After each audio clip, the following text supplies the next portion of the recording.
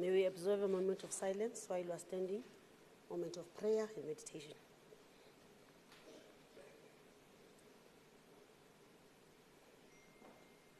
Thank you. You may sit.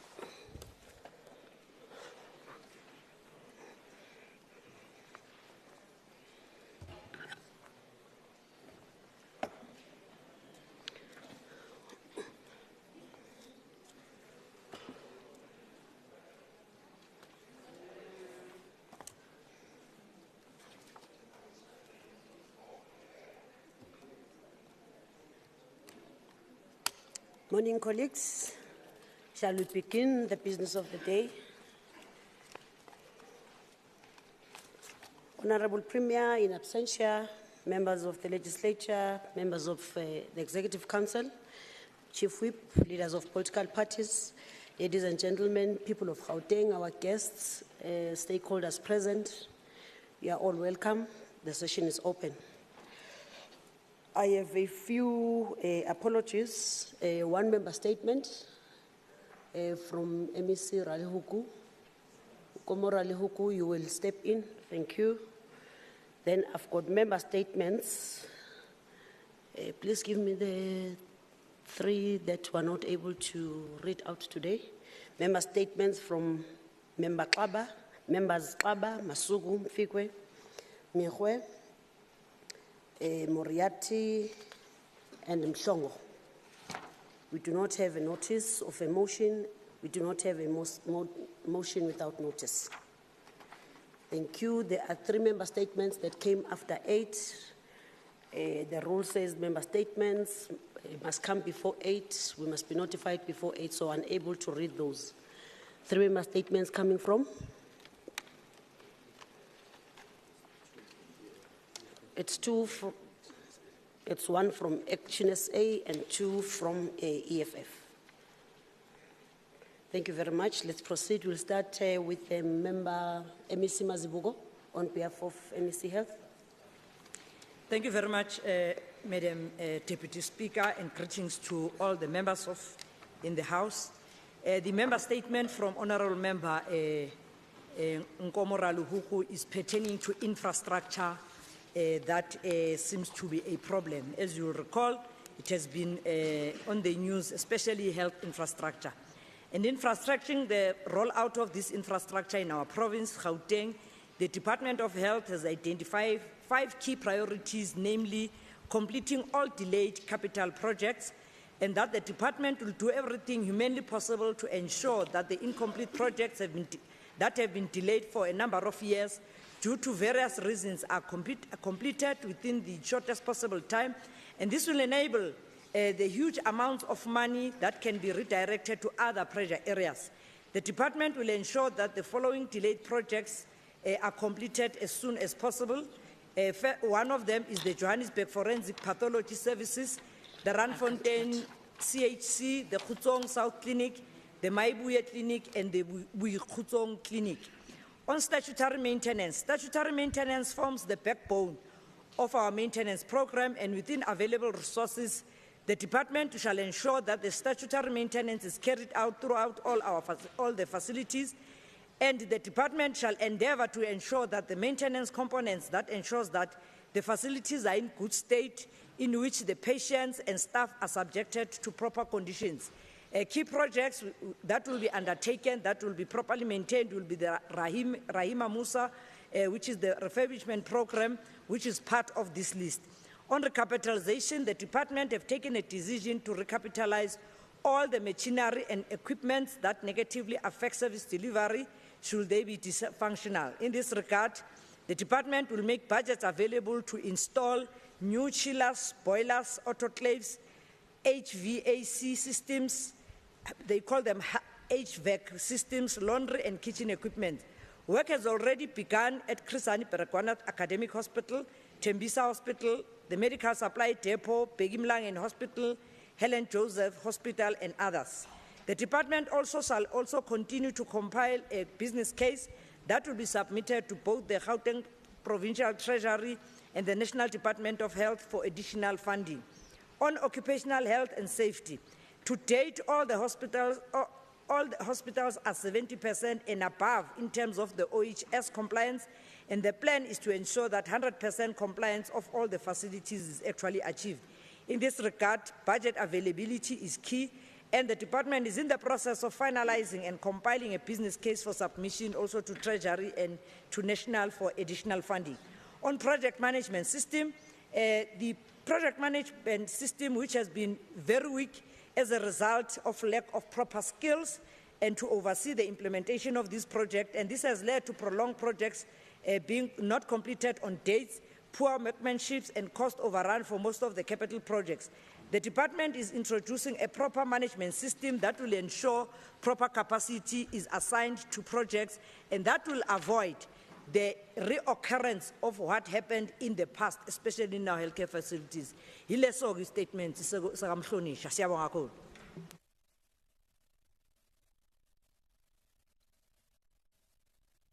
Bit of a challenge. Okay. Seems to be fixed. Thank you, MEC Mazibuko.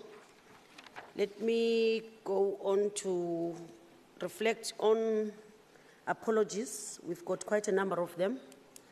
Let's congratulate and wish well Member Miso from the MKP. She's getting married. So yeah, we hope everything goes well. We've got members' order in the House. It's an announcement about congratulations. It doesn't need umsindo banda sakai. Members Bosch, Shabalala, Serota, Diaga, Dos Santos, Duplessis, Hicklin, Miller, Msimanga, Nelly, Rasilwanga, Nseke, Robinson, Sharif, San, Waters. They've sent apologies because they're on party business. Then members Ngubeni, due to unforeseen circumstances, couldn't attend. Member Poho, school commitments. Then MECs Diale and Maile, MEC Maile is not feeling well. MEC Diale is not able to attend. Those are the apologies that we have today. Members, member statements. Member Kaba, are you in the House? Thank you, Deputy Speaker. Honorable Deputy Speaker, honorable members of the House, the party leader of Umkhonto weSizwe Party, Honorable Thabani Kani, Commander's morning. Kindly receive our special and most warm greetings from our President, Commander-in-Chief of Umkhonto weSizwe, the father of free education, the liberator of the colonized majority, the proponent of radical economic transformation for the African majority, President Jacob Gedleyihlekisa Zuma. Umkhonto weSizwe Party joins millions of the peace-loving South Africans in celebrating this monumental, culturally defining and identity-magnifying month, the Heritage Month. This month plays an important role in promoting cultural diversity, social cohesion, reconciliation, peace, and economic development. The question which remains unanswered, even after 30 years of the dawn of democracy, is: what is heritage without economic development? Will there ever be any genuine economic development in South Africa when there is absolute refusal by those in possession of the dispossessed land to share the land with the African majority? The Umkhonto weSizwe Party will genuinely celebrate our Heritage Month when the white capitalist establishment and the white monopoly capital and their stooges respect the overwhelming African majority of our country. We know our heritage. Our heritage is our stolen dignity. Our heritage is our suppressed languages. Our heritage is our stolen mineral resources. Our heritage is our culture, which is reduced to barbarism. And yes, we are cognizant of what defines our heritage. Our heritage is umhlaba wamakhosi, the land stolen through the Land Act of 1913. We remember now just what we've always remembered then. The question our great poet Mzwakhe Mbulu once asked: who can remember? Because we all can't remember. I cannot remember the land deal. I cannot remember the auction sale. The land never bought. The land never sold. Who bought the land and who sold the land? Thank you. Thank you, Member Qaba. Member Wallis.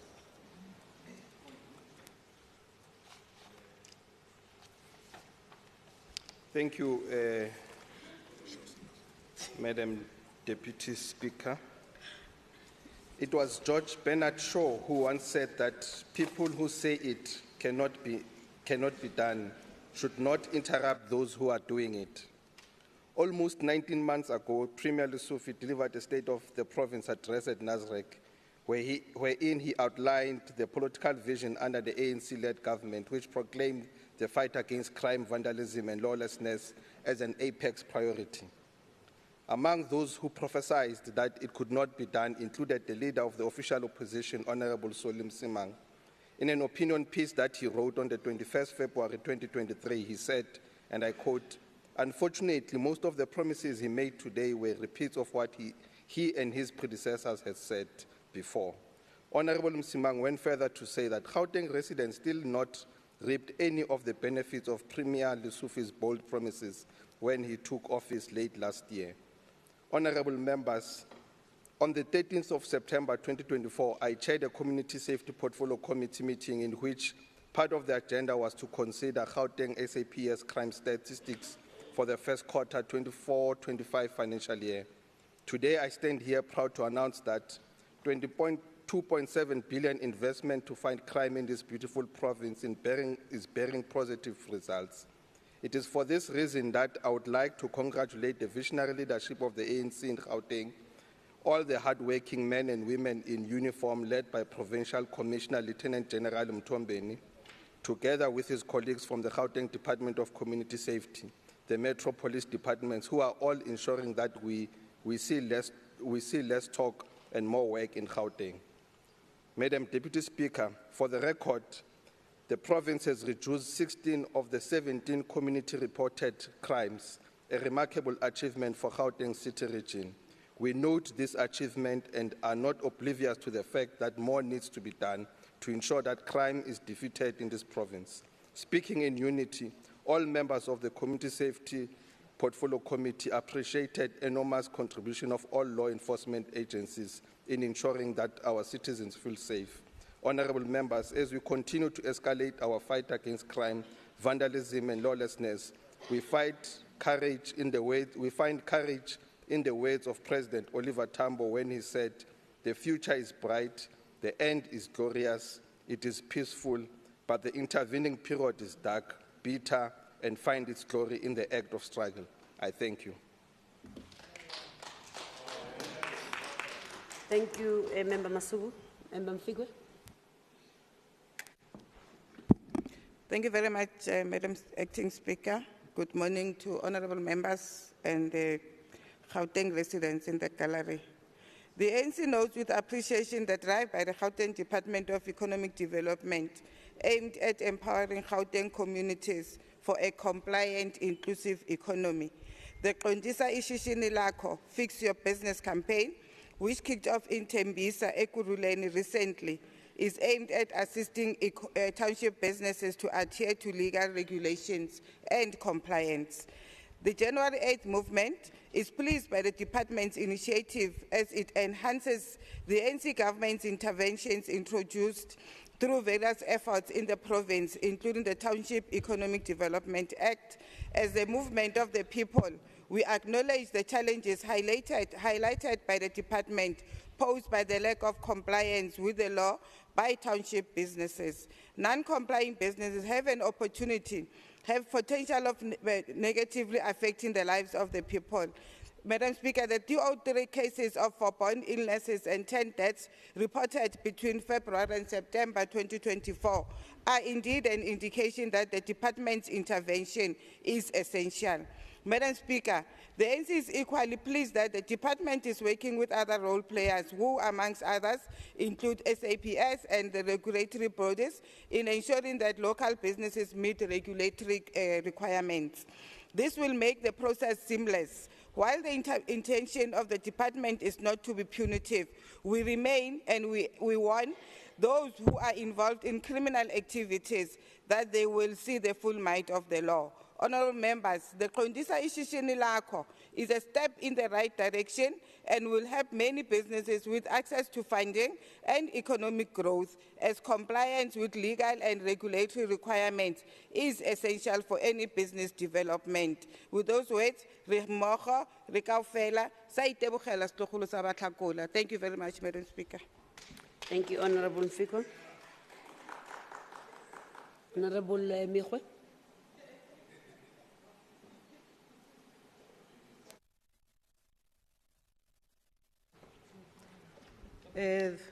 Thank you very much, Deputy Speaker, and let me greet all honorable members in the House. In terms of Rule 81 Sub 1, I want to present a member statement on the maternal support grant, the draft policy. The South African government has made significant strides towards the development and emancipation of women in this country. Among some of the actions taken include enacting various pieces of legislation. These include the Domestic Violence Act, enacted in 1998, aimed at protecting women from domestic abuse, the Employment Equity Act, passed in 1998, which is focused on addressing the historical disadvantages faced by women in the workplace, advocating for fair representation and treatment, as well as the Promotion of Equality and Prevention of Unfair Discrimination Act, which addresses gender discrimination, ensuring that women are not unfairly treated in any sector of society. Deputy Speaker, as the ANC, we believe that development and emancipation does not happen overnight. It is a continuous process. Therefore, we are pleased by the progress made on the maternal support grant draft policy by the Department of Social Development.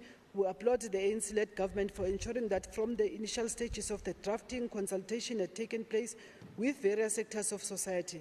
The people shall govern.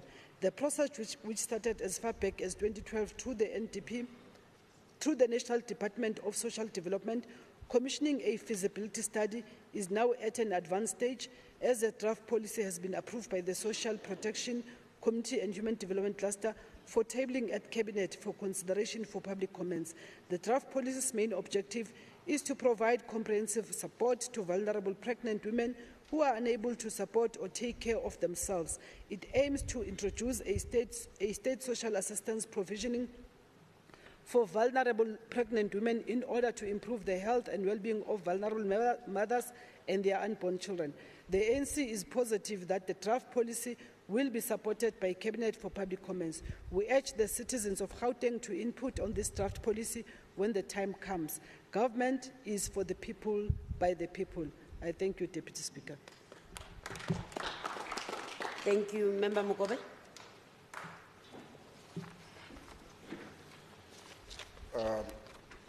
Thank you so much, Deputy Speaker. Deputy Speaker, our country marks Heritage Month under the theme celebrating the lives of our heroes and heroines who laid down their lives for the freedom that we enjoy today. During this month, our ANC-led government launched the Exile Repatriation Project and aimed at bringing home the remains of the freedom fighters who died in exile to help bring closure to families and the healing and restoration of our nation. The initiative forms part of the national policy for the repatriation and restitution of human remains and heritage objects. Madam Speaker, President Ramaphosa made a commitment that this will include the repatriation and reburial of liberation stalwarts, namely Duma Nokwe and Florence Maposho in Zambia and Basil February in Zimbabwe. This would mark the road to freedom and democracy. Honorable Member, CD Comrade Duma Nokwe was the ANC Secretary General at the youth age of 31 in 1958, while Mama Florence Maposho, the only woman delegate at the 1969 Morogoro Conference, she was elected as the head of the ANC Women's Section in 1971 in Basil February, led the campaign called Wenki Campaign that was joined by both the MK and ZAPU. Madam Speaker, speaking of the youth age, we also take this opportunity to convey our sincere condolences to the Godan family on the passing of Comrade Pravin. Comrade Pravin, Comrade PG as he was affectionately known, was an anti-apartheid struggle activist from a very young age as well in the 1970s. He dedicated his life to the struggle for the liberation of our people of South Africa. Minister Pravin was part of the UDF and Operation Vula, which all led programs that laid the ground for a democratic South Africa. In conclusion, Madam Speaker, we congratulate the ANC Youth League on its 80th anniversary reached on the 10th of September.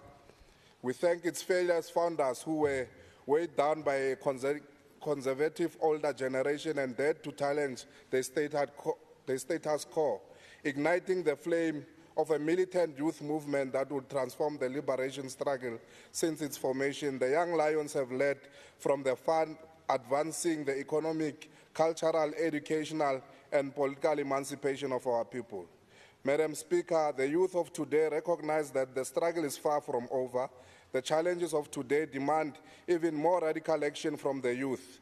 The fight for economic justice, the battle against the high unemployment, increasing inequality, and rampant poverty are our modern-day frontline struggles.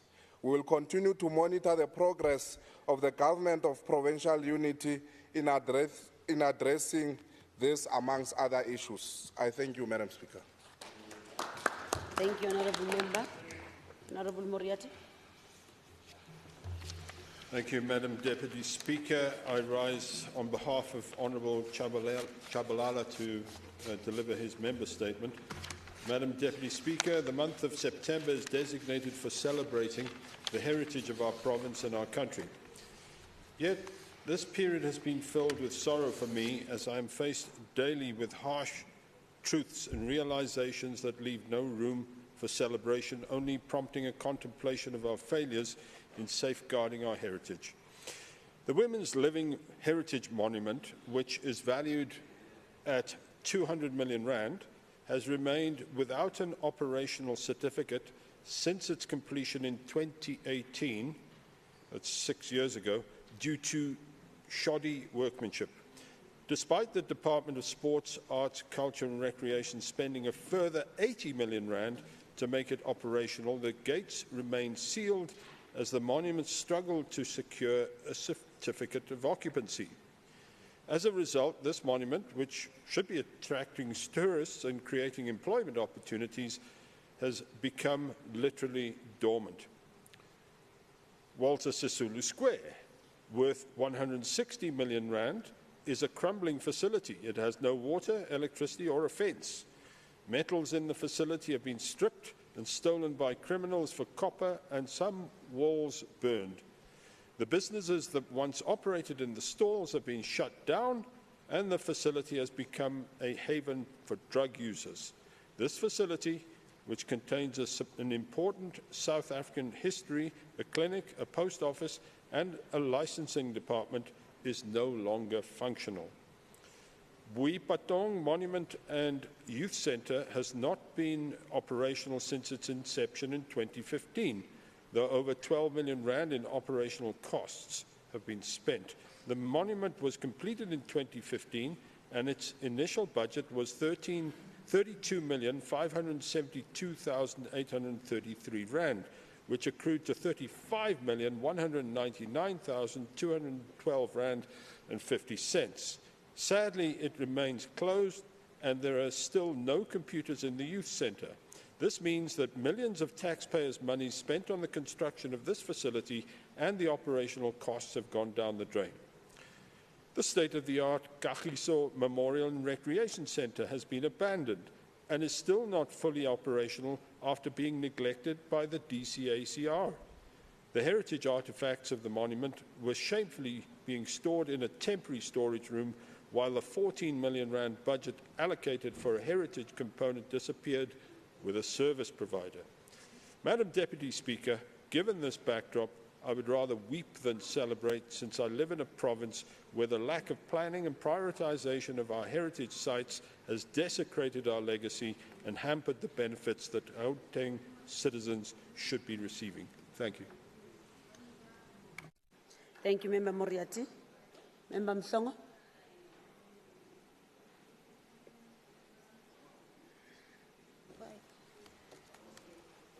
Thank you, Madam Speaker.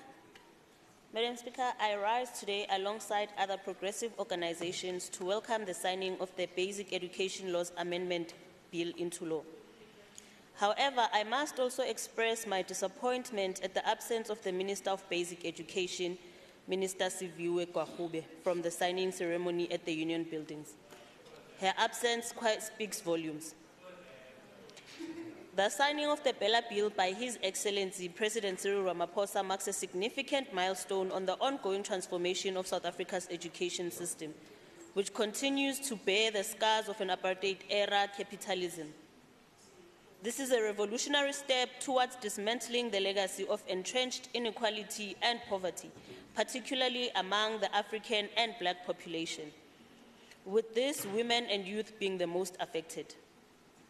It is disappointing but not surprising that the DA minister would choose to undermine such a momentous democratic process, one which went through the proper legislative channels and reflects the will of the people as enshrined in the Freedom Charter. Minister Kwahube's absence reveals her disregard for the values of democracy and people's governance.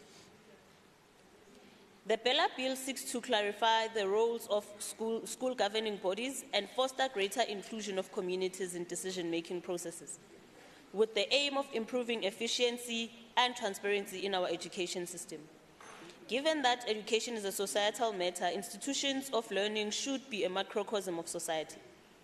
The new legislation will promote inclusivity and ensure accountability, working towards addressing the digital divide and disparities between private and public education.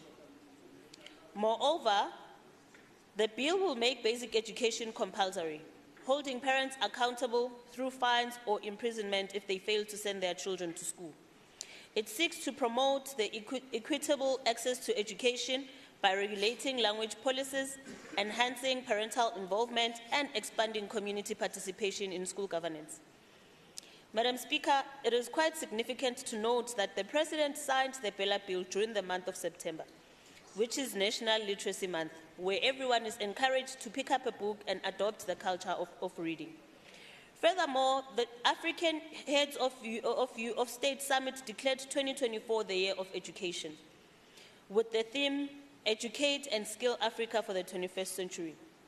There could not have been a more befitting time or month to mark this historic occasion. In conclusion, Madam Speaker, we are reminded of the vision of the Freedom Charter, to teach our youth to love their people and to love their culture, to honor liberty and peace. Education must instill a sense of social solidarity, service, and responsibility through a curriculum and policies that serve the needs of society as a whole. I thank you.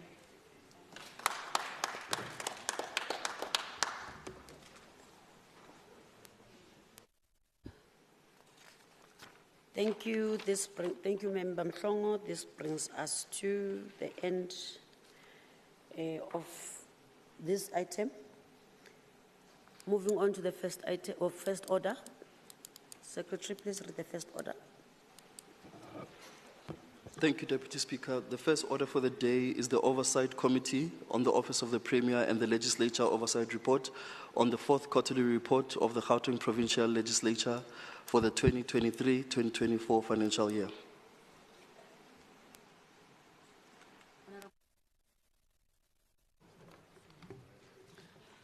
Thank you very much, Deputy Speaker. Can I present the report in terms of the areas that I will not read? They should be considered as read. Let me indicate that the main objective for oversight on quarterly reports is to assess progress against budget and strategic plans and obtain insight into departmental performance and against objective. The underspending on compensation for employees was caused by delays in implementing performance bonuses for senior management and bargaining unit staff for the 2022-2023 financial year. Let me also go to financial performance. In terms of financial performance per program, Program 1, Leadership and Governance, was allocated 10.6 million and spent 8.1 million, which is underspending of about 2.5 million. In terms of Program 2, Office of the Secretary was allocated an amount of 6.7 million and spent a total of about 5.5 million, which is about 82%, and an underspending of 1.1 million. And Program 3, Corporate Support Services, was allocated the second largest share of 83.1 million and spent 77.1 million, which is about 92%, which is an underspending of 6 million. Program 4, which is core business, received the largest budget allocation of 86 million and spent 73 million, which is an underspending of about 13 million. And Program 5, which is the Office of the CFO, was allocated 16 million and against the budget allocation of 18.5 million, which is an underspend of 2.4 million. There were a number of issues or issues that were raised or concerns that were raised by the committee, but however, all the concerns, Deputy Speaker, were responded to adequately to the satisfaction of the committee. The committee acknowledged the cooperation of the Speaker of the Gauteng Provincial Legislature, Honorable Musupia, the Acting Provincial Secretary, Mr. Mwale, the Senior Management Team during the consideration of the fourth quarter performance report of 2023-2024 financial year. I would like to thank all the following members: Honorable Makubela, Dr. Masugu, Dr. Mkheti, Dr. Chokwe, Mr. Msimang. You can see that this committee is full of doctors. Mr. Nell, Mr. Bloom, Mr. Makwala, Honorable Ngobeni, Honorable Nkani, Honorable Ngobeni as well. There are two Ngobenis, but they are not related. Honorable Ali, for their diligence and commitment shown during the deliberation on the fourth quarter performance report. I know that, Honorable Speaker, those that are not yet doctors, they will be doctors very soon. The committee would like to thank the Group Committee Coordinator, Ms. Vaz, the Senior Research, Ms. Dlamini, Senior Committee Coordinators, Ms. Muntisi and Ms. Mahato, Committee Researcher, Mr. Mokhole, Senior Information Officer, Ms. Nechivuyu, Committee Administrators, Mr. Sitole, Committee Intern, Mr. Ngono, Hansard Recorders, Ms. Singh and Ms. Zondo, the Service Officer, Ms. Katisi and Communication Officer, Ms. Simelane, for their commitment they have shown during the process. The committee unanimously adopted its report on the fourth quarter performance report for GPL for the 2023-2024 financial year. In accordance with Rule 164 of the Standing Rules of the GPL, the committee hereby presents the report to the House for adoption. Thank you. Thank you. Is there a seconder? Yes, Honorable Member. Thank you very much, Deputy Speaker. I rise to second the report. I now put the question. Those who agree with the secondment say aye. Aye. Those who do not agree say no. The ayes have it. Thank you, Secretary. The next order, please. Thank you, Deputy Speaker. Order number 2 is the Oversight Committee on the Office of the Premier and the Legislature Oversight Report on the fourth quarterly report of the Office of the Premier for the 2023-2024 financial year. Honorable Mkhwe. Thank you once more, Deputy Speaker.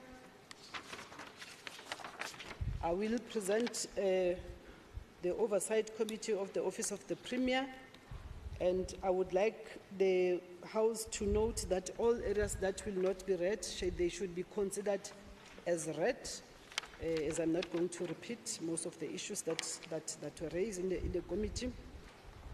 The quarter under review marks the closure of the 6th administration and ushered the first quarter of the 7th administration, where in Gauteng citizens took to the polls on Wednesday, the 29th of May 2029 to cast their votes.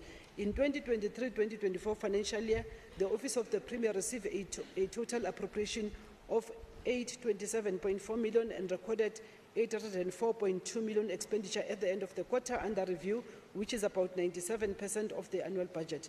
The quarterly expenditure of the Office of the Premier amounted to 270.7 million out of the projected allocation of 202 million, which is about 134% expenditure, with the overall APP targets achievement of 87%, which is 45 out of 52. The committee has noted the progress made in the overall achievement of 45 out of 52 planned APP targets during this quarter, which shows that implementation of delivery programs was at a desired level. However, the quarterly overspending by 34% is a reflection that alignment of budget against planned APP targets requires attention. Let me go to concerns that were raised by the committee. The committee is concerned that only 2.34%, which is about 178,000.33, has been recovered by the GPG departments out of 7.6 million of financial misconduct cases involving 30 officials reported to the Public Service Commission in March of the 2023-24 financial year, and notes that the Office of the Premier has previously reported that mitigation measures are in place to track financial misconduct or risk. How impactful are the reported measures put in place to detect and abort financial misconducts? What are the plans in place to retrieve the money from 30 officials identified for this financial misconduct? How much is the GPG spending to recover the costs related to this financial misconduct? What are the proposed timeframes to finalize to close this matter? The committee is also concerned about 40 SMS and 43 SCM officials within GPG who did not submit vetting forms for security clearance upon their appointments and their subsequent lack of responses to deadlines for submission, and has been reported in the quarter under review. What progress has been made in the implementation of the consequence management measures put in place to ensure compliance and adherence to the timelines for submission of vetting forms? The committee therefore recommends that the Office of the Premier should provide an indication on the impact of measures put in place to detect and abort financial misconduct at an early stage rather than focusing on the recovery plan. In response, the response that was provided, it indicated that the plans put in place to retrieve lost funds from 30 officials identified in the 7.6 million financial misconduct cases, as well as the amount the GPG departments are spending in terms of recovery, and also the details should also be provided on the proposed timeframes for the finalization and closure of this matter. The committee also requests that the Office of the Premier should provide the committee with a progress report, including the impact made in terms of the consequence management measures that are supposed to be put in place to ensure adherence to compliance to the timelines for submission of vetting forms by the 40 SMS and 43 SCM officials within GPG whose vetting applications are still outstanding. There were no implications on lawmaking detected in the fourth quarter. Therefore, the committee hereby thanks and acknowledges the cooperation of the Office of the Premier and the role played by the Gauteng Premier, Honourable Disufi, the DG, Honourable Mr. Musue, and the team of senior officials.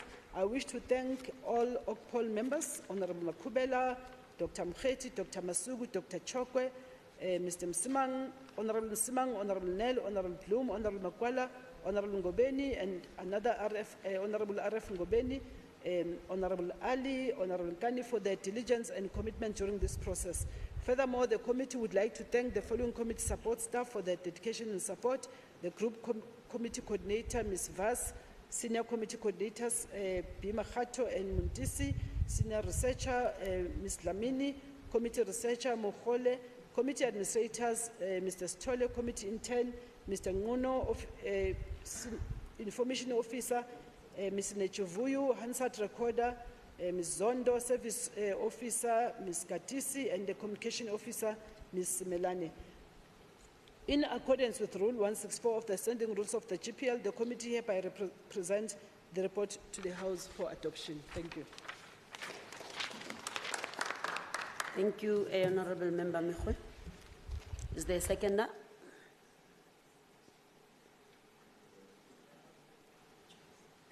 No one wants to second. Thank you, Madam Deputy Speaker. I rise to second the report. Thank you. I now put the question. Those who agree with the adoption, say aye. Aye. Aye. Those who do not agree with the adoption, say no. The ayes have it. Thank you. Secretary, let's have the next order. Order number 3 is the Environment, Agriculture and Rural Development Portfolio Committee Oversight Report on the fourth quarterly report of the Department of Agriculture and Rural Development and Environment for the 2023-2024 financial year. Honorable Mulder. Thank you, Honorable Deputy Speaker, Honorable Premier, MECs, Honorable Members. The fourth quarterly performance report of the Gauteng Department of Agriculture and Rural Development was deliberated on and accepted on the 11th September 2024, and with a limited time to my disposal, I will highlight some of the issues.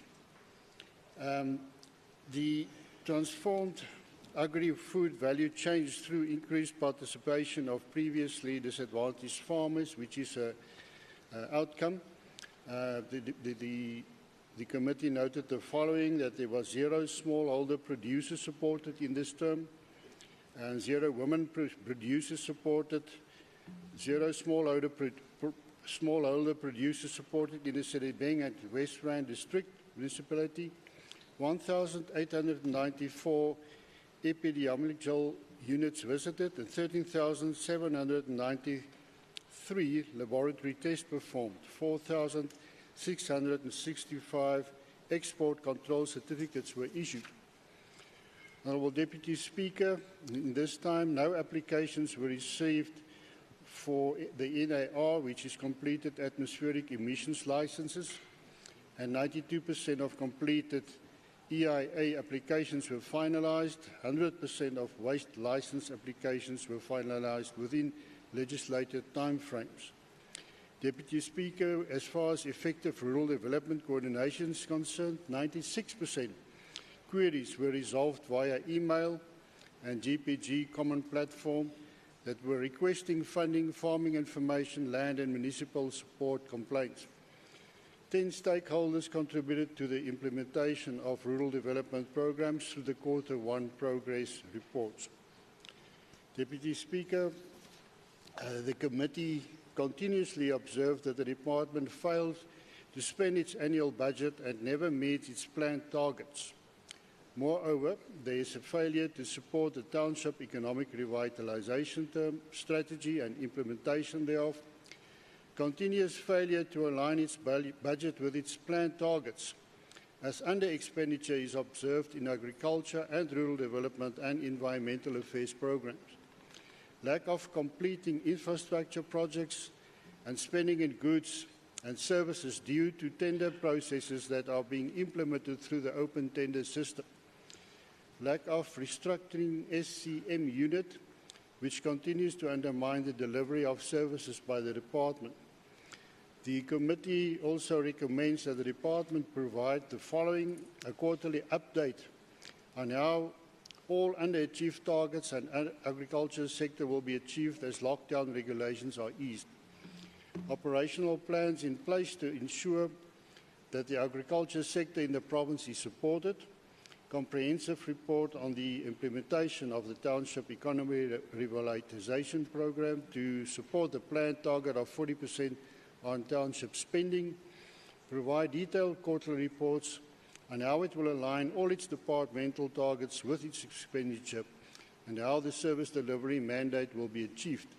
To further report on corrective actions that will be undertaken by the department on the under-expenditure experienced by the Agriculture and Rural Development Department, and to ensure that various capital-funded projects that the department is managing in the current financial year and over the medium-term economic framework period, which have run for a long period and be completed.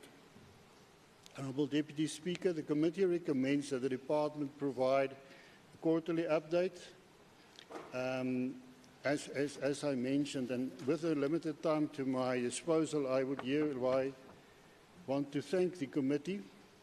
Also, acknowledge the cooperation of the Speaker of the Gauteng Provincial Legislature, the Acting Provincial Secretary, the senior management, the department, the staff, and the honourable members for their contribution. And I hereby table the report to the House. Thank you. Thank you, Member Mulder. Is there a seconder?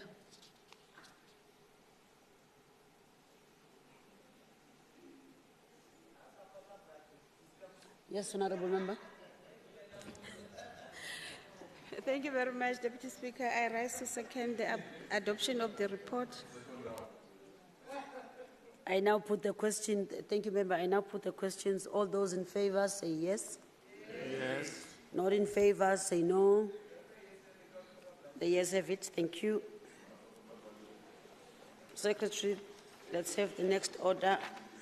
Thank you, Deputy Speaker. Order number 4 is the Economic Development Portfolio Committee Oversight Report on the 4th quarterly report of the Department of Economic Development, including its entities, for the 2023-2024 financial year. Honorable Albert. Madam Speaker, he's not around, so Mrs. Albert will do. Excuse me, he's what?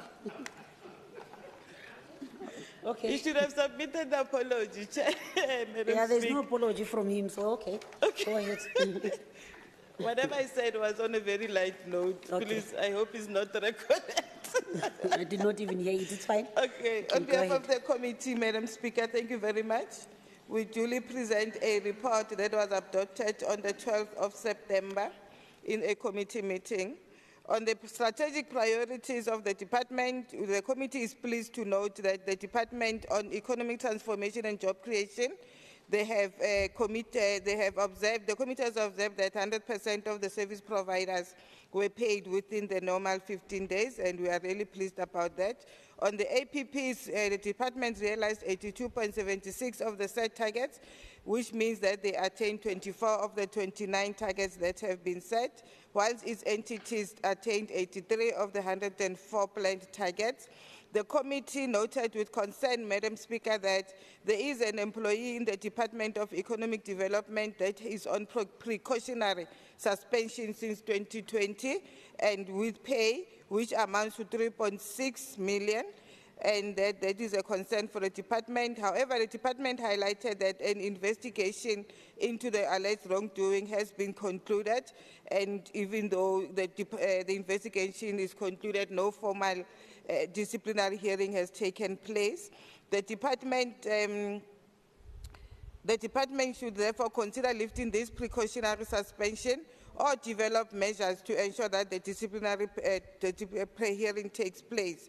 In the court under review, Madam Speaker, we noted that GGDA attained 2 of its 3 targets, amounting to 66.67% of the planned targets, which include a percentage on the BBBEE spent through infrastructure, wherein 99.90% was achieved.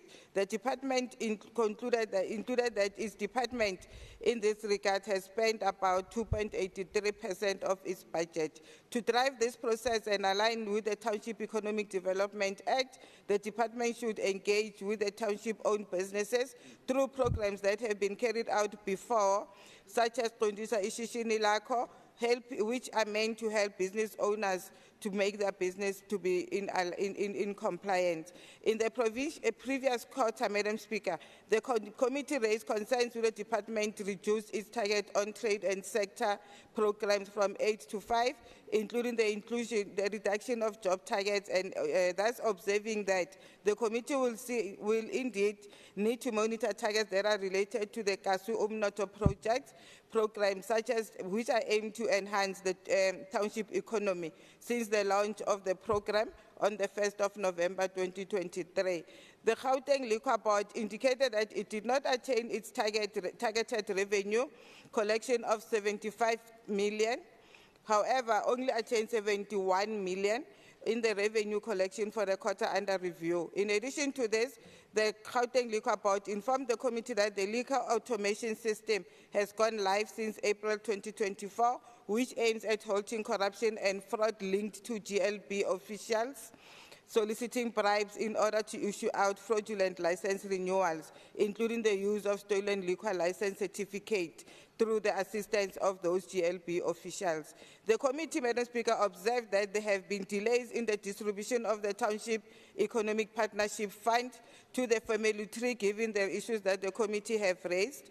And in the last 2 quarters of 2023-2024, in addressing these delays, the department responded by highlighting that the fund is expected to impact about 7,500 enterprises, over its duration, and the fine has not disbursed owing to approved processes, delays, and intermediary issues as cited in the report. The approval process is two-tiered, where the third party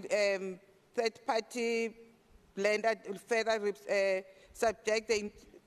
is subject to the investment committee approvals. Madam Speaker, the committee has been informed that the internal audit report on the fruitless, wasteful, and irregular expenditure incurred during the 2023-24 financial year is under investigation at GGDA. Following up from the previous quarter, the committee should be continuously briefed on the challenges faced by GGDA with respect to management and governance challenges, noting that the pending matter of the former acting CEO, Mr. Simpiwe Hamilton, brought an agent application against the MEC Motara in the Pretoria High Court, and the case number is issued inter alia for the relief in the form of a rule NISI, restraining and interdicting the MEC from proceeding with the recruitment and selection of a new and appointing a new CEO. The lack of creative, adequate job opportunities remains a concern for the committee, Madam Speaker. As the previous quarter, similar concerns were raised with respect to the creation of jobs. The effectiveness of the implementation of the Township Economic Development Act should start bearing fruits since its enactment and going forward. Concerns of the committee is concerned with the employees that have been placed on precautionary suspension for a lengthy period of time. The committee is concerned again about the inability of the department to meet its target on the procurement of goods and services from township enterprises, highlighting non-compliance as one of the contributing factors. The committee is again concerned about the fraud and corruption that has marred the Gauteng Legal Board. The committee is concerned with a 100 million allocation awarded to Family Tree on the implementation of the township retail program, including the inability of Family Tree to find businesses that are compliant and meet the minimum requirements. As the department and Family Tree have indicated that 80% of the participants to meet the minimum requirement. The committee is also concerned about the department's inability to submit responses to resolutions or to findings related to Family Tree on the forensic report that was meant to be undertaken by the department on the Family Tree. On the recommendations, Madam Speaker, they are tabled and I will take them as read. And moving to acknowledgements, appreciation goes to all members of the committee, members of the committee for their commitment to doing their oversight process, as well as to MEC Maile and the department. I commend from the diligence and commitment shown during the deliberation on the fourth quarter. All the committee members, gratitude go to the following members: Member T. Kunene, Member B. Ilitswalo, Member MM Fikwe, Member Moriarty, Member Sharif, Member Ngobeni, Ambrams, Member Ngobeni again, Member Evans, Member Ali, Member Klaba, Member De Labor. Further appreciation goes to alternate members, J. Dos Santos and Pima Kwala. It is indeed an honor working with such a hard-working team. Appreciation goes to the team that supports the committee, Group Committee Coordinator, Mr. T. Budibe, researchers, Mr. A. Malapani, Ms. M. Makubele, Senior Committee Coordinator, Mr. T. Skosana, Committee Administrator, Ms. V. Mukubeti, Hansard Recorder, Mr. S. Baloy, Public Participation Officer, Mr. B. Lomo, Public Participation Assistant, Ms. R. Matebula, Services Officers, Ms. L. Mutlala, Communications Officer, Mr. Tindo, Information Officers, Ms. A. Nechivuyu, for their devoted assistance. After due consideration, Madam Speaker, of the committee unanimously adopted the fourth quarter report, performance report for the 2023-2024 financial year, and in terms of Rule 1172C, read together with Rule 164, the committee presents to this August House and recommends the adoption of the committee's oversight report on the Gauteng Department of Economic Development fourth quarter performance report for the year 2023-2024. The committee is duly presented for adoption, Madam Speaker. Thank you very much. Thank you, leadership. Thank you. Is there a seconder? Yes, member?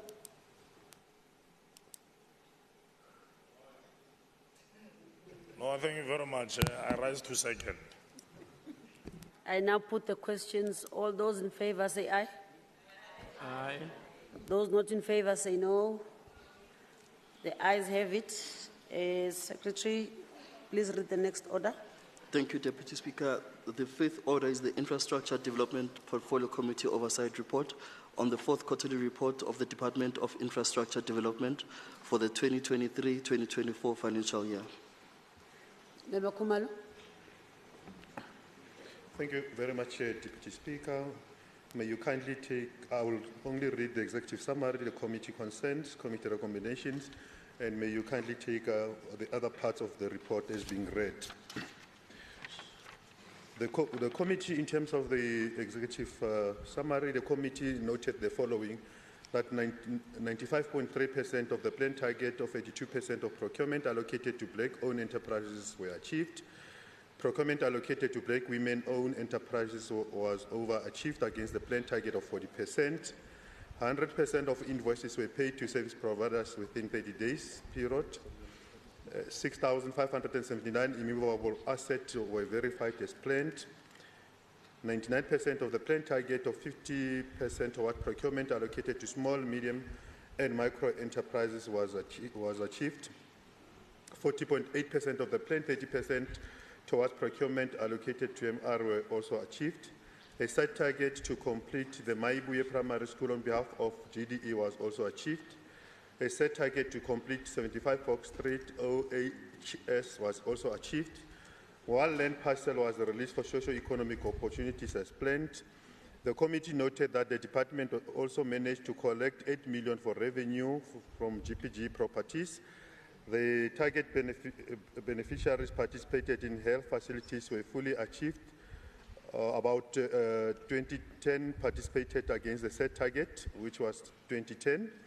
The target for several beneficiaries participating in vacant land was fully achieved since 1095 against the set target of 1095. Committee consents. The consistent lack of response from the department to the committee inquiries, written or including resolution, indicate a deeper problem that requires immediate attention. The department's dismissive attitude towards the committee reports not only undermines the authority of the committee, but also obstructs the work that has to be done to address the important issues. With respect to Programme 1, the committee noted with concern that targets related to procurement of budget allocated to people with disability-owned companies and military veterans were not achieved. With respect to Programme 1, the committee noted with concern the over-expenditure under this programme, since only 75% of the targets were achieved.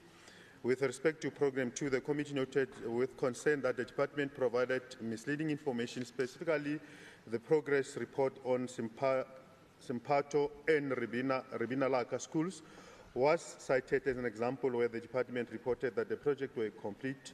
However, upon project verification, it was discovered that the project were not near to completion.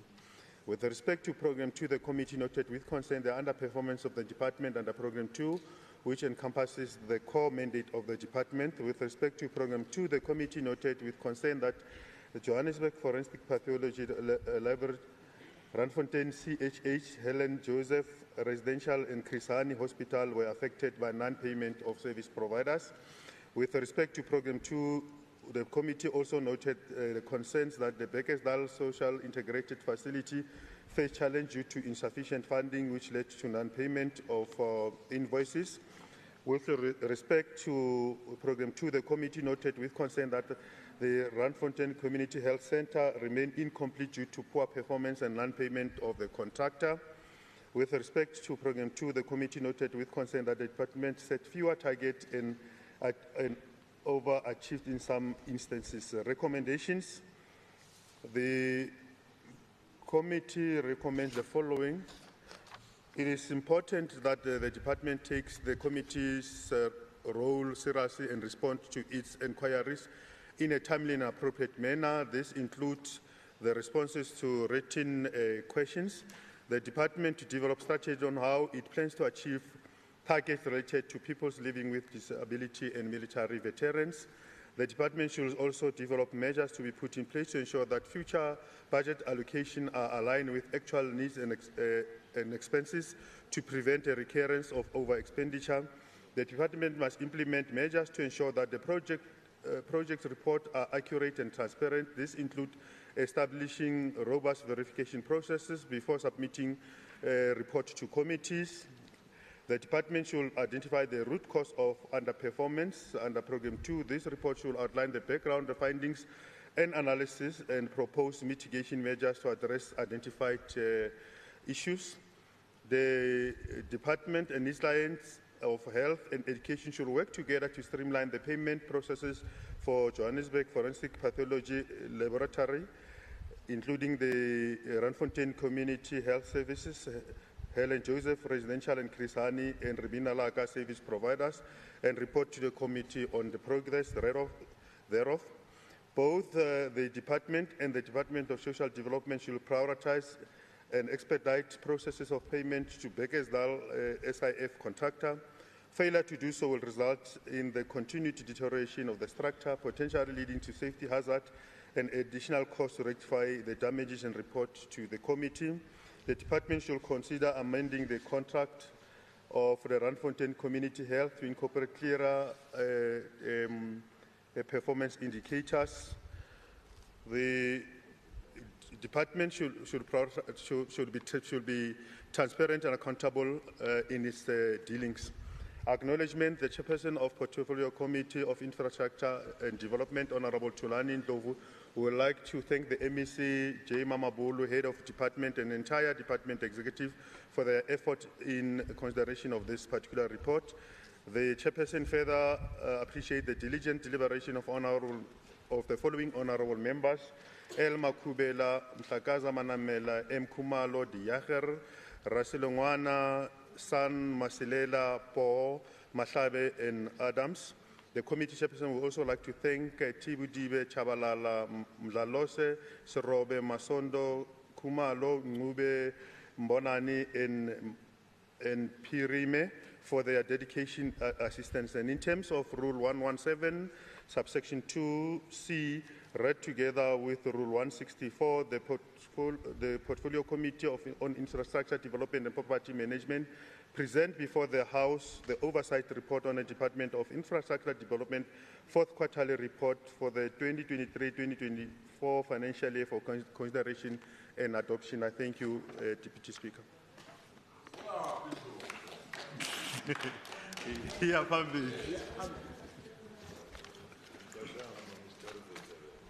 Is there a seconder? I rise to second, Honourable Deputy Speaker. Thank you. Thank you, Member Bishop. I now put the questions. All those in favour say aye. Aye. Those who are not in favour say no. The ayes have it. Secretary, may we have the next order, please? Thank you, Deputy Speaker. Order number 6 is Transport Logistics Portfolio Committee Oversight Report on the fourth quarterly report of the Department of Roads and Transport, including Gautrain Management Agency and G-Fleet Management for the 2023-2024 financial year. Thank you. Member Shirman. Thank you very much, Madam Speaker. I'd like to ask that the parts of the report that I do not read be taken as read. In the quarter under review, the department managed to spend 28% across all programs, whilst G-Fleet spent 22%.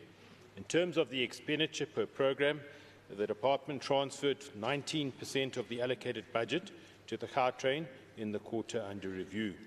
With regards to infrastructure projects, the committee noted that the department was able to continue with the construction of the K46, which is William Nicol, or now Winnie Mandela Drive, the K69 Solomon Mahlangu, the K101 completion of 40 designs for 40 Mfuleni Road projects, and the creation of EPWP jobs in the maintenance and construction sub-programs due to accelerated service delivery programs which had been adopted by the province. The committee noted that under this program, there were 19 infrastructure projects planned for implementation by the department, and 7 of these were on track, 4 were behind schedule, 6 were at procurement stage, and 2 were stagnant due to court interdicts. Maybe I must just also indicate that subsequent to the fourth quarter, performance report, or the fourth quarter of the last financial year, the K69 Winnie Mandela Drive, which goes past Deepsloot, is open to traffic and is nearing the final stages of completion with the installation of robots, street lights, and a few other minor issues that are being dealt with. And the K69 Solomon Mahlangu also open to traffic. Both of these roads, I must just indicate, have changed the transport experience for commuters and residents alike. And I would invite members of the legislature to take a drive along the K46 past Deepsloot and see what a difference it's made. In relation to entities, the committee noted that the GMA, Gautrain Management Agency, and G-Fleet were able to achieve all their planned service delivery targets for the quarter under review. I want to move to the concerns of the committee, which are as follows. With regards to the organisational structure, the delays experienced in submission and approval of the new organisational structure, taking into consideration the delays in the human resource capacitation of the department's programs and G-Fleet. With regards to infrastructure projects, the continuous delays in the implementation of infrastructure projects, especially those that are behind schedule and those that are experiencing court interdicts. With regards to the digitalisation registration process, the delays in the digital registration process of the minibus taxi industry and the impact it might have on the continuous regulation of the industry. And finally, with regards to the surrender of revenue, the continued delay or late surrender of revenue by the South African Post Office and municipalities, as well as the impact it might have on the province's ability to collect revenue in the long run, and this relates to the renewal of motor vehicle licences. I now move over to recommendations, which are as follows. The Department should provide the committee with a detailed report on the progress in submission and approval of the new organisational structure by the Minister of DPSA. The Department should provide the committee with a detailed report on the progress made in the construction of infrastructure projects behind schedule and those that are stagnant as a result of court interdicts. The Department should provide the committee with a detailed report on the progress of the digital registration process of the minibus taxi industry. The Department should provide the committee with a detailed report on the progress made in short-term and long-term interventions in resolving the challenges on the surrender of revenue by the South African Post Office and municipalities. And finally, the Department should provide the committee with a detailed report on the progress made in consultation with the landlords of South African Post Office facilities that are under lease agreement, as well as the Department of Community Safety for utilisation of the e-toll centres and infrastructure in the province. I would also like to express appreciation to all the members of the committee, as well as the MEC, MEC Kiriboni Diali Tlabela, and the officials from the department for their participation in this process. I'd also like to express appreciation to the committee support team for their continued work in ensuring that the committee is able to do its work. In terms of Rule 1172C, read together with Rule 164, the committee presents to this House and recommends the adoption of the committee's oversight report on the Gauteng Department of Transport and Logistics, Gautrain Management Agency, and G-Fleet Management's fourth quarterly performance report for the 2023-2024 financial year. I thank you.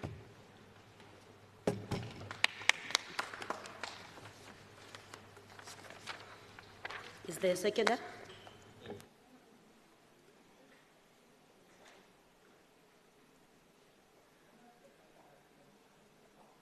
A seconder. The second, Honourable Deputy Speaker. Thank you, Member Adams. I now put the questions. Those who agree with adoption, say aye. Aye. Those who do not agree with the adoption, say no. The ayes have it. Thank you, Honourable Member Stiman. Secretary, please read the next order. Order number 7 is the E-Government and Research Development Portfolio Committee Oversight Report on the fourth quarterly report of the Department of E-Gov for the 2023-2024 financial year. Thank you, Honourable Member Sepe. Thank you, Madam Speaker. I'll go through the executive summary. Kindly consider the remainder of the report as read. During the quarter under review, the department was able to perform on 19 of the 36 targets set, translating to a 53% performance. Network connectivity was provided to the GPG, where departments had 100% server uptime, allowing employees to conclude tasks without the system downtime. Various departments conducted transversal human resource services utilizing automated systems which reduced the turnaround time to conclude tasks. The department had planned to provide identified sites with WAN, LAN, and voice over internet protocol and Wi-Fi, however, did not fully achieve on this. The set targets due to the protracted SCM processes as a result of poor project and contract management. The targeted number of people to benefit from ICT skills program, as well as the number of GPG staff trained on online programs, could not be reached due to the misaligned coordination of the program and non-attendance of staff to the training respectively. To ensure that the province builds on the ICT skills base needed to drive digital transformation, the department committed to providing and improving collaboration efforts with all stakeholders by coordinating the planned training effectively. A number of youth and women were engaged at various public events that aimed to raise awareness at the ICT career development, provide access to e-services, and combat technological illiteracy. To gauge areas of dissatisfaction by client departments, surveys were conducted periodically. The analysis of received responses provided the department with insight to identify and mitigate negative feedback. Through the Human Resource Services Program, which is assigned to optimize and digitize and promote HR services related to business processes, the department conducted advocacy workshops with GPG entities. The purpose of the workshops is to promote and use e-services in order to promote business process efficiencies. This shows the commitment to modernize human resource business processes within the province.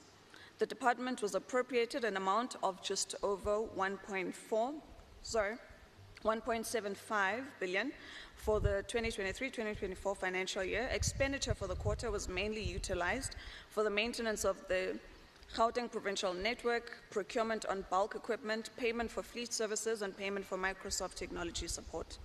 The department reported under expenditure due to vacant funded posts across all programs, delayed implementation of projects, and late payment of services.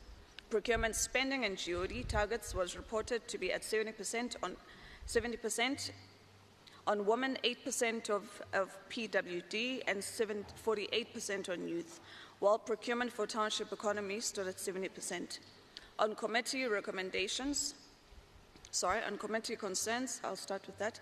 The committee is concerned about the impact caused by the delays in the provision of ICT services due to misalignment contract and project management, as well as setting of targets that are dependent on other parties. Further, the committee is concerned about the reduced number of people set against the target benefiting from ICT skills development program due to the misaligned planning and poor contracting with stakeholders. On our committee recommendations, the department should desist from setting targets that are dependent on other parties and devise a plan to attain all set targets related to the provision of WAN, LAN, VoIP, and Wi-Fi. The department should formalize service level agreements with partners. The agreements should stipulate services each party has to render and the timelines thereof. On acknowledgements, the portfolio extends gratitude to the MEC and the head of department and all the officials of the department. Further appreciation is given to portfolio committee members, and additionally, further gratitude is extended to our staff members who work tirelessly to make sure that the committee is able to reach its targets and work that it has to do. In terms of Rule 1172.c, read together with Rule 164 and the standing rules of the Gauteng Legislature, the eGov and Research Development Portfolio Committee presents the oversight report for the fourth quarter performance of the Gauteng Department of eGov for 2023-2024 and recommends its adoption. Thank you, Speaker. Thank you, Member Sopra. Is there a seconder? Committee members are not here. Is there a seconder? Members. I will second, Thank you Deputy very Speaker. I will save the day.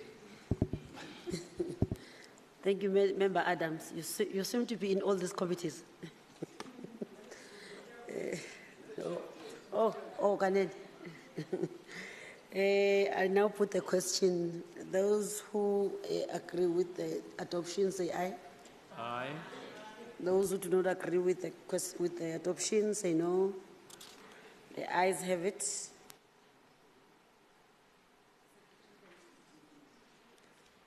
Finance Portfolio Committee Oversight Report on the fourth quarterly report of the Gauteng Provincial Treasury, including entities for the 2023-2024 financial year. Honorable Mzai. Thank you very much, Madam Speaker. I would like to present the oversight report on GPT's fourth quarter for 2023-2024 financial year. I'm going to go through the executive summary, the committee findings and concerns, recommendations, the acknowledgement, and also move on for adoption. I request that the rest of the report that I have not read be considered as read. The purpose of the fourth quarter report is to provide a summary of programs undertaken by the GPT from January to March 2024. The department's quarterly report does provide progress reports that specify achievements against key performance targets for the period under review.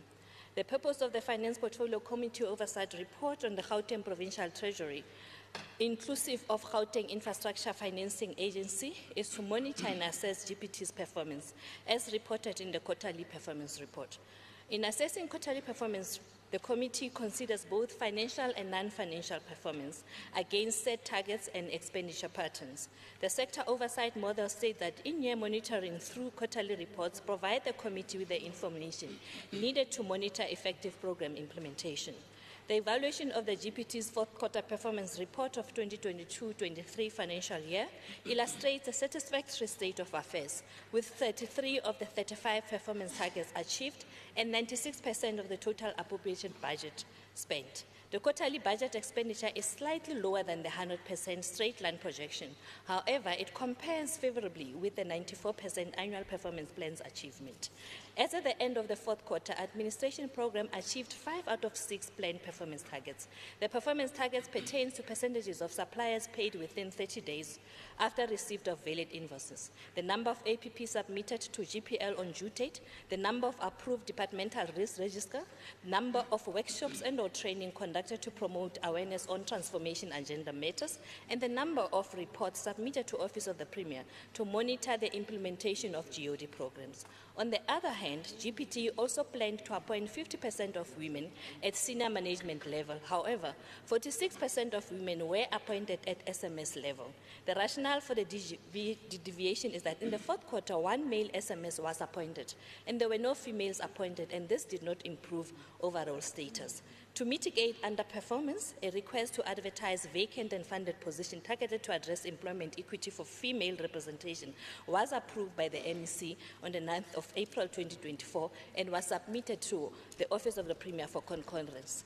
Expenditure for this program stood at 104% of the appropriated funds for the period under review and 101% cumulatively, marking the program with the highest expenditure of all programs. Of the 8 performance targets planned under Sustainable Fiscal Resource Management Program, all performance targets were achieved. The performance targets concern limiting the GPG wage bill at 60% against the allocated budget, ensuring that cash disbursed to department does not exceed appropriation, tabling 1 socio-economic review outlook in line with the prescribed timeframes, tabling 1 spatially referenced medium-term expenditure framework budgets in line with the prescribed timeframes, publishing 1 adjustment appropriation gazette on allocation to schools and hospitals, producing 3 consolidated in-year monitoring reports for departments according to the National Treasury timeframes, and producing 10 consolidated in-year monitoring reports for entities according to the National Treasury timeframes.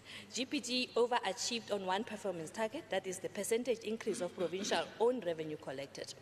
Out of the 26 performance targets applicable to GIVA, for the period under review, 25 performance targets were achieved, or 96% APP achievement. The area of underperformance relates to conclusion of 1 commercial close for a project as opposed to 2 projects. The actual expenditure for the quarter stood at 97% and 95% aggregate for the year. The financial governance program had 5 performance targets earmarked for this quarter. and all performance targets were achieved, albeit with pockets of overachievement. The performance targets are associated with producing a departmental 30-day supplier payment compliance report, conducting a training session for GPG departments, conducting a training session for GPG entities, and holding 5 audit committee cluster meetings. In addition, this program exceeded its set performance targets of ensuring supplier invoices are submitted electronically. This program spent 87% of the budget allocated for the fourth quarter and 96% progressively. Likewise, the Provincial Supply Chain Management Program achieved all 7 performance targets planned for the quarter under review. The performance targets relate to producing supply chain management compliance registers for 14 departments and 8 entities, producing a report of 30% spent on township suppliers, providing 2 training workshops to Gauteng township-based suppliers, producing a report monitoring implementation of open tender process by departments and entities, and producing a report monitoring the implementation of procurement plans by departments and entities. The program managed to spend 70% of funds requisitioned during the quarter of 19%. It should be noted that neither GPT nor GIFA reflected on any major strategic risk nor request for intervention with respect to their APPs or budget and or quarter performance in their reports. I want to move to the committee findings and concerns. With respect to provincial supply chain management, notwithstanding the intervention measures to capacitate departments and entities, the Portfolio Committee is concerned about the degree of compliance with SCM prescribed by department and entities. With respect to provincial supply chain management, the Portfolio Committee is concerned about the last semester performance pertaining to the rate of spending on township suppliers. With respect to municipal financial governments, the Portfolio Committee is concerned that there is misalignment between programs' non-financial and financial performance, evidenced by achievement of all performance targets compared to sluggish financial performance. With respect to structured finance, although GIFA's combined underspending does not exceed 3%, the Portfolio Committee is concerned that GIFA did not provide reasons for underspending under structured finance. With respect to department entity financial performance, the committee is concerned about fruitless and wasteful expenditure that is being investigated and requires DPT to provide details. The committee therefore recommends that DPT should submit a report detailing the successes and failures of its intervention measures to capacitate departments and entities in view of the degree of non-compliance with SCM prescripts and how they intend improving. And same, GPT should submit a strategy outlining how it intends enhancing its consistent poor performance pertaining to the rate of spending on township suppliers and how they intend circumventing the lack of empowering. That GPT should explain how it was possible to achieve all performance against poor financial, which is suggestive of a misalignment between non-financial and financial. We would like to, therefore, as a committee, acknowledge and extend our gratitude to Honorable MECL Maile and the head of the department and the CEO of GIFA, Mr. Opa Siabi. We also want to appreciate the diligence of and dedication of the members of the committee. The committee also extends the gratitude to the staff. After due consideration, the Finance Portfolio Committee unanimously adopted the fourth quarter performance report on the Gauteng Provincial Treasury for the 2023-24 financial year. In terms of Rule 1172C, read with Rule 164, the Finance Portfolio Committee presents to this House and recommends the adoption of the committee's oversight report on the fourth quarter performance report on the Gauteng Provincial Treasury for the 2023-2024 financial year. Thank you. Thank you very much. Is there a seconder? Honourable Member. Thank you, Deputy Speaker. I, Kosa Sedinyani, stand to second. Thank you. I now put the question. Those who agree with the adoption, say aye. Aye. Those who do not agree, say no. The ayes have it. Secretary, please read the next order. Finance Portfolio Committee Oversight Report on the fourth quarterly report of the Gauteng Provincial Government, GPG-wide, for the 2023-2024 financial year.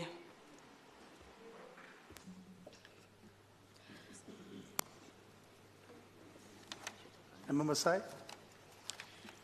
Thank you very much, Chair of Chairs. I therefore would like to present the state of finances for the GPG fourth quarter performance report.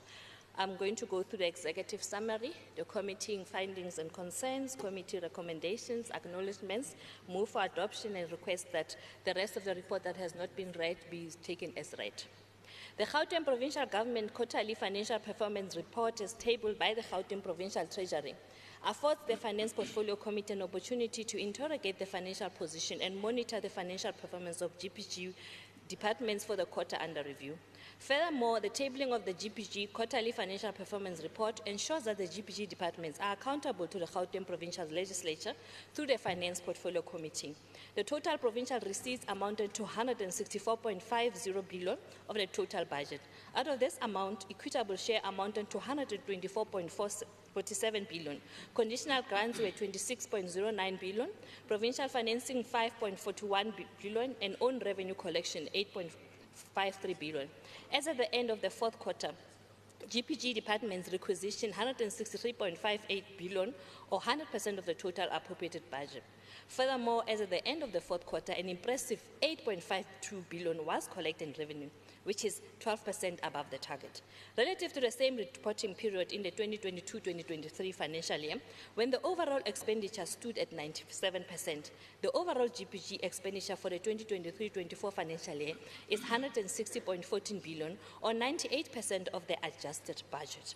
Most departments spent about 90%, apart from the Department of Community Safety, which recorded 87% expenditure. Underspending is therefore attributed to compensation of employees under traffic management program, which experienced significant delays in the recruitment of crime prevention wardens. A total of 4.8 billion was allocated to address some elements of the 5 elevated priorities in the 2023-24 main budget. The budget was disaggregated as follows: strengthening the battle against crime, corruption, vandalism, and lawlessness in the province is allocated 1.709 billion, and expenditure stood at 64%. Prioritizing of the health and wellness of people was allocated 2.927 billion, and 90% was expended. While strengthening the capacity of the state received 216 million, and 90% was spent. A further 1.4 billion was allocated for resourcing the 5 elevated priorities of the GGT 2030 in the 2023-24 adjustment budget. Of this amount, increased drive on service delivery to improve the economy received 596 million, and 71% of the monies were utilized. Strengthening the battle against crime, corruption, vandalism, and lawlessness in the province spent 100% of the allocated funds. Prioritization of the health and wellness of people spent 40% of the allocated 42 million, and strengthening the capacity of the state spent 92% of the allocated 1.026 billion. On the other hand, the overall expenditure on goods and services amounts to 36.26 billion, or 97% of the adjusted budget of 37.25 billion, with underspending mainly on contractors. Medicine at 90.4%, consumable plus suppliers 70.7%, and outsourced services at 92% due to delays in procurement, late submission of invoices for payment, and implementation of cost containment measures. It is worth noting that items like property payments, medical suppliers, departmental activity, operational leases, and Lina and teacher support material are overspending by 113%, 101.9%, 118.1%, 103.4%, and 107.9% individually. Of the adjusted budget of 12.02 billion allocated to the infrastructure program, expenditure of 11.59 billion, or 96%, was realized at the end of the fourth quarter. Most departments recorded expenditure equal and above 92%. With pockets of expenditure. And the least performing departments are departments of sports, arts, culture and recreation, and agriculture and rural development at 82% and 85% correspondingly. Reasons advanced for the under-expenditure range from delays in finalization of panel of the contractor, unfilled vacant posts, and projects not implemented as planned. On the other hand, the Department of Social Development exceeded 101%. The overall expenditure of GPG department conditional grants amount to 24.9 billion, or 94% of the adjusted budget of 26.5 billion. Other performance was recorded in the departments of infrastructure development at 78%, sports, arts, culture and recreation at 91%, human settlement 92%, agriculture and rural development 93%, roads and transport at 93%, and health at 94%. Slow spending is due to unpaid claims invoices, vacant granted grant-funded posts, delayed receipt of invoices, late conclusion of contracts, and slow spending on some conditional grant. However, it is worth noting that the Departments of Education, Social Development, Corporate Governance and Traditional Affairs and Community Safety realize 100% expenditure on conditional grants. In terms of compliance by paying supplies within 30 days at the end of 2023-24 financial year, most departments have achieved 100% compliance, with Departments of Health, Social Development, Sports, Arts and Culture and Recreation regressing in the last quarter of 2023-2024 financial year. Equally, for the payments within 15 days, although no department reached 100%, the overall performance of GPG departments averaged 48%. However, excluding Departments of Health and Infrastructure Development, the outcome is 90%. In the same vein, most departments managed to pay 100% of township suppliers within 30 days, apart from Departments of Health and Infrastructure Development, which demonstrated considerable underperformance. Although there is a marked improvement in the financial performance of some GPG departments, there are departments that are still lagging and will be observed through in-year monitoring.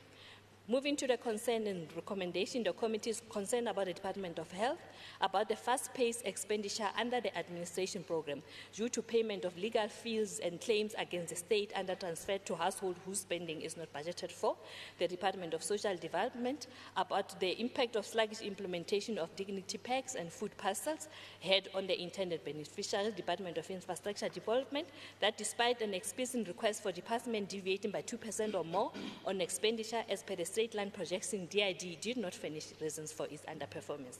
Department of Agriculture and Rural Development, the consistent failure by the department to utilize the allocated resource evidence by the expected surrender of 8.2 million despite the backlog in his post-settlement farmer. The committee therefore recommends that by the 31st of October, the Department of Health should provide a comprehensive report on how they intend marking budgetary provision for contingent liabilities to cater for the payment of insistent legal fees and claims against the state. That the Department of Social Development should provide reason for the sluggish implementation of dignity packs and food parcels. The Department of Infrastructure should provide reasons and remedial measures for the under-expenditure, that the department should provide a report highlighting reasons for its consistent failure to utilize the allocated resources. We'd like to acknowledge and extend the gratitude to MEC Maile, the head of department, diligence and dedication and commitment by the members of the committee and the staff, and after due consideration, the Finance Portfolio Committee adopted the fourth quarter Gauteng Provincial Government State of Finance for the 2023-24 financial year in terms of Rule 1172C read with Rule 164. The Finance Portfolio Committee presents to this House and recommends the adoption of the committee's oversight report on the fourth quarter Gauteng Provincial Government State of Finances for the year 2023-2024 financial year. Thank you. Thank you, Honourable Musai. Is there a seconder for this committee's report? Member Tlebere. Member Tlebere, I rise to second the report. Thank you, Member Tlebere. Let me put the question to the House. All in favour say yes. Yes. All those not in favour say no. The yes have it. Secretary, can we read the 10th order, please? Social Development Portfolio Committee Oversight Report on the fourth quarterly report of the Department of Social Development for the 2023-2024 financial year. Thank you. Chairperson Chuku, can you present your committee's report? Thank you very much, Honourable Chair of Chair. Honourable Chair of Chair, the House should take other parts of the report as read. I, the Chairperson, Hlo Chokwe, of the Portfolio Committee on Social Development, hereby table the committee report on fourth quarter report of the Gauteng Department of Social Development for financial year 2023-2024 as follows. The executive summary.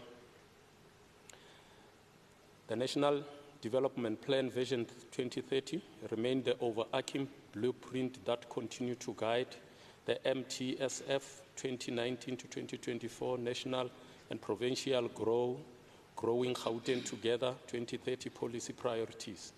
The department further considered the Gauteng City region, the 10-pillar program of transformation, modernization and reindustrialization, accelerated social transformation strategy, and Gauteng province anti-poverty strategy. The department took cognizance of the huge livelihoods disparities between the poor and those who can afford to cushion themselves from hard economic time. Such responsibility compelled department mode of delivery to be preoccupied by the need to accelerate efforts aimed at eradicating poverty and destitution. The bulk of these services are provided in partnership with non-profit organizations as part of extending department's delivery network to the vulnerable citizen of Gauteng province. The committee acknowledged that during the fourth quarter of the financial year 2023-2024, the department capacitated about 301 NPOs, while a total of 31,365 participants were reached through welfare to work and 9,260 work opportunities were created through extended public works program. The department reported to have paid 99.95% of suppliers within 30 days and 96.52% were paid within 15 days in order to ensure that SMME's cash flow and financial sustainability is employed. On oversight on the department financial performance, during the financial year 2023-2024, the department was allocated an amount of 5,619,197,000 and spent 5,064,443,000 rand. That represented 90% of the annual allocated budget. During the quarter under review, the department projected to spend about 1,949,511,000 and managed to spend about 1,394,757,000 rand across all programs, representing 65% of the allocated budget by the quarter under review. In terms of the expenditure per program, the committee acknowledged that on Program 1 administration, the department projected to spend about 250,672,000 rand and managed to spend around 250,672,000, which is represent 100% of the allocated budget by the end of the quarter under review. On Program 2, Honorable Chairperson, which is social welfare services, the department projected to spend about 264,394,000 and they've managed to spend 95% of that, which is 222,895,000 rand. On Program 3, which is called Children and Families, the department projected to spend about 721,186,000, and then they've spent about 93% of that, which is 561,562,000 rand. On Program 4, which is called Restorative Services, the department projected to spend about 364,657,000 and managed to spend around 79% of that, which equals to 180,129,000 rand of the allocated budget by the end of this quarter review. While Program 5, which is the last one, and it's called Development and Research, the department projected to spend about 348,602,000 rand and only spend about 51% of that budget, which is 179,499,000 rand. The concern from the Portfolio Committee, Honorable Chair of Chairs, was that was related to the non-compliance of the child and youth care centers to the municipality bylaws, administrative governance and financial management that has led to the closure of some of these child and youth centers, which resulted in hindrance to service delivery. On that note, the committee recommended the following, which has to be done by written submission by the 30th October of 2024, that this department should engage with the municipalities where matters related to non-compliance with the bylaws by the child youth centers have been identified and submit the progress report to the committee within that stipulated time. I would like to acknowledge the following, which is the MEC for Social Development, Honorable Faith Mazibuko, and the Acting HOD, Mr. Bongani Ngomane. I would like to express my appreciation to members of this committee, Honorable Sharif, Honorable Nseke, Honorable Mehwe, Honorable Abrams, Honorable More, Honorable Sesedinyani, Honorable Sematla, Honorable Meso, Honorable Evans, Honorable Mukwanazi, for their commitment to the oversight process. I commend them for their diligence during the deliberation on this budget vote. Then the committee would also like to thank Ms. Panswa Mbalo, Mr. Sipo Nwala, Dr. Nenweli, Ms. Jikolo, Mr. Mloi, Ms. Ngwenya, Ms. Mklevi, Ms. Kulu, Mr. Mokoka, for their dedication in assisting the committee to achieve this mandate.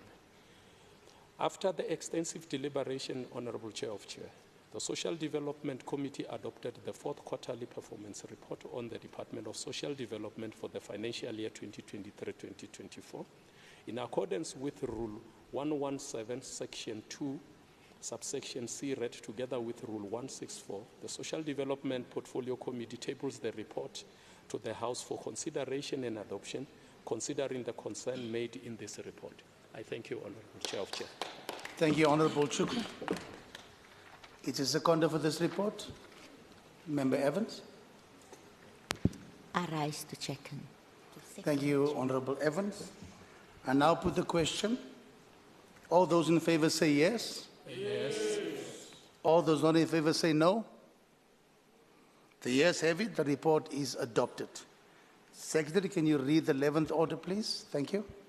Cooperative Governance and Traditional Affairs Portfolio Committee Oversight Report on the fourth quarterly report of the Department of Cooperative Governance and Traditional Affairs for the 2023-2024 financial year. Honorable Kumalo, present your report, please. Thank you very much, Chair of Chairs. I would only focus on the executive summary, committee concerns and recommendations, and would like the House to take the entire or the other parts of the report as being read. The Portfolio Committee noted the Department's performance and budget variance for the fourth quarter of 2023-2024 financial year as follows. On budget variance, the Department has spent 268,687,000 rand against an allocation of 264,935,000 rands. The variance, which is overexpended, reported is 3,752,000 rand. In terms of the total budget and expenditure to date, the Department has spent 100% of its annual budget for the year 2023-2024 financial year. On non-financial performance, the Department achieved 93% of its target, with 7% not achieved during the quarter under review. It assisted 3 municipalities in Gauteng, that is Mohale City, Mfuleni and Randwest City, as part of implementing the Simplified Revenue Project Plan. Conducted voter education campaign across the Gauteng region and amid the general election of 29 May 2024.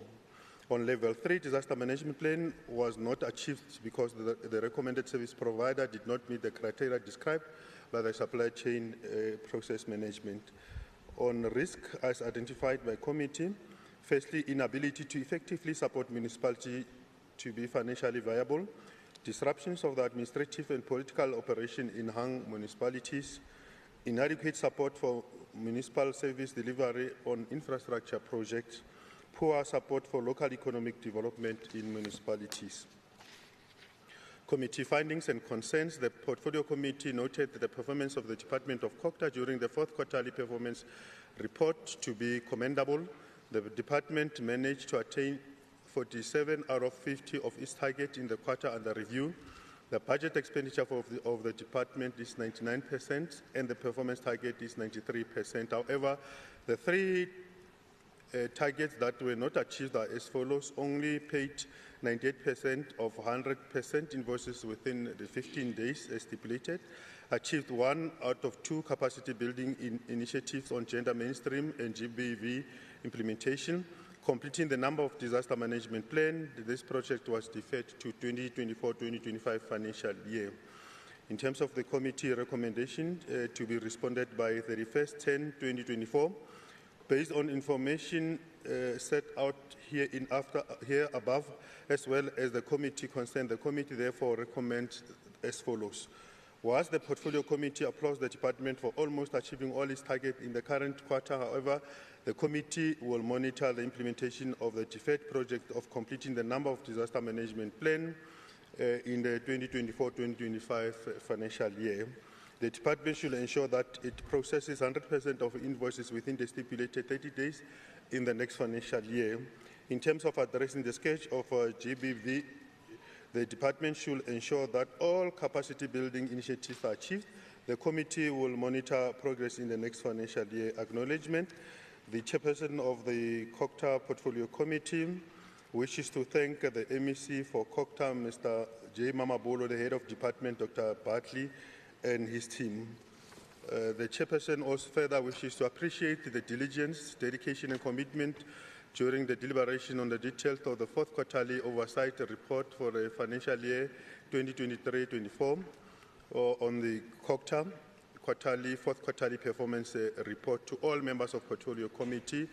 And these are A. Mosai, I take it the Honorable, N. Mohobe, S.T. Masinga, R. Rasilingwana, B. Makene, M. Masoling, N.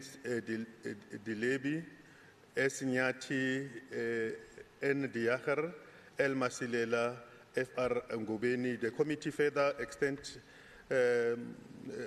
its support to the following support staff: Group Committee Coordinator, Pan Swambalo, Senior Researcher, Dr. S. Nelweni, Committee Coordinator, Ms. Jabunyembe, Researcher, Ms. S. Nene, Media Officer, P. Bulasegobo, Information Officer, L. Ngube, Committee Administrator, N. Mtembu, Service Officer, C. Mteto, and Hansat Recorder, N. Mbonan. In terms of adoption, in terms of Rule 1172C, read together with 164, the Committee on COCTA present the oversight report on the fourth quarterly performance report on the Gauteng Department of COCTA for the 2023-2024 financial year and recommend for its adoption. I thank you, Chair of Chairs. Thank you, Honourable Komolo. Is there a seconder for this report, please? Member Masai. Thank you, Chair of Chairs. I rise to second the report. Thank you. Thank you, Member Masai. I now put the question. All in favour say yes. Yes. All those not in favour say no. The yes have it. The report is adopted. Secretary, will you please read the 12th order? Thank you. Human Settlements Portfolio Committee Oversight Report on the fourth quarterly report of the Department of Human Settlements, including entities, for the 2023-2024 financial year. Dr. Moketi, please present your report. Thank you very much, Chair of Chairs, for the opportunity. I, Honorable Nomathemba Moketi, the Chairperson of the Portfolio Committee on Human Settlements, Portfolio Committee hereby tables the fourth quarter report on behalf of the Portfolio Committee for the 2023-2024 financial year. Chair of Chairs, if you may allow me only to focus on the highlights of the report. The Portfolio Committee noted, as at the end of the fourth quarter, a total of for the department the total expenditure for the department is sitting at 93% of their annual budget, and an overall expenditure of 96%, and under expenditure of 0.4%. The Portfolio Committee noted that the department, in terms of the number of breaking news ground house delivered, The planned target was 1,774 and was achieved. It is reported that the overachievement is due to the Obed Mtombeni, Impumelelo, Elijah Bahai, and Western Mega, as these projects are a multi-year project with which a project scope of continuity beyond the current financial year. The report shows that the department did not achieve its target on procurement budget that targets township-based businesses, as 0.19% was achieved against a planned target of 60%. In relation to the percentage of procurement budget that targets businesses owned by youth, the report indicates that the department did not achieve its target of 40%, and therefore managed to achieve 23.9%. In relation to the number of top structure completed, incomplete, abandoned, blocked housing project, the planned target for the quarter under review was 403, and the target was not achieved, as 169 units were achieved. The process of appointment of the contractor for implementation of the incomplete houses was underway, and most projects were not ready for implementation. The non-achievement of the procurement budget that targets designated group is also a worrisome, as this is supposed to be supporting upcoming businesses from these targeted groups. The target on employment opportunities created through the EPWP grants, which keeps as being unachieved, is also a concern, as there is a high unemployment rate in the province and in the country. Chair of Chairs, on concerns of the committee, the Portfolio Committee noted that the department created 438 jobs instead of the target of 200 jobs opportunities. However, details of the nature of the jobs created were not provided to the committee. The Portfolio Committee remains concerned with the non-achievement of the GOD targets. And on recommendations, the department is expected to respond to the committee by the 31st of October 2024. The first recommendation, the department should provide a report on the 238 jobs created and outline the kind of work opportunities created, whether they are permanent or temporary. Lastly, provide reasons for not being able to meet the planned GOD targets. On acknowledgement, the Human Settlement Portfolio Committee wishes to thank the MEC of Human Settlement, MEC Mutara, and the head of the department, and further extend the appreciation by the chairperson to the members of the Portfolio Committee, Member Schneemann, Member Gentile, Member Shirota, Member Duplessis, Member Fuchs, Member Masilela, Member Imure, Member R. Abrahams, and Member Miso. And furthermore, the Portfolio Committee would like to express appreciation for the contribution of the following support staff members: Group Committee Coordinator Ms. Z. Mpanjombalo, Senior Researcher Ms. S. Neneli, Committee Researcher Ms. A. Gwabeni, Senior Committee Coordinator Ms. J. Mutiki, Committee Administrator Ms. N. Nzimakwe, Service Officer Ms. P. Klimba, Hansard Recorder Mr. Nkanyiso Mbonani, Senior Information Officer Mr. Lebogang Ngube, and Media Officer Ms. Z. Mtsweni for their dedication and commitment. And on adoption, in terms of Rule 1172C, read together with Rule 164, the Human Settlements Portfolio Committee presents the oversight report on the fourth quarter performance of the Gauteng Department of Human Settlements for the 2023-2024 financial year and recommends its adoption. I thank you. Thank you, Honorable Mokheti. Is there a seconder for this report? Yes, Chair. I wish to rise to second. Thank you. Thank you, Honorable Schneemann. I put the question to the House. All those in favor say yes. All those not in favor say no. The ayes have it. Secretary, will you please read the 13th order? Thank you. Health Portfolio Committee Oversight Report on the fourth quarterly report of the Department of Health, including its entities for the 2023-2024 financial year. Honorable Swallow, Advocate.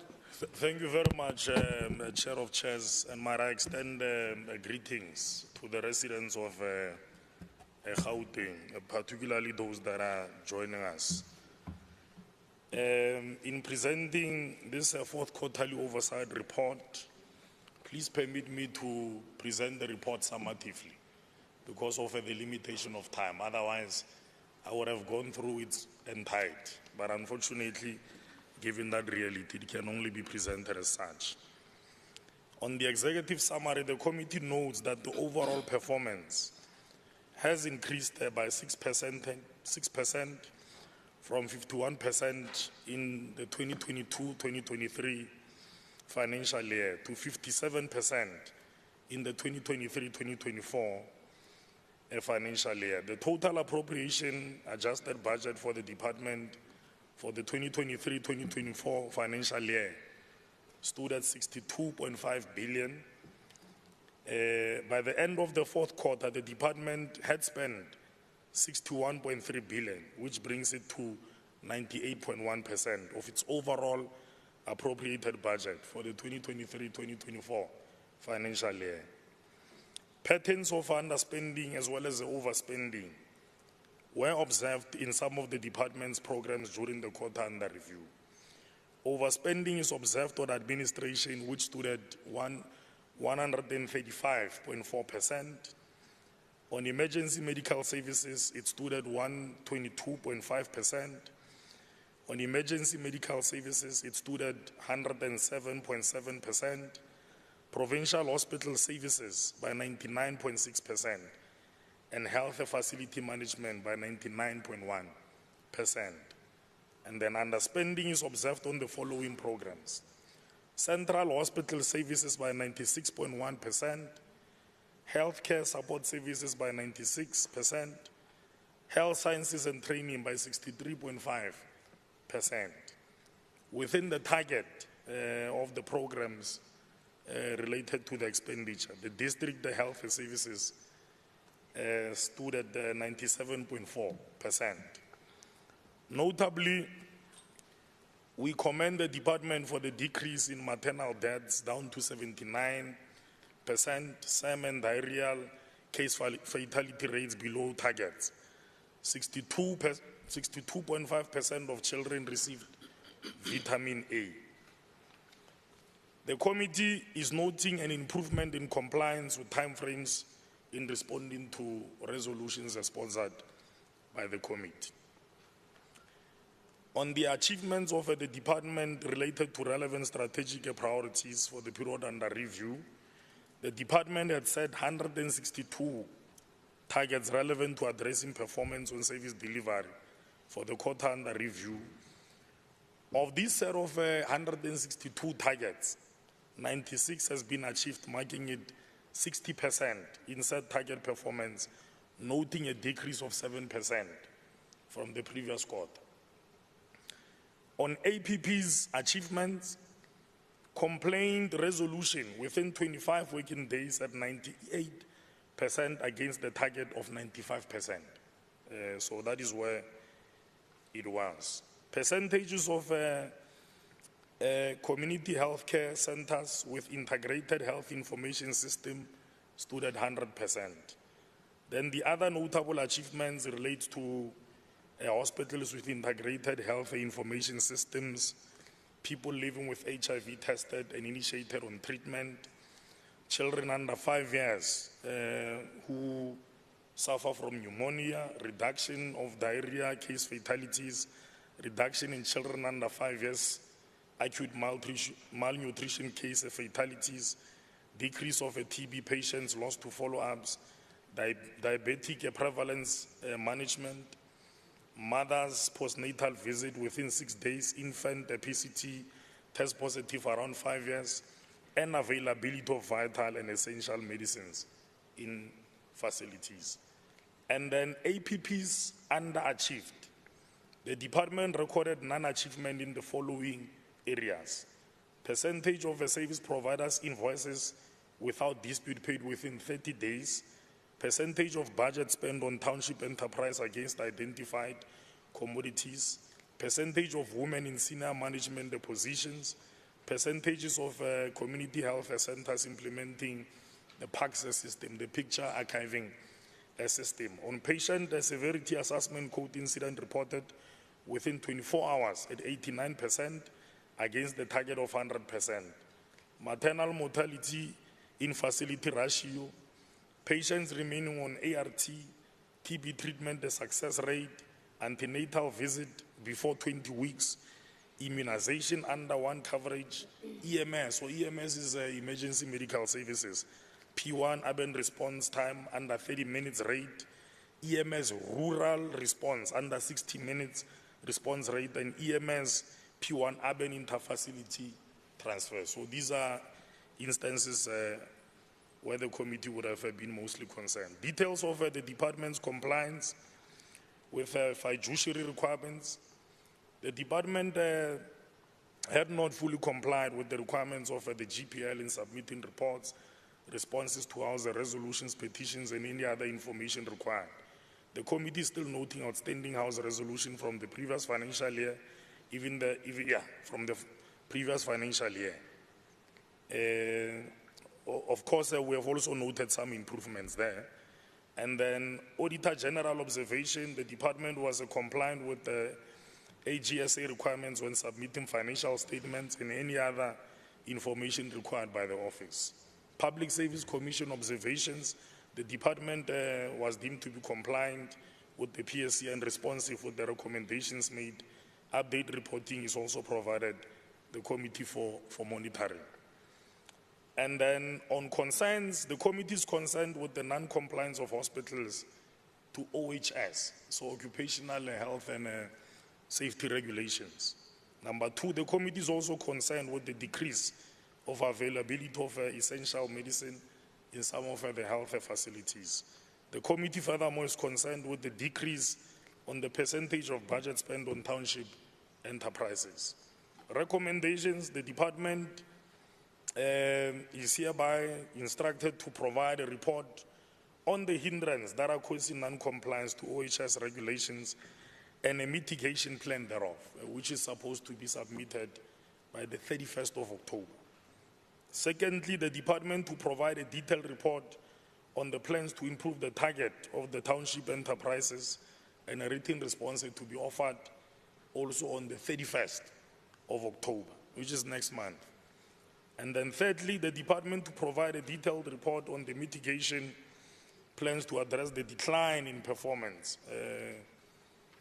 Also a report to be expected on the 31st of October. On acknowledgements, the chairperson, which is myself, I wish to thank the Honorable MEC, Meno Mandungo Moralo Hoku, as well as a team, for the preparation of the fourth quarterly report for the 2023-2024 financial year and the efforts made in taking the committee through the details of the report and responding to questions raised by members. Highly appreciated is the role of both the political and administrative membership of the Health Portfolio Committee for their dedication and commitment. So the committee is two-folded, political, administrative support. And on adoption, in accordance with Rule 117, subsection 2, Provincial C, right together with Rule 164, the Health Committee hereby recommends that the report of the Gauteng Department of Health, fourth quarterly report for the 2023-2024 financial year be adopted by the House, taking into account the committee's concerns and recommendations made in this report. Thank you very much. Thank you, Advocate Swallow. Seconder for this report, please. I second the report. Thank you, Honorable Bloom. And now put the question. All those in favor say yes. Yes. All those not in favor say no. The yes have it. Will the Secretary please read the 14th order? Education Portfolio Committee Oversight Report on the fourth quarterly report of the Department of Education for the 2023-2024 financial year. Honorable Mtlongo, please read your report. Thank you, Chair of Chairs. Greetings to the House and to the community of Gauteng at large. Due to time constraints, Chair, I would like to only read the summary of this report, and the contents must then be considered as read. The committee noted that the Gauteng Department of Education's fourth quarterly report and its commitment towards the implementation of the 2023-2024 financial year goals. The committee further noted the following as key highlights for the quarter under review. That the department reports on the notable success of a handover of the newly renovated Gato Entle Secondary School. The department further reports on the launch of the 2024 school governing bodies elections that were held at Raymond Nhlaba Maths and Science and ICT School of Specialization in Tshepisong. With respect to the 2023 National Senior Certificate Metric results, the department reported that the class of 2023 achieved a pass rate of 85.4%, marking a noteworthy 0.95% improvement over the 2022 accomplishment of 84.4%. The achievement has set a record for the country's highest overall pass, particularly on bachelor pass rates. Gauteng on third position nationally in the 2023 NCS examinations, however, contributed 20% of all bachelor's passes nationally. Notably, 94.1% of Gauteng schools have performed above the national benchmark for school underperformance. In terms of presenting opportunities for the youth, the committee noted that the department hosted regional youth expos, which attracted a score of unemployed youth. The expos were meant to provide information on available opportunities across government institutions. Programs available at the Exco includes bursaries, learnerships, internships, as well as skills development. The youth were given an opportunity to visit numerous stalls inquiring about solutions that can help improve their knowledge in terms of how they can find employment, better their health, and getting funding to tertiary levels.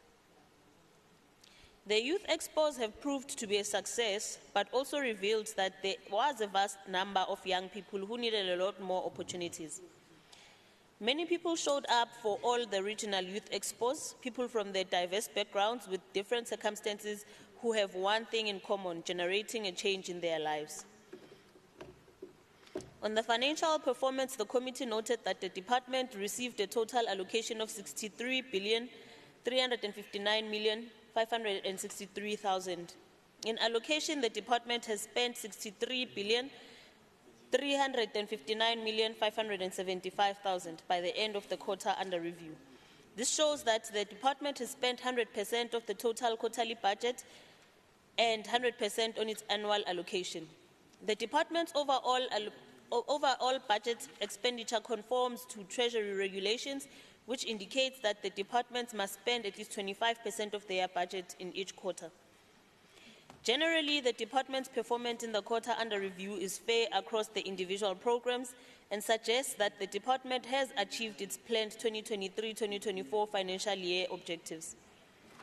The Portfolio Committee have commended and accepts the department's report, taking into consideration the service delivery issues raised. With respect to resolutions taken in the quarter under review, the committee has two resolutions emanating from the Education Portfolio Committee Oversight Report on detail of Vote 5 on the Gauteng Provincial Adjustment Appropriation Bill. 3 resolutions emanating from the Portfolio Committee of Education on GDE's third quarter report of the 2023-2024 financial year. On GOD, on gender, the percentage of female employees in top management is 46.24%. On youth career guidance, there's 29,964 Gauteng youth that had access to career education, apprenticeships, learnerships, skills programs, work integrated learning. There's about 3,874 Gauteng young people on the Gauteng learnership program.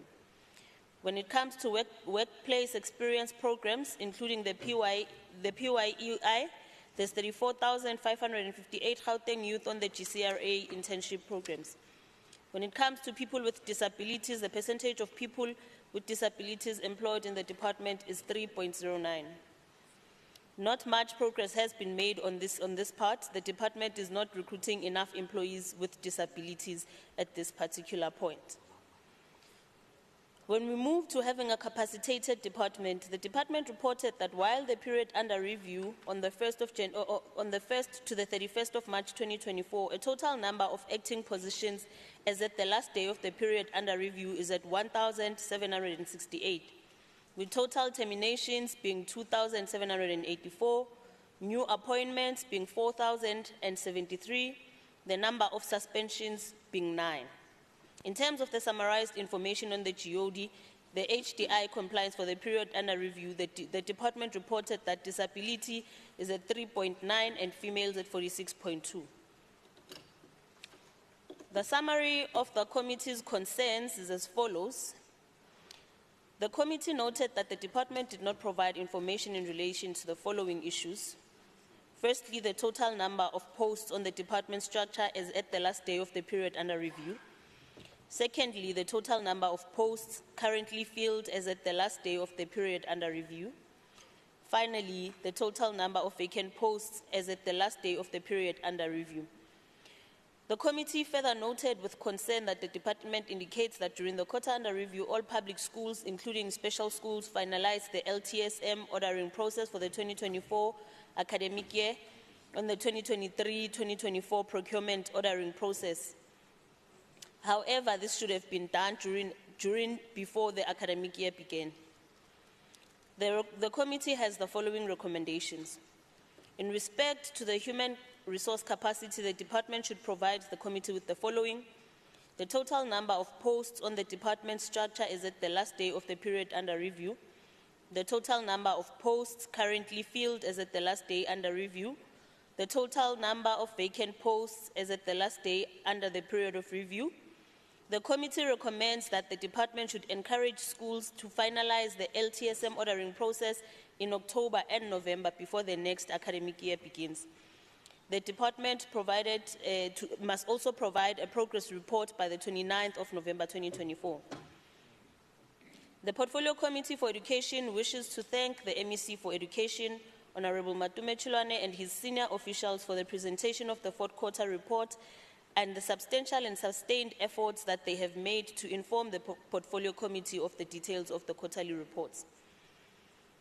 The chairperson further acknowledges and wants to thank the following honorable members who serve in the committee: Honorable Member Sesedinyane, Honorable Member Makubela, Honorable Member Dos Santos, Honorable Member Waters, Honorable Member Ngobeni, Honorable Member Mkwanazi, and Honorable Ali for their continued dedication and support during this process. The committee further wants to thank the Group Committee Coordinator, Ms. Zuzi Wempatso Ambalo, our Senior Committee Coordinator, Ms. Charlene Gaya, our Committee Coordinator, Mr. Pielo Mashilwane, our Committee Administrator, Mr. Thabo Kekana, our Senior Researcher, Ms. S. Menueli, the Committee Researcher, Joseph Makura, our Recorder, Ms. Raksha Singh, as well as our Service Officer, Ms. Mavis Ntlapo, our Public Participation Officer, Mr. Lintswe Mutobi, Mr. Sipokolo Mtwazi, our Media Officer, Mr. Takalani Ndou, and Information Officer, Mr. Lakili Tswalo, for the commitment they've shown during the quarterly report processes.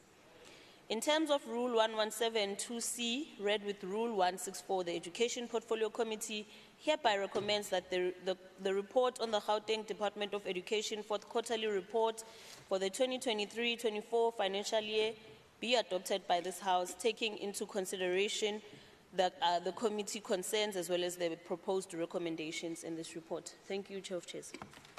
Thank you, Honorable Mtlongo. Before I call for a second, let us thank God that He brought you safely back to the House and you are here with us. Thank you. Is there a seconder for this report, member? Thank you, Chair. I rise to second the recommendation. Thank you. Thank you, Honorable. I put the question to the House. All in favor say yes? Yes. Those not in favor say no? The yes have it. The report is adopted. Secretary will read for us the 15th order, please. Sports, Arts, Culture and Recreation Portfolio Committee Oversight Report on the fourth quarterly report of the Department of Sports, Arts, Culture and Recreation, including entities for the 2023-2024 financial year. Honorable Klebere, can you present your report, please? Thank you, Chair of Chairs. Greetings to the House, honorable members, and the residents of Gauteng. As I read the report, Chair of Chairs, I request that the part that I will not be reading be taken as read. As the chairperson, I hereby tables the committee's report on the fourth quarter oversight of the Gauteng Department of Sport, Arts, Culture and Recreation for 2023-24 FY as follows. During the quarter under review, the Portfolio Committee noted that the department struggled with service delivery issues for several reasons, among them the high vacancy rate and non-operationalization of monuments and the archive center. However, the department seems to have turned the corner regarding the vacancy rate, as it is registered an improvement from 235 vacant posts in the previous quarter to 188 in this reporting period. This means for the quarter under review, they managed to hire 40 new employees and 12 promotions, which has been a challenge over the years. The committee commends this improvement and encourages the departments to continue that positive trajectory into the 2024-25 financial year, as this will improve their general outlook on the performance and the service delivery. There were still major challenges observed regarding the implementation of infrastructure projects in the department. The 3 libraries that have been under planning throughout the 6 administration were not achieved in the quarter under review. This also includes the 5 multi-purpose sports facilities that have been under planning for the same length of time. The committee in the 6th administration had on several occasions engaged the department on these matters, particularly in using the Gauteng Sports Confederation in the implementation of small infrastructure projects, like the construction of sports combi courts. The committee noted that the department achieved 61% of its service delivery targets in the quarter under review, a decline from 67% achieved during the previous quarter. It achieved this with 82.2 expenditure. The Gauteng Film Commission has also had challenges with its legal standing over the years, and during the quarter under review, an executive decision was taken to investigate this matter, which led to the suspension of board services and the initiating of a legal process to register GFC as a public entity. The GFC performance for the fourth quarter was sitting at 56, and it spent 97% of its budget, signifying no correlation between the expenditure and performance. For the quarter under review, the department budgeted 360,226,000 and spent 296,086,000, representing 82.2% and an underspending by 16.8%. This is not in line with Treasury regulations, which allow for 5% overspending and 5% underspending, which was a decline compared to the previous quarter. As for the non-financial performance, the department has set 44 targets for the quarter under review, and of this, 27, which is 65%, were achieved. The department managed to pay 92.1% of the valid invoices within 15 days, and 99.61% were paid within 30 days. On the program 1, the administration received a quarter budget allocation of 81,671,000 and managed to spend 54,677,000, which is 66.9%, and an underspending of 28.5%. The department attributed this underspending to the vacancy rate, which has been an issue in the department throughout the 6th administration. On program 2, cultural affairs received a quarter allocation of 97,611,000 and spent 81,546,000, reflecting 83.5% expenditure with 16.5% underspending due to delays in the procurement of gig drugs. The departments received 20 million earmarked funding for this output. However, the funds were rolled over to the new financial year. On Program 3, Library and Archival Services received a quarter budget allocation of 85,876,000 and managed to spend 60,597,000, which reflects 70.6% expenditure and an under expenditure of 29.4%. In previous years, they attributed the underspending to delays in the filling of conditional grant posts.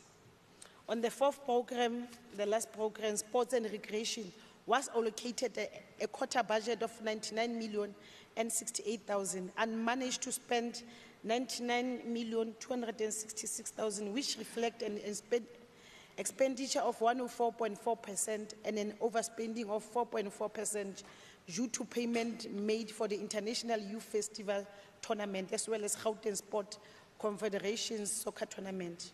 And on the committee concerns, the administration program recorded an underspending of 28.5% due to underspending on compensation of employees related to the vacancy rate, which has been an issue in the department throughout the sixth administration.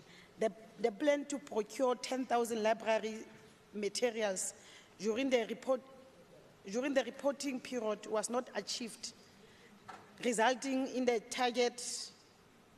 annual target not being achieved. And this target was not achieved in the previous financial year. The failure to develop sports recreation facilities. The plan was to develop 5 sports facilities in the quarter under review, which was not achieved, showing a continuation from the previous financial year. And the committee's recommendations, based on the information set, the committee recommended that the department submit a comprehensive recruitment plan with time frame and the due date of 29 November 2024. They must put pressures in place to ensure that library materials are procured on time yearly and provide the committee with a plan and the due date 29 November 2024 and provide a status report and the development of sports facilities in communities. A type of response expected, the status report due date 29 November 2024. The committee would like to thank the MEC, the previous MEC of Sports, Arts, Recreation, Culture, Honorable Morakani Musupie, the new MEC, Mr. Matume Chilwani, the HOD, Mr. China Mashinini, and officials of the department. The committee appreciates the diligent deliberation of honorable members, Honorable Ndlovu, Honorable Hlope, Honorable Chabalala, Honorable Diacher, Honorable Seteka, Honorable Meso, Honorable Ngobeni, Honorable Adams, Honorable Miller, Honorable Poho, and Mure.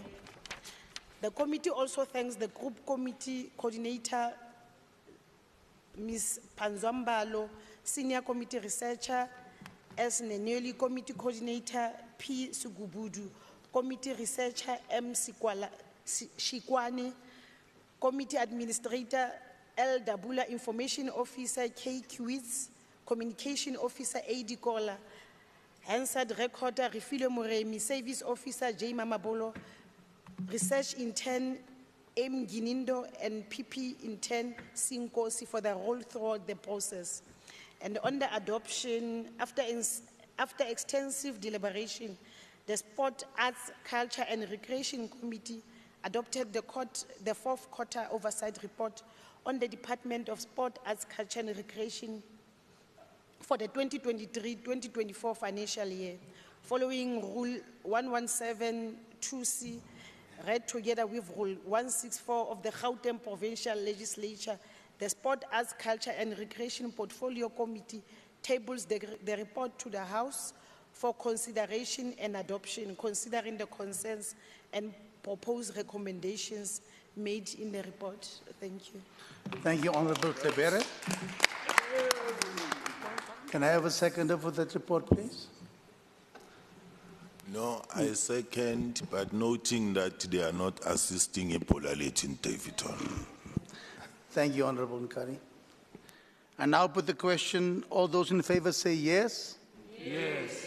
All those not in favor say no. The yes have it. The report is adopted. Secretary, can you read the 16th order, please? Thank you. Community Safety Portfolio Committee Oversight Report on the fourth quarterly report of the Department of Community Safety for the 2023-2024 financial year. Honorable Dr. Masuku, please present your report. Thank you, Chairs of Chairs, Honorable Premier, the Chief Whip of the Majority Party, Honorable Members, and the citizens of Gauteng. I'd like to request that parts of the report that are not read out should be considered as read. The Department overall performance on service delivery targets was at 91% for the quarter under review. Program 1 administration achieved 67%, Program 2 Provincial Secretariat achieved 96%, Program 3 Traffic Management achieved 100%. Some of the achievements recorded during the quarter under review includes 85 unannounced and 172 unannounced police station visits, 42 visits to metropolis regional offices, 450 crime dockets analyzed, 304 GPVF cases tracked within the criminal justice system, 155 social crime prevention programs implemented, and 99 complaints alleging police inefficiency were investigated. In efforts to increase crime prevention and police visibility, 180 patrol vehicles and 30 drones were procured. To date, a total of 337 patrol vehicles and 38 drones have been procured. The department also continued to deploy crime prevention wardens across the province, and 23,848 crime prevention operations were conducted by the crime prevention wardens. In relation to gender-based violence and femicide, 37,697 households were visited across the province as part of creating awareness on GBVF. 3,896 GBF victims were supported through the various services offered at Kaya Letemba. 58 court pickets were attended in support of GBVF victims, and 9 grid doors facilities were rolled out. The committee remains concerned by the department's inability to establish a provincial integrated command center. The committee also noted with concern the report regarding the delays in the certification of crime prevention wardens, which in certain degrees impedes optimal execution of their duties as force multipliers. The committee will engage with SAPS to speedily resolve the matter. Whilst the strides have been made by the department in curbing crime were noted, the committee was greatly concerned by high level of crime, which includes gang-related violence, kidnapping, human trafficking, drugs, gender-based violence, and violence in schools. Thus, the committee remains steadfast on its call for enhanced community involvement and participation in crime fighting, proper coordination, integration of all law enforcement agencies in intervening to ensure efficient policing to achieve crime reduction. The following were the concerns that were noted over the above that were mentioned above. The high number of vacancies, including the terminations recorded in the quarter under review, over expenditure recorded within all programs, the underachievement on procurement spend on business owned by people living with disability, the high level of crime, including gang-related kidnapping, human trafficking, drugs, gender-based violence, the scourge of violence in schools, the inability to establish provincial integrated command center, the inability to reduce road crashes and fatalities. The following other recommendations: that the department must submit reports before the 31st of October 2024. The department must report on measures employed to ensure the service delivery targets are not compromised by the high number of vacancies. The department must implement financial control measures and adhere to relevant financial legislation to avoid and over irregular expenditure. The department must report on implemented measures to improve support on business owned by people living with disabilities. The department with all the law enforcement agencies must facilitate the development and implementation of a multifaceted strategy to curb the high-level crime in the province.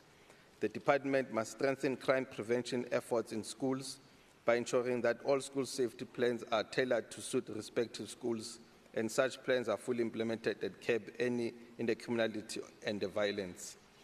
The department must finalize the establishment of the Provincial Integrated Command Center.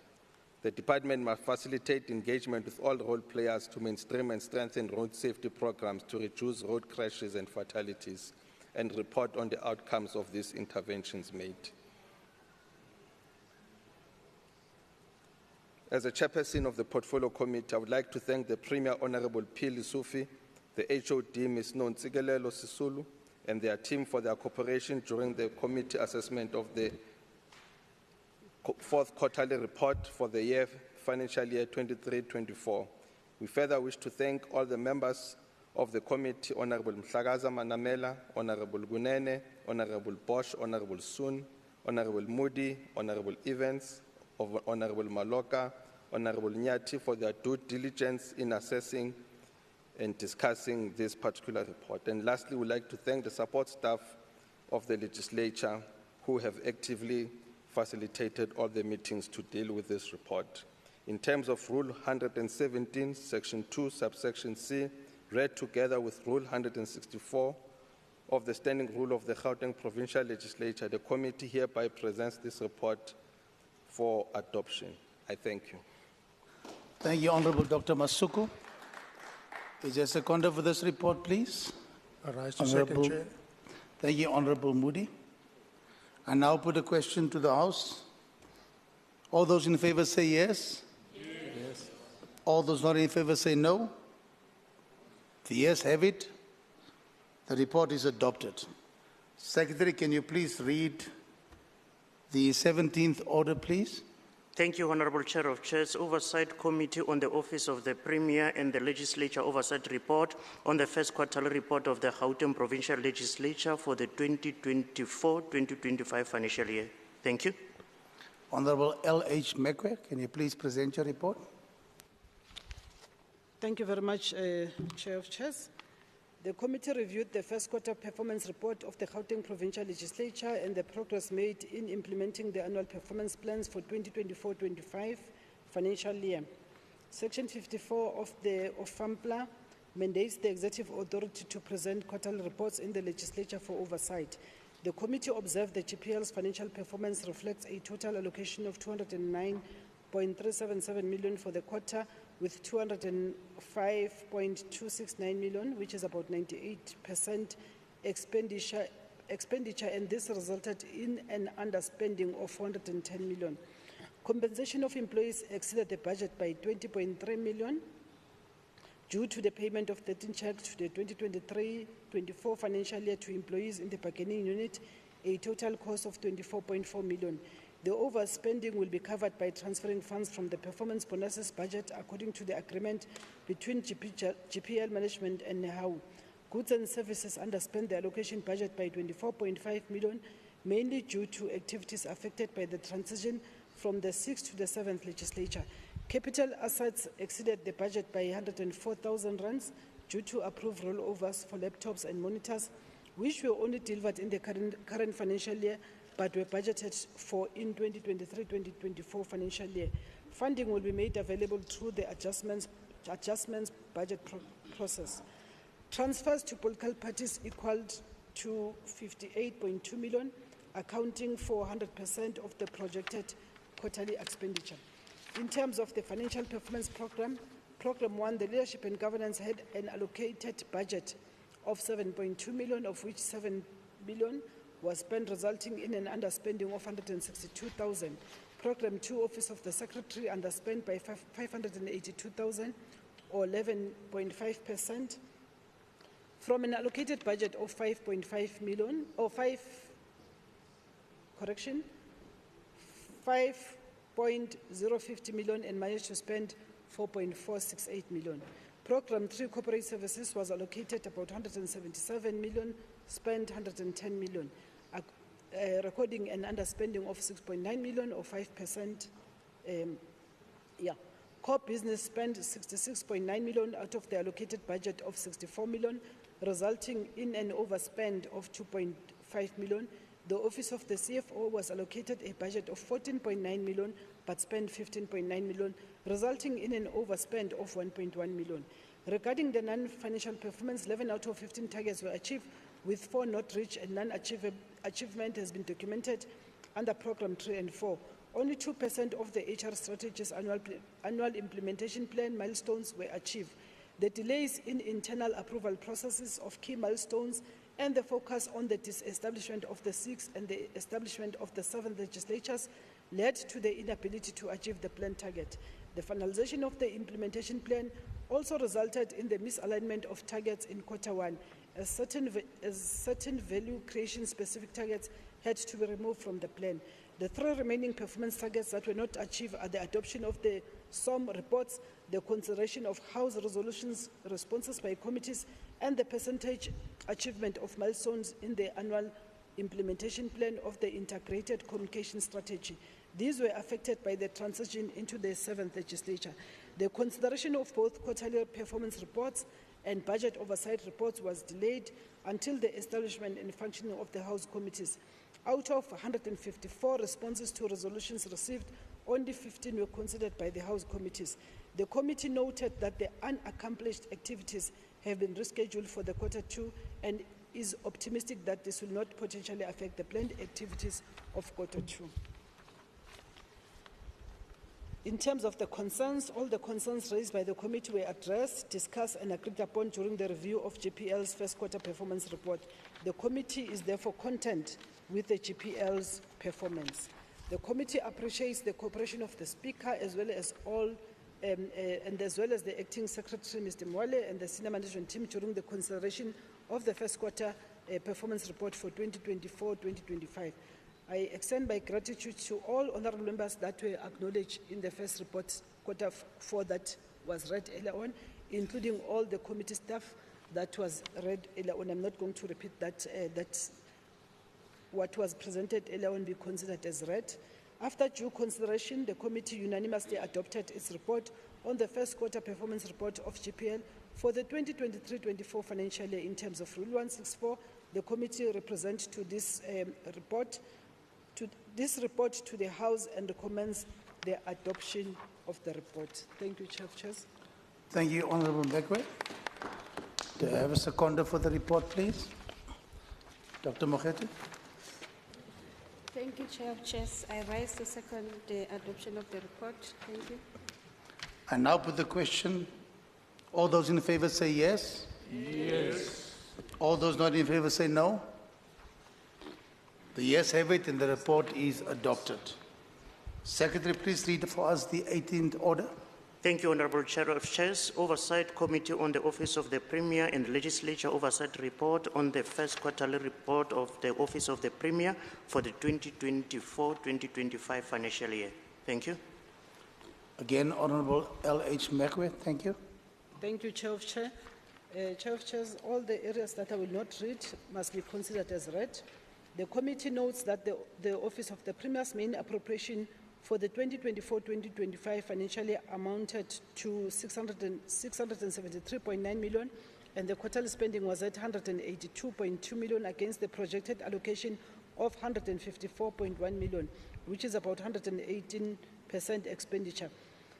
The Office of the Premier recorded an overall 90% APP targets achievement in the quarter under review and a disaggregated performance per program, which is reflected in Program 1, Administration with 71%, Program 2, Institutional Development with 100%, and Program 3, Policy and Governance with 93%.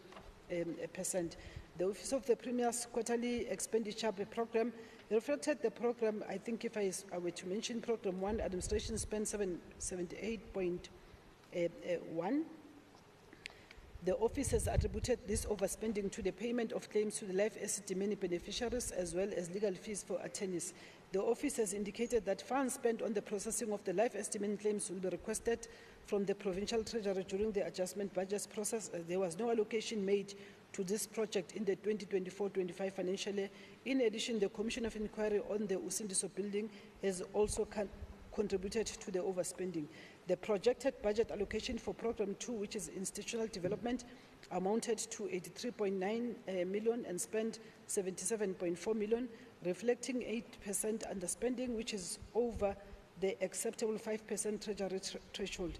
The office has attributed this underspending, amongst others, to delayed internal processes with invoicing of projects.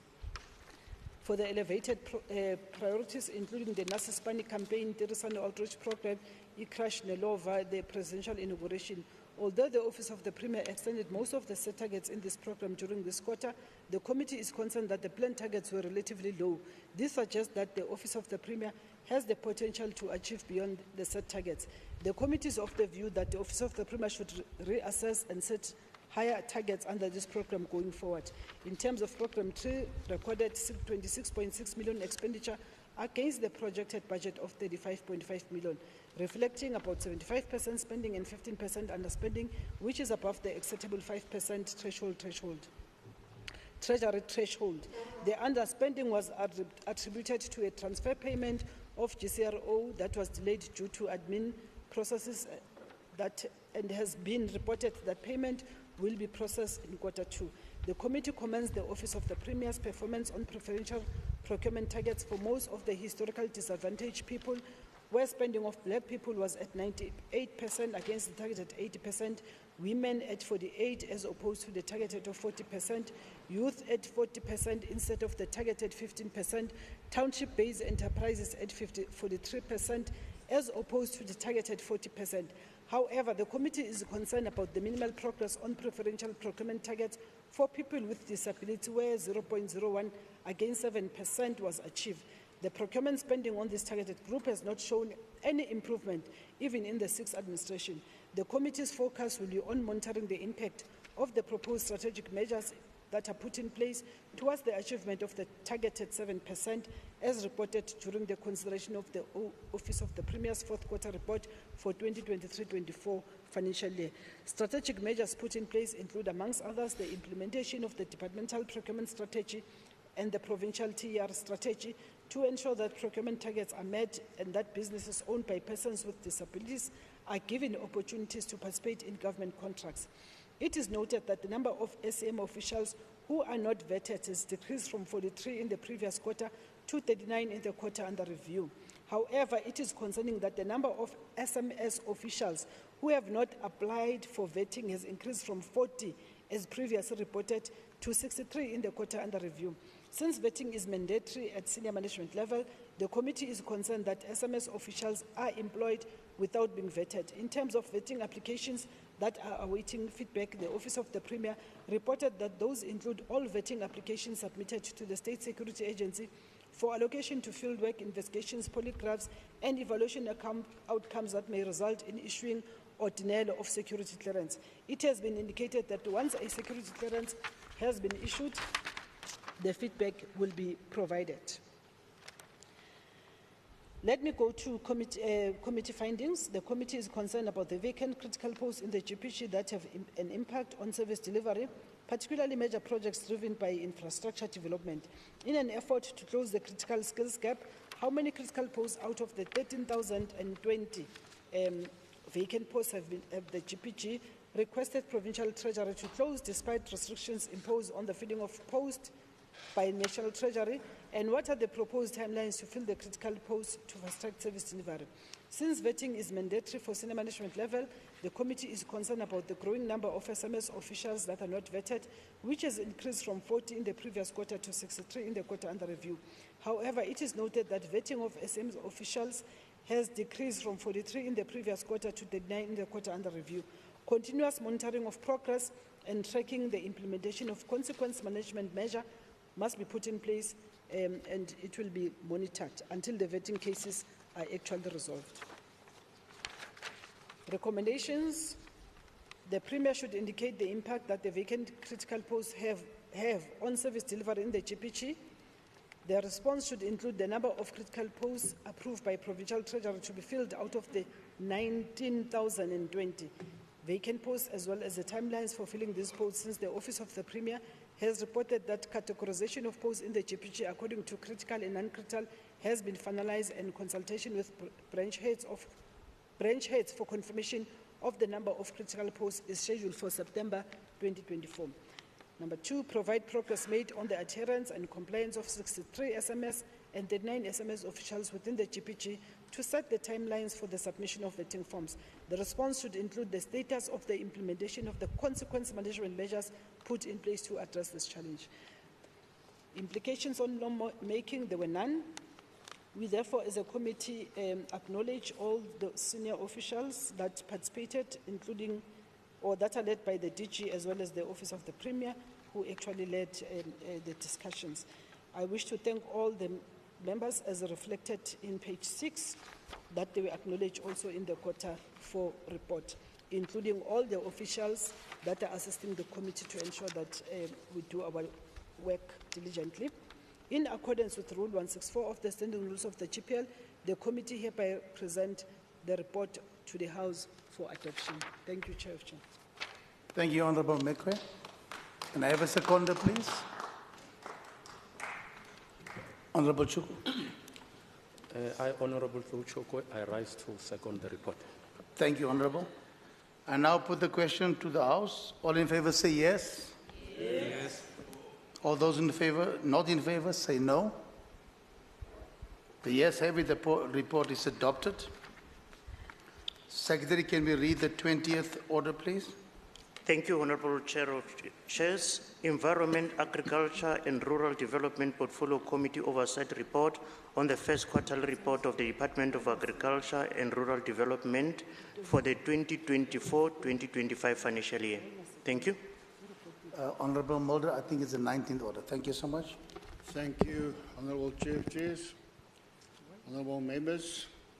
This quarter performance information report reflects on the performance of the Gauteng Department of Agriculture, Rural Development and Environment for the end of the quarter, 1st April to June 2024, against the predetermined annual and quarterly targets outlined in the 2024-25 annual performance plan. The department set a target of 51 annual performance plan targets for the quarter under review. Overall, 37 targets were achieved, denoting a 73% achievement, and 14 or 27% were not achieved. The administration program had 5 unachieved targets, while the Agriculture and Rural Development Program recorded 5 unattained targets, and the Environmental Affairs Program could not achieve 4 targets. The Gauteng Department of Agriculture, Rural Development and Environment spent 241 million rand for the quarter appropriation of the 257 million, which is equivalent of 93.77% of the budget for the quarter. The administration program spent 68 million of 77 million, which is 88.31% of the quarter budget. The Agriculture and Rural Development Program spent 69 million rand of 101 million, which is 68.32% of the quarter budget, and the Environmental Affairs Program spent 103 million of 79 million rand, the equivalent of 130.38% of the quarter budget. The year-to-date effect, the budget utilization, means that it is only administration program that is utilized to the budget levels with this stage in the budget cycle. The committee continues to note that the department's performance in the previous financial years were hampered by various challenges that impacted in their service delivery mandate, and it is important to ensure that these are given the necessary attention so that the delivery of services is enhanced. These include the infrastructure delivery management system, related challenges that impacted on procurement and tender processes. The committee continued to encourage the department to ensure that the service delivery mandate is achieved. Honourable Chair of Chairs, the committee continued to note with concern that various capital-funded projects that the department is managing in the current financial year and over the medium-term expenditure framework period have run for a long period without completion. The committee further continuously observed that the department fails to spend its annual budget and never meets its planned targets. Moreover, there is a failure to support the township economic revitalization program strategy and implementation thereof. Continuous failure to align its budget with its planned targets as under-expenditure is observed in agriculture and rural development and environmental affairs program.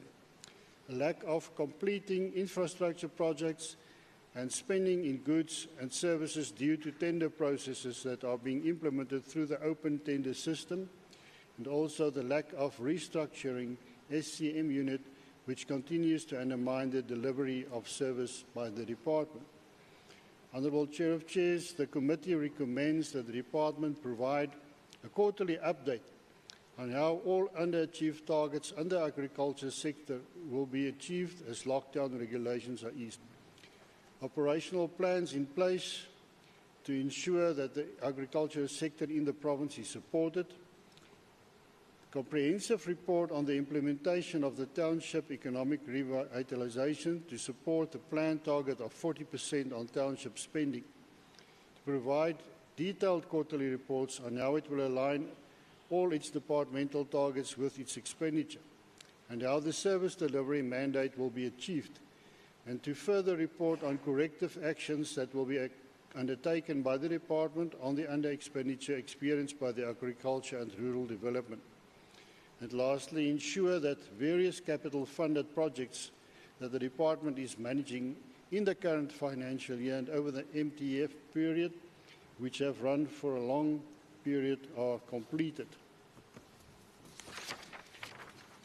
Honourable House Chair, the committee is concerned with the lack of utilisation of the conditional grants, who are standing at a worrying 1.4% of expenditure to date, when it should be close to 25% at this stage of the budget cycle. The delays over which the Portfolio Committee sought clarity in the past in the disbursements of the said grants of the national government, which have characterised the last 2 financial years, continue in the current financial year too. With respect to project management, the committee is concerned with the lack of completing capital-funded projects and spending in goods and services due to tender processes that are being implemented through the open-air tender system. With respect to project management, the committee is concerned with the infrastructure delivery management system related challenges that impacted on procurement and tender processes spent in relation to the designated groups. Based on the information set out here and above, as well as the committee's concerns, the committee therefore recommends as follows: that the department provide a report on how payouts on the conditional grants are resolved, that the department provide feedback report or plan on how the DBSA will implement capital-funded projects and completion dates, that the department will feedback and report plan how to IDMS challenges will be addressed. The committee will receive progress reports on the following: proposal plan to tackle illegal dump sites in the province, whose mushrooming in the continued and it's continued. Secondly, the quarterly report on how market days meant to aid smallholder farmers are linked to aims of the Agricultural Product Standards Bill, which amongst other things seek to help smallholder farmers with accessing markets for the produce. To provide a turnaround strategy on how procurement targets for women, youth, people and with disabilities will be achieved in the next quarters, and the status report on how the department will ensure the municipalities report on the air quality stations that have not been reported on and their emissions when required to do so.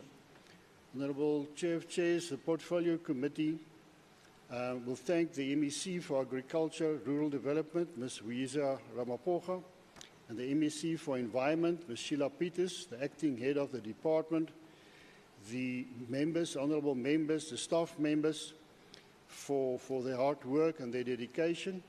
And then in terms of Rule 117.2c, read together with 164, the Economic Development, Agriculture and Rural Development Portfolio Committee presents the oversight report on the first quarterly performance report to the House for its adoption. Thank you, Chair. Thank you, Honourable Mulder. Can I get a seconder for the report, please? Dr. Mokheti? Thank you very much, Chair of Chairs. I rise to second the adoption of the report as tabled by Honorable Mera. Thank you. Thank you so much, Dr. Mokheti. I now put the question. All those in favor say yes. All those not in favor say no. The yes have it. The report is adopted. Secretary, can you please read for us the 20th order, please? Thank you, Honorable Chair of Chairs. Economic Development Portfolio Committee Oversight Report on the first quarterly report of the Department of Economic Development, including its entities for the 2024-2025 financial year. Thank you. Thank you. Honorable Mfikwe. Thank you, Chair of Chairs, honorable members. We would like that we present the report and that the House take the parts that we are not reading as read, just to save time. Thank you very much. The strategic priorities, the Economic Development Committee observes that the department still, in this quarter, paid their service providers 100% within 15 days.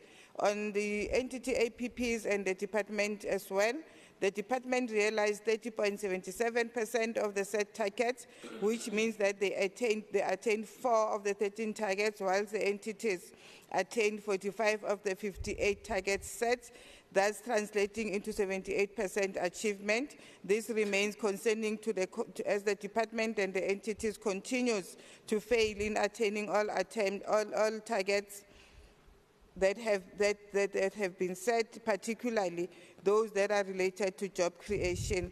The committee noted that the performance of the agencies and the entities is as follows. The last performing entity, the least performing entity, which is the GGDA, is attained 1 of its 8 targets, which translates to 12%, while spending is at 59.7 million, which is 103% of its allocation. The committee observes this with concern as it highlights the huge imbalance between inputs and outputs. The department has also spent 477 million out of the budgeted 518 million, which translates to 92% of the budget allocation. It is therefore resulted into 7.96% variance, amounting to 41 million under expenditure, which is far above the 3% threshold. This poor spending pattern is evident in 3 of the 5 programs, which are integrated economic development services spending 83.33%, business regulation and governance spending 59%, and 59%, and economic planning spending 88%. The departmental vacancy rate is currently sitting at 16.67, amounting to 68 vacant positions within the department, and the Gauteng Liquor Board at 15.39 vacancy rate, translating to 14 positions, thus averaging the vacancy rate to 16.3%, which is above the acceptable 10% norm. The vacancy rate translates to 68 positions that should be filled by the department, and the committee is of the view that all these positions are not part of the new organizational structure and should be implemented by the department. The Integrated Economic Development Services Program in the quarter under review transferred 100 million against the planned 120 million, translating to 83% expenditure to the quarter. The committee is of the view that the 20 million that was not transferred could have played a role in supporting small businesses in the province. In addition, noting that 83% expenditure was realized in the first quarter, will be accounted for and will in support of small businesses. Further concerns for the committee is that the department took a decision not to process all the transfers to GEP, as the entity was seen to have had enough cash in the quarter. This is very disturbing for the committee, as the department needs to highlight the means and measures undertaken to establish the adequate cash flow for GEP, whilst initially planning indicated that 120 should have been transferred to GEP. The committee is concerned that GGDA attained 1 out of its 8 planned targets, which constitutes 12%. GGDA has failed to attain its target on rand value, of domestic direct investment amounting to 450 million against the target of 1 billion. And the rand value of foreign direct investment of 28 million against the 2 billion target due to delayed involvement of facilitation water access to Insidibeng municipality for a project estimated to be at 2 billion vis-a-vis challenges of both the Ford Motor South Africa and KGK Diamonds. GGDA continues to fail to meet its target, Madam Honourable Chair of Chairs, related to the construction of the new visitor centre, the completion of the Biopark Phase 3, and the entity has failed to appoint new professional services service providers following the termination of the services of the previous PSP. In terms of the completing the Biopark Phase 3, the depleted professional fees for the PRT necessitated a forensic investigation. The department reported that the investigation report has been received and recommendations are being implemented. However, the committee has not had sight of those recommendations emanating from that report. Thus, it is important to be finished with such recommendation so as to interrogate the implementation of the said recommendations to the GGDA. The committee noted that the GGDA created 1,536 jobs during the quarter, with 870 permanent and the remaining 666 being temporary jobs. The committee therefore noted again that a reprioritized allocation for the Garangua Hotel School goods and services was allocated a total amount of 2.2 million, with planned marginal increase over that MTEF. The department indicated that the allocation will be used for goods and services such as limited repairs to toilets and best pipes with plumbing work, ESCOM monthly fees, gardening services, and cleaning services. That's why rates and taxes and skill development training to local communities and businesses. Furthermore, the committee was informed by the department that there is consideration to moving the school to the Gauteng Department of Education as a matter has been handed over through the MEC task team led by the HOD. Thus far, a memo has been prepared for the MEC to consider on the transference of the school. The committee observes the progress made in this regard. However, there are no timelines allocated to the finalization of this transfer.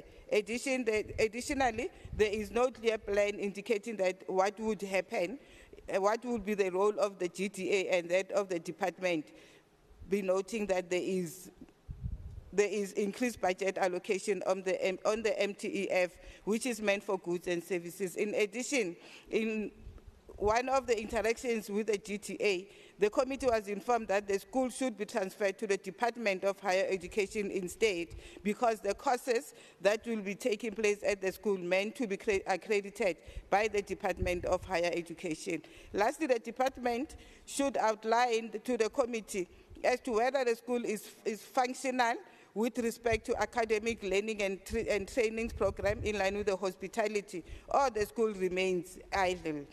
The lack of creating of adequate job opportunity remains a concern for the committee. As the previous quarter, similar concerns were raised with respect to the job creation program. The effectiveness of the implementation of the Township Economic Development Act should start bearing fruit since its enactment and going forward. Committee concerns, Chair of Chairs. The committee is concerned with the department's inability to adequately plan and transfer all the funds to GEP under the Integrated Development Economic Services Program. The committee is concerned with the department's inability to plan for targets under the Trade and Sector Development Program, including its inability to attain the set targets under the Economy Planning Program in the quarter under review. The committee is concerned again about the continuous failure of the GGDA to meet its targets relating to the construction of the new visitor center at the Constitutional Hill, and the completion of the Biopark Phase 3, resulting to a forensic report required on the matter due to the depletion of the professional fees for the professional resource team. Lastly, the committee is concerned about the goods and services budget allocation made to the Gauteng Hotel School that amounts to 2.2 million, including its operationalization of the school. The committee therefore recommends, and the recommendations must be the written responses to recommendations must be submitted, all of them, by the 31st of October 2022, that the department should submit a report highlighting the criteria which was observed to establish that GEP has adequate funding, and also the department should account about the 20 million that was not all transferred to GEP. Secondly, that the department should submit a report on the targets that are planned for the second, third, and fourth quarter on the financial year within the trade and sector program, as well as the report on the attainment of these targets should include the location of projects, implementation by the department, the budget allocation timeframes, as well as prospective implementing partners. The third one is on the GDDA, that it should ensure that by the end of October, a new professional services provider has been appointed, and that team is held accountable. In addition, the report and the recommendations on the forensic report should be provided to the portfolio committee by the 31st of October, as I said. The last one is that the department should submit a report to the committee on the timeframes allocated to finalization of the transfer of the Garankuwa Hotel School from the GTA to the Gauteng Department of Education. In addition, and as part of the report, the department should develop clear plans indicating what would be the role of the GTA be, including the role of the department be pre and post the transferring of the school. The report should further indicate details on the rationale as to why the school is being transferred to the Gauteng Department of Education instead of to the Department of Higher Education and Training. And over this, the department should further indicate whether the school is currently functional and if any academic teaching and training programs are taking place at the school. Acknowledgements, we acknowledge the MEC and the officials from the department. All committee members are duly acknowledged, including the alternate members. Also, appreciation and gratitude goes to all the support team of the committee. Then for adoption, Chair of Chairs, after due consideration, the Economic Development Portfolio Committee unanimously adopted the oversight report on the Gauteng Department of Economic Development first quarterly performance report on the 2024-2025 financial year in terms of Rule 117(2)C, read together with Rule 164. The committee presents to this August House and recommends the adoption of the committee's oversight report on the Gauteng Department of Economic Development first quarter performance report for the financial year 2024 and 2025 financial year. I thank you very much. Thank you, Honourable Mfikwe. Can we have a seconder for the report, please? I rise to second. Thank you, Honourable Moriarty. I now put the question. All those in favour say yes. Yes. All those not in favour say no. The yes have it. The report is adopted. Secretary, can we read the 21st order, please? Thank you. Thank you, Chair of Chairs. Infrastructure Development Portfolio Committee Oversight Report on the first quarterly report of the Department of Infrastructure Development for the 2024-2025 financial year.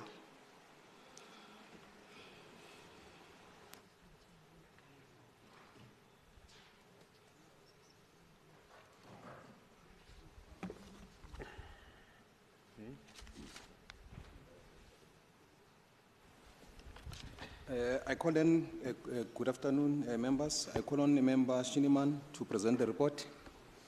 Sorry? Oh, it's Member Kumalo. Okay. I thought I've got a new name. I'm already on order 22. Yeah.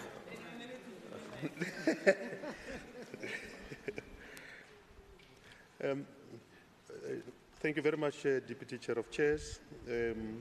Would focus on the executive summary, committee concerns and committee recommendations, and the other part should be taken as being read. Insofar as the executive summary, the committee noted and acknowledged that the department has made a significant progress in achieving its targets for procurement and infrastructure development. While many targets were met or exceeded, there were also areas where targets were not achieved, with others being partially achieved. The department successfully allocated 100% of its procurement to black-owned enterprises, surpassing the target of 82%. There was also a commendable progress on the allocation of black women-owned enterprises, people living with disabilities-owned enterprises. Small, medium, and micro enterprises were also achieved. All service providers were paid within 30 days. Additionally, the department collected 5.5 million in revenue from GPG property portfolio disposal and leases, the completion of 30 plant maintenance projects, commissioning of 3 electromechanical systems at health facilities at OD Hospital, St. Lawrence College, and OR Tambo Memorial Hospital, verification of 1,290 immovable assets in the asset register, completion of 7 infrastructure designs. While the department excelled in several areas of procurement allocation, some targets were not met. These include the percentage of procurement allocated to youth-owned enterprises, TER, military veterans and owned enterprises, empowering emerging black firms through contracting and subcontracting, renovating the Department of Education facilities, and awarding maintenance project to stars. Committee findings. Detailed committee findings concerns on each area. With respect to Program 1, the target related to procurement of budget allocation to military veteran-owned companies were not achieved. With respect to Program 2, the department failed to achieve set target to award maintenance project for stars due to budgetary constraints. With respect to Program 3, neither Mohale City nor Merafo Municipality provided their job opportunities created in the quarter under review. Committee recommendations to be responded by the 25th of the 10th month, 2024. The committee acknowledged that the department has outlined a set of proposed measures to address the challenges related to military veterans. These measures seem not to be producing the outcome. In this regard, the department should report to the committee on the new strategies to be implemented to address this matter. The department and all its client departments should take immediate steps in developing strategies for improving project planning, focusing more on budgeting for projects. The department should develop and implement measures to ensure that all municipalities fulfill their obligation to report on their program regarding work opportunities created. Consequent management should be applied to non-complying municipalities, starting with Mohale City and Merafo municipalities. In terms of acknowledgements, acknowledgement will be as per stated here, taking into account that in the fourth quarter we did make this acknowledgement, including appreciating the support that we received from the support staff. In terms of adoption, in terms of Rule 117, 2C, read together with 16, the 164, the Portfolio Committee on Infrastructure Development and Property Management present before the House the oversight report on the Department of Infrastructure Development first quarter report for the 2024-25 financial year for consideration and adoption. I thank you, Deputy Chair of Chairs.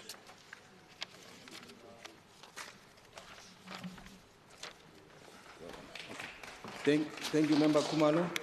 Is there a seconder?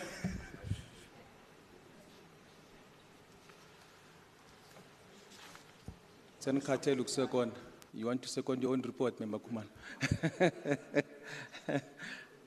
Member Sesedinyane? I rise to second, Honorable Masuku. Thank you. I now put the question. All those in favor say yes. Yes. All those not in favor say no. The report is adopted. The yes have it. The report is adopted. Will the Secretary please read the 22nd order report? Thank you, Deputy Chair of Chairs. Order number 2422 is the Transport and Logistics Portfolio Committee Oversight Report on the first quarterly report of the Department of Roads and Transport, including Gautrain Management Agency and G-Fleet Management for the 2024-2025 financial year. Thank you, Secretary. Member Shiniman, may you please present the report? Thank you very much, Deputy Chair of Committees. I'd like to ask that the parts of the report that I do not read be taken as read. In the quarter under review, the Department managed to spend 25% across all programs, whilst G-Fleet spent 20%. In terms of the expenditure per program, the Department transferred 35.09% of the allocated budget to the Gautrain in the quarter under review. The committee noted that the 4 programs, namely administration, spent 26.38%, transport infrastructure 23.32%, transport operations 22.11%, and transport regulation spent 17.76%.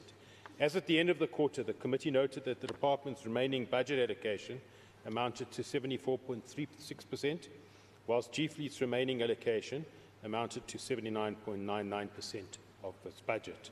On the payment of suppliers within 15 to 30 days, the committee noted that the department and entities were able to pay 100% of SMMEs and township businesses within 30 days, should I say, whilst 99% of invoices were paid within 15 days. With regards to infrastructure projects, the committee noted that the department failed to meet targets on the EPWP jobs created through construction projects for youth, women and persons with disabilities due to delays in the awarding of the K31, the D1814 and the R82 projects due to prolonged procurement processes and capacity issues at the supply chain management. According to the department, on the K31, the contractor is expected to be appointed by November 2024. With regards to the D1814, the contractor is expected to be appointed by September 2024, and in relation to the R82, the contractor and consultant have been appointed. With regards to the Gautrain Management Agency, the committee noted that the average number of rail passengers actual target fell below the quarterly target by 25% due to the fact that passenger growth has declined in the quarter under review, whilst the average number of bus passengers is reportedly lower than the quarterly target by 17%. Furthermore, the committee noted that the Gautrain system experienced 4 major train service disruptions of systems in May and June of this year due to the failure of the rolling stock main transformer, power loss, a wire break and signalling system failure. The committee also noted that the GMA or Gautrain Management Agency's allocated budget is 35% less than the forecasted expenditure for the year, and accordingly, the agency is looking at alternative revenue sources to cover the shortfall in the allocated budget. The committee will continue to focus on the implementation of intervention measures to address prolonged procurement processes on infrastructure projects, declining passenger growth and disruptions experienced within the GMA, as well as processes of sourcing alternative revenue or funding for the underfunded Gautrain Management Agency. I want to move over to the committee's findings and concerns. The concerns are as follows. The prolonged procurement processes of the K31, the D1814, due to supply chain management capacity issues and the impact exacted on the abandoned projects. The declining passenger growth and the increase in the patronage guarantee cost incurred by the province. The 4 major train service disruptions experienced in the quarter under review and the impact exacted on the reputation of the Gautrain management, of the Gautrain system, should I say. And lastly, the 35% underfunding of the agency and the impact it might have on the future commitments on the payment of patronage guarantee costs in relation to the Gautrain. I move on to the issue to recommendations, which are as follows. The department should provide the committee with a detailed report on the progress on the appointment of contractors and consultants for all infrastructure projects in the supply chain management process in the quarter under review. And furthermore, a detailed report on the interventions and implementation plan to strengthen the Supply Chain Management Directorate with the required skills. The GMA, or Gautrain Management Agency, should provide the committee with a detailed report on the implementation of an action plan to address declining passenger growth. The Gautrain Management Agency should provide the committee with a detailed report on the implementation of an action plan to address the major disruptions and a detailed report on the engagements with the State Security Agency on the alleged possible sabotage on the system. And finally, the Gautrain Management Agency should provide the committee with a detailed report on the sourcing of alternative revenue sources to cover the shortfall in the allocated budget. I'd like to take this opportunity to express appreciation to all members of the committee, the MEC, MEC Kiriboni Diali Klabela, the HOD and the team of officials from the Department of Roads and Transport for their participation in this particular process, and also like to express appreciation to the committee support for their ongoing work in providing support to the committee. In terms of Rule 1172C, read together with Rule 164, the committee presents to this House and recommends the adoption of the committee's oversight report on the Gautrain Department of Transport and Logistics, Gautrain Management Agency, and G-Fleet First Quarterly Performance Report for the 2024-25 financial year. I thank you.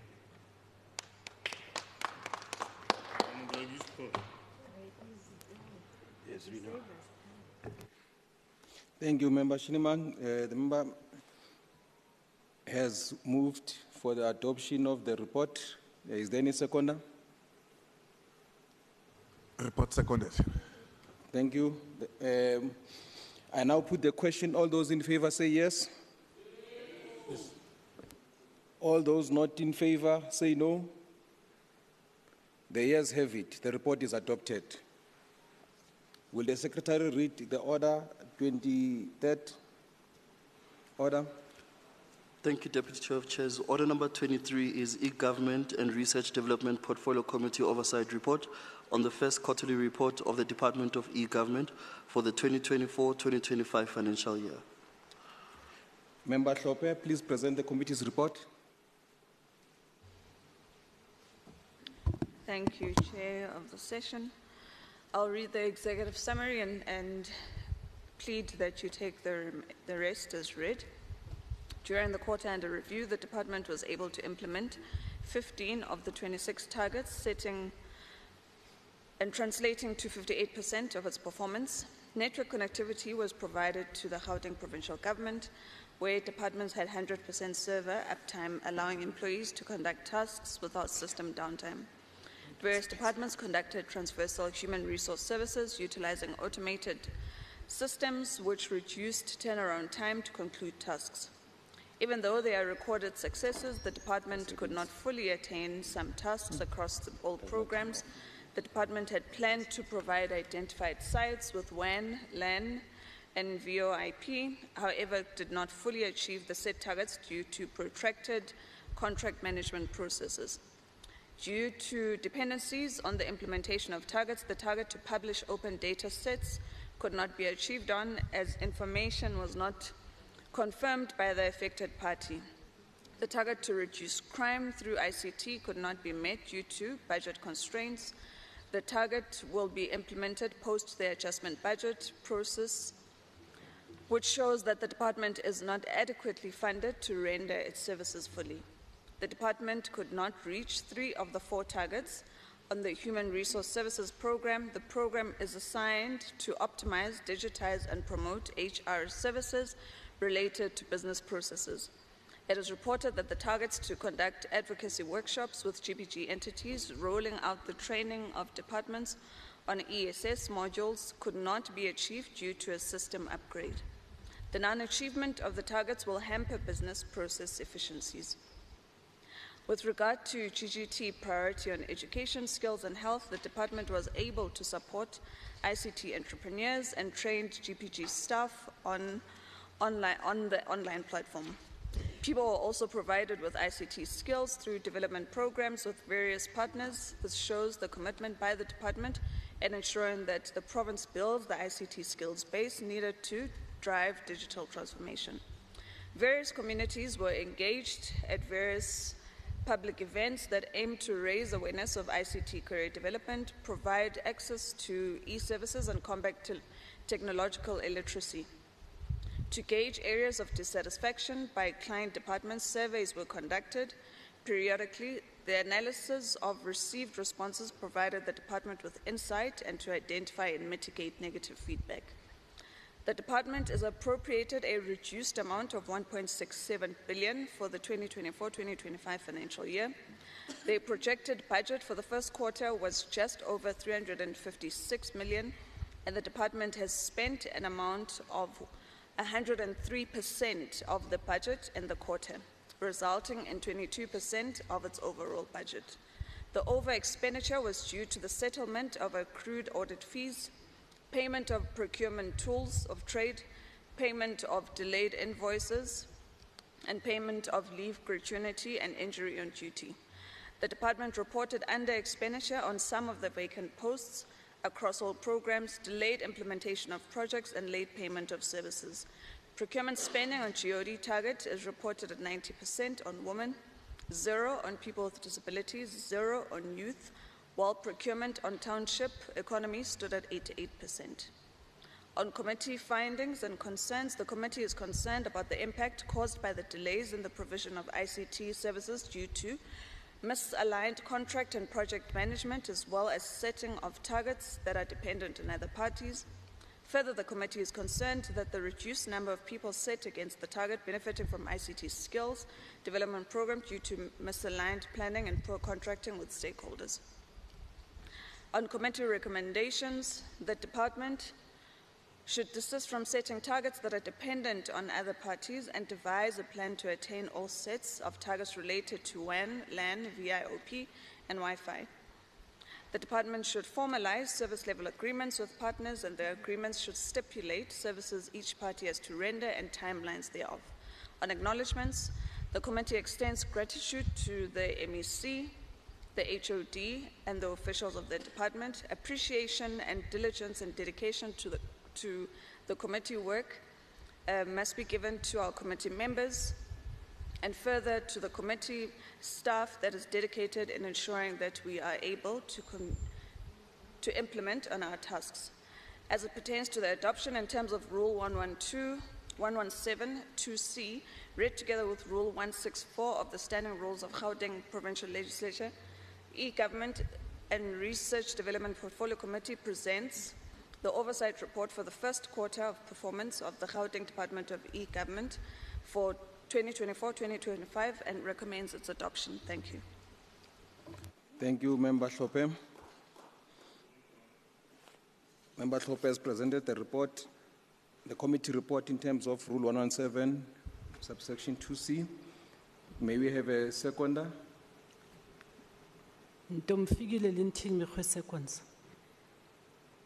I now put the question. All those in favor say yes. Yes. All those not in favor say no. None. The ayes have it. The report is adopted. Will the Secretary please read the next? Thank you, Deputy. Thank you, Deputy Chair of Chairs. Order number 24 is the Finance Portfolio Committee Oversight Report on the first quarterly report of the Gauteng Provincial Treasury, GPT, including its entity, for the 2024-2025 financial year. Member Musai, may you please present the committee report? Thank you and good afternoon, Deputy Chair of Chairs, honorable members, Ahiba Gauteng in South Africa. Deputy Chair, I'm just going to go through some certain parts and I'll request that we take the other parts as read. I'm going to go through the executive summary, the concerns from the committee and the findings, recommendations, the acknowledgements, and also move for the adoption. The purpose of the first quarter report is to provide a summary of programs undertaken by GPT from April to June 2024. The department's quarterly report provides progress reports that specify achievements against key performance targets for the period under review. The purpose of the Finance Portfolio Committee Oversight Report on the Gauteng Provincial Treasury First Quarter Report is inclusive of Gauteng Infrastructure Financing Agency is to monitor and assess GPT's performance, as reported in the quarterly performance report. In assessing quarterly performance, the committee considers both the financial and non-financial performance against set targets and expenditure patterns. The sector oversight model highlights that the in-year monitoring through quarterly performance reports provide the committee with the information needed to monitor effective program implementation. The evaluation of GPT's first quarter performance report of 2020-24-25 financial year depicts a satisfactory state of affairs, with 27 of the 28 performance targets achieved and 22% of the appropriate budget spent. The quarterly budget expenditure is slightly lower than the 25% straight line projection. However, it compares favorably with the 94% annual performance plan's achievement. As at the end of the first quarter, administration program achieved all the planned performance targets but one. The achieved performance targets pertain to compliance with legislative prescripts, of which 100% of supplier payments were paid within 30 days after receipt of valid invoices. A workshop on the training was conducted to promote awareness on transformation agenda matters, and a report was submitted to the Office of the Premier to monitor the implementation of GOD programs. Noteworthy, contrary to placing 10% of youth as a percentage of staff complement of 814 the development programs, 11% of youth were placed in development programs. GPT reported that the projection allowed for slight overachievement to support youth development. However, the Portfolio Committee noted that GPT is struggling to reach the requisite percentage regarding the appointment of women in SMS positions. 45% of women were appointed as SML level, as opposed to the planned 50%. The reason for deviation is that one female SMS member resigned in the first quarter and no appointments were finalized. To remedy underperformance, GPT undertook to fast-track recruitment on funded posts targeted to address employment equity in the second quarter. Expenditure for this program stood at 121% of the appropriated funds for the period under review and 28% cumulatively. Of the 5 performance targets planned under Sustainable Fiscal Resource Management Program, all performance targets were achieved. The performance targets relate to the publishing of one main appropriation gazette, submitting 3 IYM reports for departments, submitting 10 IYM reports for entities, assessing 100% of reports of the submitted planning documents completed and submitted to the departments before the prescribed legislative time frame, and disbursing cash to Gauteng provincial government departments in line with the appropriation funds. To this extent, cash requisition of 43,277,533,000 did not exceed provincial liquid assets of 45,026,793. The program managed to spend 97% of the funds appropriate for the quarter under review, or 13% of the total appropriation. Of the 15 performance targets applicable to JIVA for the period under review, all performance targets were achieved. As at the end of the quarter, 93% of the funds appropriated for the quarter were expended, and expenditure stood at 24% year to date. Similarly, financial governance program had 5 performance targets earmarked for this quarter, and all performance targets were achieved. The performance targets are associated with ensuring 100% submission of annual financial statements by GPG departments, ensuring 100% submission of AFS by GPG entities, and producing a departmental 30-day supplier payment compliance report, and convening 5 audit committee cluster meetings.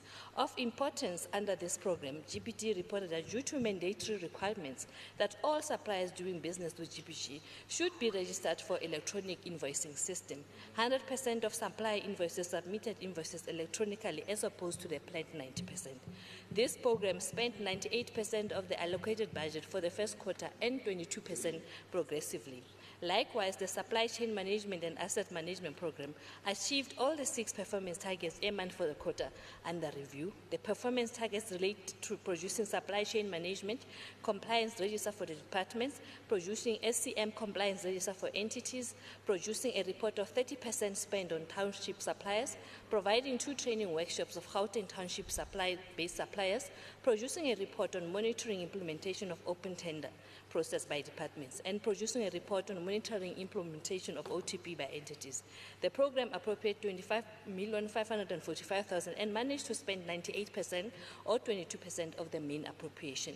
In the same vein, the municipal finance Financial Governance Program achieved all the 6 planned performance targets. The performance targets refer to conducting 29 IGR engagements with relevant stakeholders, providing a structured capacity building initiative to municipalities, conducting 8 compliance assessments on MFA by 8 delegated municipalities, conducting 8 assessments on table budgets for delegated municipalities, and publishing provincial grants allocated to Gauteng municipalities. This program expended 73% of the funds allocated for this quarter and 21% of the main appropriation, marking a program with the least expenditure of all programs. The only performance target planned under Gauteng Audit Services Program was achieved. The performance is about ensuring internal audit recommendations are tracked as implemented at departments and trading entities. The expenditure for programs stood at 88% for the quarter and 22% year to date. The Portfolio Committee noted that neither GPT nor GIFA reflected on any major strategic risk nor request for intervention with respect to their APPs or budget and or quarter performance in their reports. As we move to committee concerns and findings, with respect to provincial supply chain management, the committee noted with concern the uneven distribution of 30% procurement spend on township suppliers per developmental corridor, with central and northern development corridors taking a big chunk of the 30% procurement spend. With respect to Gauteng Audit Services, the Portfolio Committee is concerned about the impact the outstanding implementation of internal audit recommendations would have on audit outcomes. With respect to entity financial performance, the committee is concerned about GPT procuring goods and services at the penultimate end of the financial year. The committee therefore recommends that GPT should devise and submit a strategy to ensure that there's equity in the distribution of 30% procurement spend on township suppliers, that GPT should submit a comprehensive report accounting for what could have led to the outstanding implementation of internal audit recommendations and the impact it would have. The GPT should provide cogent reasons why the procurement of goods and services was done at the penultimate end of the financial year, when there was a high probability that the payment might be effected in the next financial year. We'd like to extend our gratitude to the Honorable MEC Elma Hile, the head of the department, Ms. N. Mnyani, GIFA CEO, Mr. Opa Siabi, as well as senior officials from the GPT for their cooperation during the consideration of the report, and appreciate the members that are participating in the Portfolio Committee and also the staff that supported this process. After due consideration, the Finance Portfolio Committee unanimously adopted the first quarter performance report on the Gauteng Provincial Treasury for the 2024-25 financial year. In terms of Rule 1172C, read with Rule 164, the Finance Portfolio Committee presents to this House and recommends the adoption of the committee's oversight report on the first quarter performance report on the Gauteng Provincial Treasury for the 2024-25 financial year. Thank you, Chair. Thank you. Member Musai has moved for the adoption of the committee report. Is there a seconder? Member Klaba? I would like to second the report, Chair. Thank you. Thank you. All those in favor say yes. Yes. All those not in favor say no. Back. Will the Secretary read the 25th? Thank you, Order. Honourable Deputies, Chair of Chairs. Social Development Portfolio Committee Oversight Report on the first quarterly report of the Department of Social Development for the 2024-2025 financial year. Thank you. Member Chokwe, please present the report, the committee report. Thank you very much, Honourable Deputy Chair of Chairs, Honourable members in the House and the people of Gauteng. Honourable Deputy Chair of Chairs, the House should take other parts of this report as read. I, the Chairperson of the Portfolio Committee on Social Development, hereby tables the committee's report on the first quarter report of the Gauteng Department of Social Development for the financial year 2024-2025 financial as follows. I'll read the executive summary. The department continued to lead in the coordination of social protection imperatives outlined in the United Nations Sustainable Development Goal and the National Development Plan Vision 2030, that are implemented through the medium-term frame through Priority 4, consolidating the social wage through reliable and quality basic services.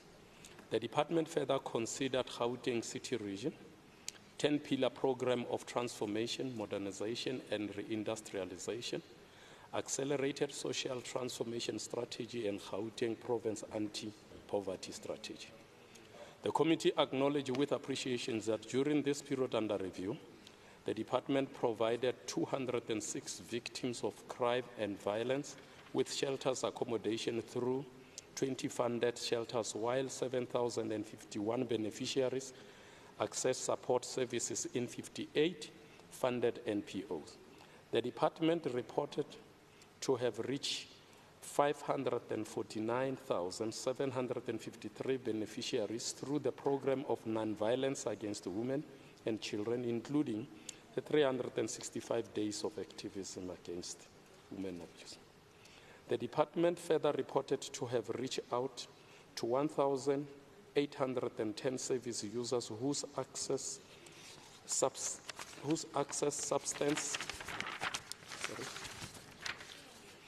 use disorder treatment services and provided aftercare program to 1,631 persons who had received assistance from substance abuse treatment centers.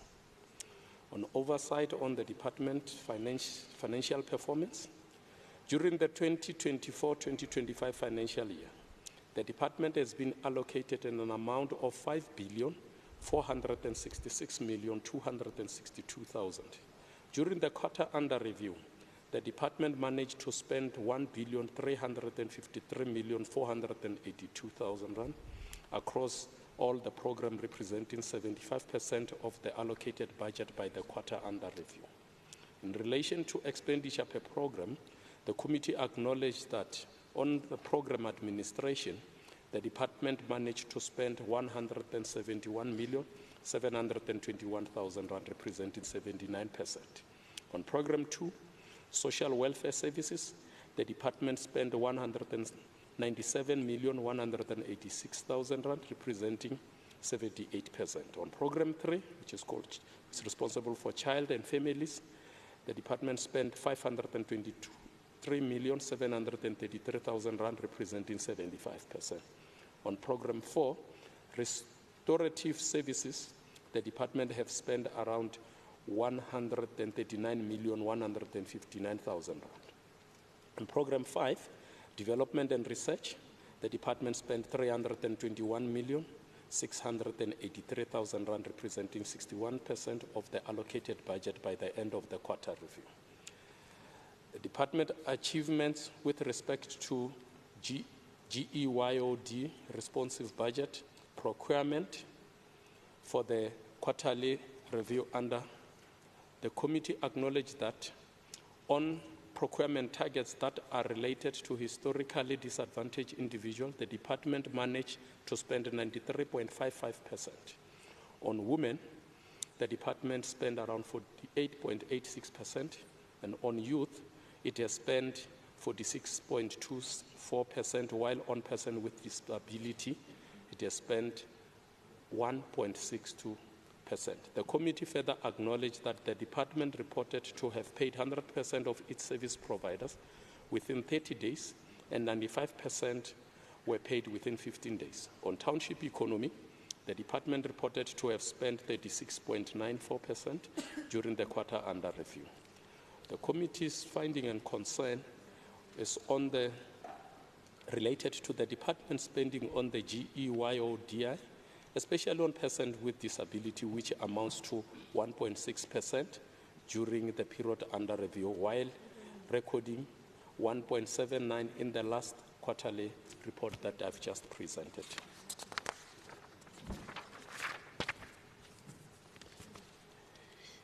On the proposed committee recommendation, which has to be submitted in written by the 30th of October 2024, the department should explore avenues and intensify efforts that will make sure that it reach more persons with disability. The department should submit the progress report by the stipulated time frame. I would like to acknowledge As the committee, we would like to acknowledge and thank MEC for Social Development, Honorable Faith Mazibugu, Acting HOD, Mr. Bongani Ngomani. I would like to express my appreciation to members of the committee, Honorable Sharif, Honorable Nseke, Honorable Mehwe, Honorable Abrams, Honorable More, Honorable Sedinyani, Honorable Simatla, Honorable Meso, Honorable Evans, Honorable Mkwanasi, for their commitment to the oversight process. I commend them for their diligence during the deliberation of this budget vote. The committee will like to thank the team, the committee team, made up of Ms. Panswa Mbalo, Mr. Sipho Nwala, Dr. Sekina Nenweli, Ms. Nontlantla Jikolo, Mr. John Muloi, Ms. Dimakatso Ngwenya, Ms. Nomveliso Klebi, Kulekani Kulu, Mr. Ibi Mokoka for their dedication in assisting the committee to achieve the mandate.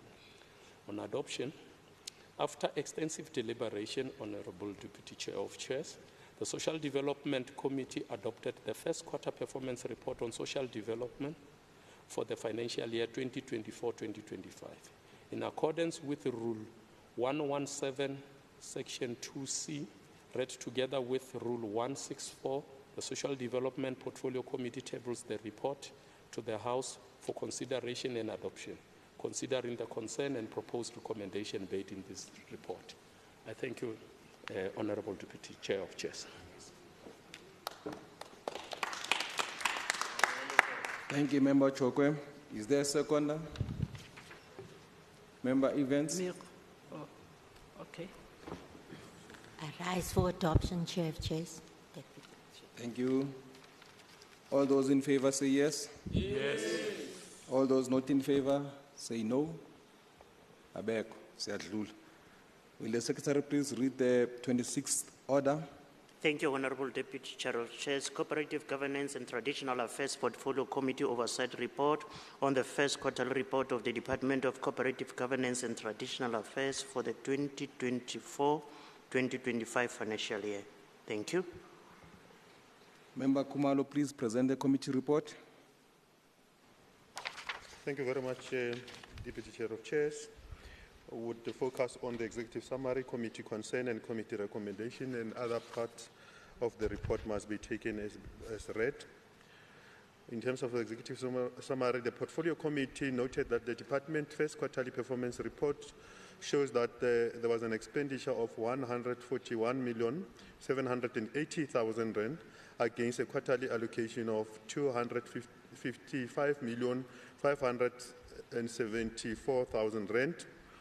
The variance, which is under expenditure, is reported is 130,756,000 rand, and which constitutes 19%. In terms of the total budget and expenditure to date, the department has spent 14% of its annual budget for 2024-2025 financial year. The department indicates that conditional grants were not transferred to municipalities due to misalignment of the financial years. Furthermore, the department paid 100% of its service providers within the stipulated 15 days. The department highlighted that the appointment of women in senior management services is currently 39% from 35% in the last years, as of the 30th of June 2024. In the same light, the department employed 14 people with disability, and this translated to 2.2%. The portfolio committee commends the department in the increasement of appointment of women in SMS and people with disabilities, and encourage the department to reach the desired percentage as planned. The department also reported that 5 municipalities except Midval were supported with technical skills capacity through disciplinary teams to address service delivery issues. On risk assessment, the same risk assessment, inability to effectively support municipalities to be financially viable, disruptions of the administrative and political operation in hung municipalities, and inadequate support for municipal services delivery of infrastructure project. in terms of multidisciplinary teams not making an impact to support CAPEX and Urban Sustainable Development Grant, as well as poor support for local economic development in municipalities. In terms of our concerns and findings, the department incurred an under-expenditure of 130,756,000 rand, which constitutes about 19%, and which is more than the permissible 5%. Conditional grants were not transferred to municipalities. The following risk has been appearing in the department since the sixth administration: inability to support municipalities to sustain themselves financially, disruptions of administration political operations in hung municipalities, inadequate support for municipal service delivery on infrastructure projects, poor support for local economic development in municipalities. Committee recommendation to be responded by 31/10/2024. Based on information set out herein above, as well as committee concern, the committee therefore recommends as follows. The portfolio committee treats underspending as a means to suppress service delivery in the province of Gauteng. The huge underspending of as reported compromises the department's ability to perform. The department should put measures in place to ensure prudent spending throughout 2024-2025 financial year. The department should implement strict deadline to ensure transference to municipalities done on time, as the late transfers cause the municipalities to inadequately spend, and this will eventually lead to fiscal dumping. Furthermore, the department should enhance communication channels with municipalities, establish a monitoring system, and ensure compliance. The department should provide the committee with detailed report on how it's going to address the following risks that has been incurring, the reported risk that has been incurring since the sixth administration. In so far as acknowledgement as stated under the heading itself, and so far as adoption in terms of Rule 117(2)C read together with 164, the Portfolio Committee on Cooperative present the oversight report on the first quarterly performance report of the Gauteng Department of Cooperative for the financial year 2024-2025 financial year, and recommend it for its adoption. Thank you very much, Deputy Chair of Chairs.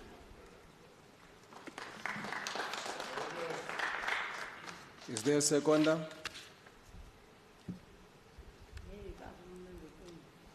Member Ngani? I second unconditional. All those in favor say yes. Yes. All those not in favor say no. The ayes have it. Will the Secretary please read the next order?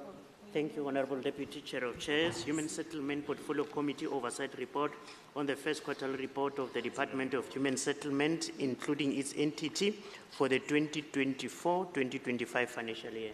Thank you. Member Mukherjee, please present the report. Thank you very much, Honourable Deputy Chair of Chairs, for the opportunity to table the first quarter performance report for the 2024-2025 financial year on behalf of the Portfolio Committee on Human Settlement. Deputy Chair of Chairs, allow me to only focus on the highlights of the report. The committee noted that as at the 30th of June 2024, total expenditure for the department amounted to 859 million, which translates to 56% of the total annual budget of 5.7 billion. The department underspent by 44% in quarter one due to the delay in approval of the ISUPG business plan, which affected the procurement process. Human Settlements Development Grant. The expenditure for the quarter under review is primarily for the settlement of accruals and transfer to municipalities, as evidenced by the cash flow projection contained in the business plan of the department. The Portfolio Committee noted that on number of work opportunities created through the Human Settlement Development Grant and the Expanded Public Works Program Incentive Grant each financial year. The planned target of 300 work opportunities was achieved. In relation to the percentage of procurement budget that targets business owned by women, the department did not achieve its target of 40% and managed to achieve 14.47% on procurement budget that targets township-based businesses. The department did not achieve its target as 1.81% was achieved against a planned target of 60%. Regarding 20% of procurement budget that targets business owned by youth, the report demonstrates that the department did not achieve its target as 7.44% was paid to businesses owned by youth against a planned target of 20%. With regard to the percentage of procurement budget that targets business owned by people with disabilities, cooperatives, and military veterans, 1.33% was achieved against a planned target of 10%. The department achieved its targets on percentage of invoice paid within 30 days of receipt. They reported 100% of the invoices received were paid within 30 days of receipt. In relation to the research reports completed, the first quarter, the department had a planned output of completing one draft research report, and this target was achieved as one research proposal was completed. With regard to the number of new title deeds registered, the planned target was 10 and 0 was achieved. According to the department, the payment of title deeds for walk-up units requires the variation order to be approved as the subsidy quantum is not enough to cover the sectional title deeds registration. In terms of number of ownership disputes resolved in respect of pre-1994 title deeds backlog, the planned target was 15. However, 12 ownership disputes were resolved. Furthermore, about the percentage of residential rental housing disputes resolved by the end of the financial year. The planned target was 70% and it was achieved. In fact, it was overly achieved by 74.18%. It is reported that the target is demand-driven.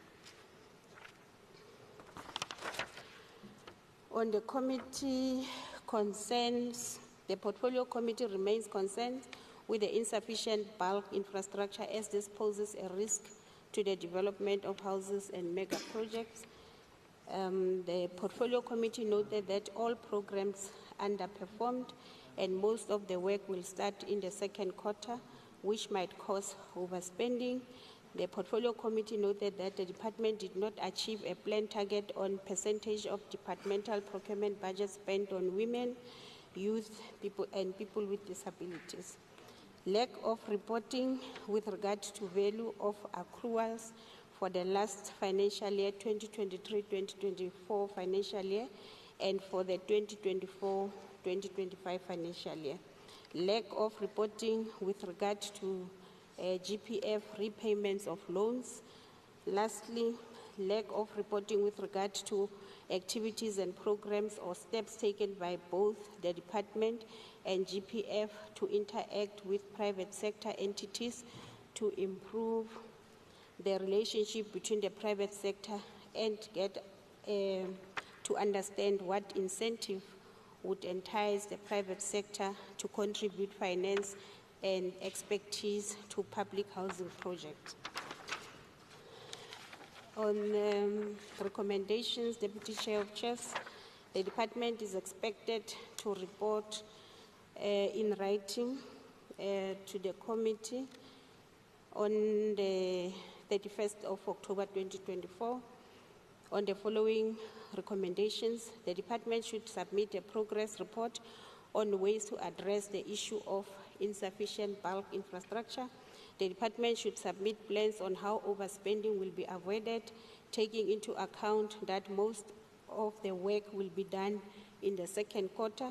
The department should provide measures in place, if any, to improve on targets that were not achieved on the percentage of the departmental procurement budget spent on women, youth, and people with disabilities. Provide a detailed report on the value of accruals for the last financial year and for this financial year of the 2024-2025 financial year. GPF should also submit a report on the repayments of loans. And lastly, the department and GPF should submit activities and programs or steps taken to interact with private sector entities to improve the relationship with the private sector, and what incentives should entice the private sector to contribute finance and expertise to the public housing project. On acknowledgement, Deputy Chair of Chairs has tabled earlier in the first report on adoption in terms of Rule 1172C, read together with Rule 164. The Human Settlements Portfolio Committee presents the oversight report on the first quarterly performance of the Gauteng Department of Human Settlements for the 2024-2025 financial year and recommends its adoption. I thank you. Thank you.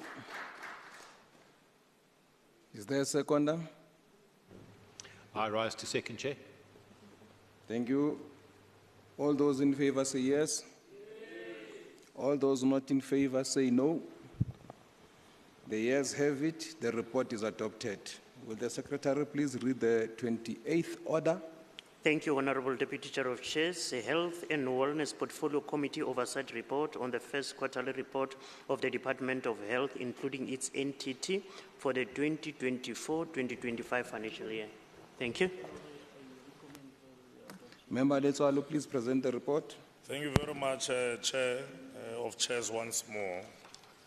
And once more, let me extend my felicitations to the residents of Gauteng.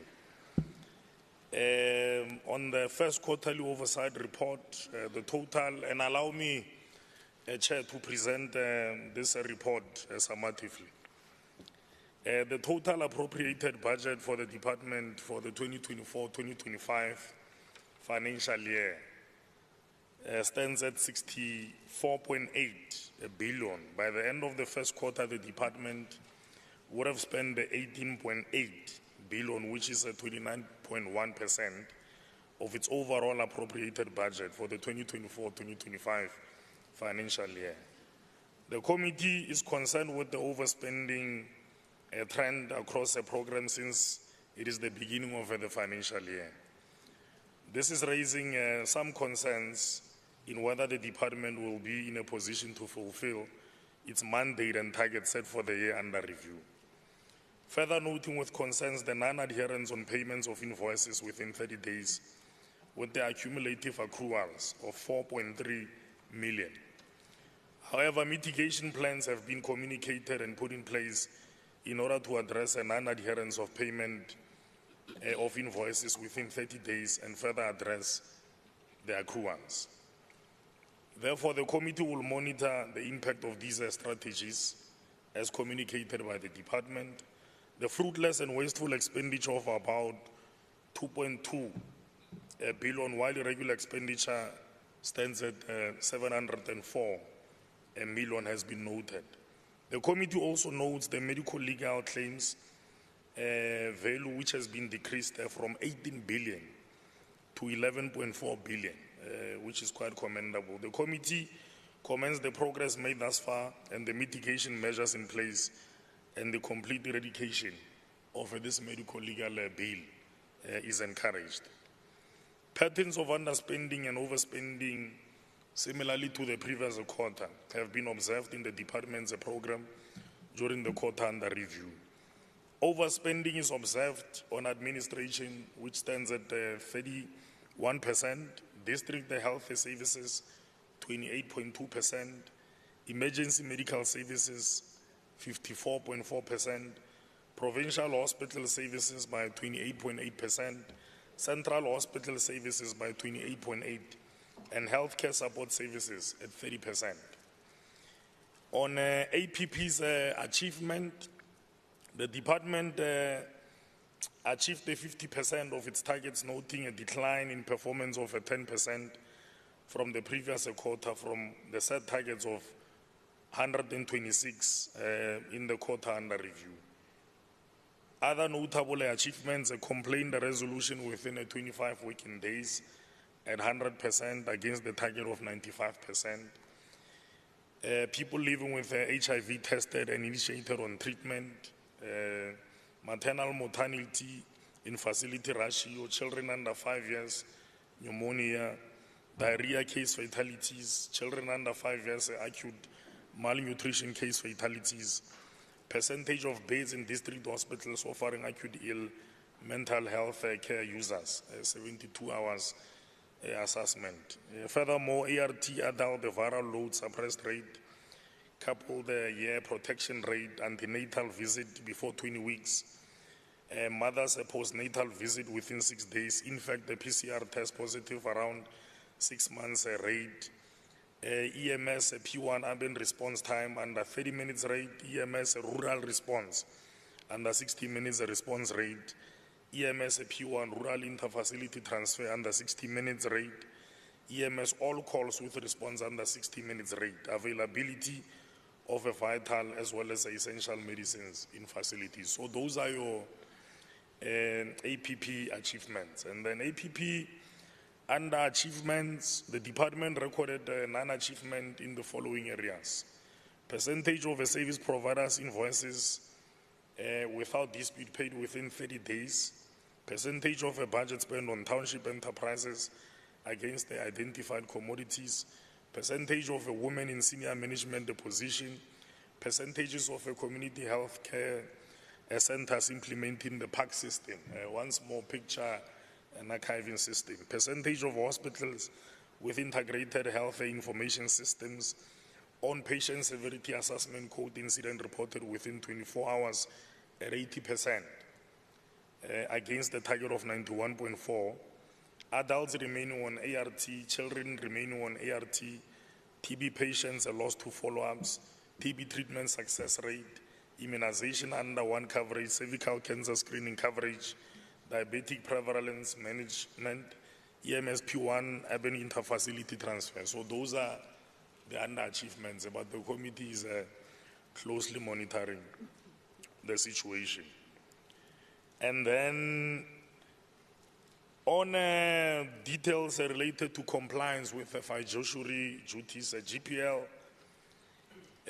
we have noted that the department would not have fully complied with the requirements of the GPL in submitting reports, some other responses, as well as the House resolutions, including petitions. The committee is still noting outstanding House resolutions from the previous financial year, but we've seen a steady improvement to some extent. And then the AG's observation, the department was compliant with the AGSA requirements when submitting financial statements and any other information required by the office. On Public Service Commission, the department once more is compliant with the PSC and responsive with the recommendation made. Update reporting is provided to the committee for notary. And then on committee concerns, the committee is concerned with the cases of maternal mortality rates in all levels of care. The committee is also concerned with the wasteful and fruitless expenditure as well as irregular expenditure reported in the quarter under review. The committee is also concerned with the inefficiency of the TNet system to manage a patient's booking and information. So there's an intermittent delay in the uploading of a patient information. Committee recommendations, the department to provide a report on the disease management educational program to ensure that the underlying diseases that are the cause of the increase in maternal mortality rate is managed. So system building and system efficiencies, and we're expecting a report by the 31st of October.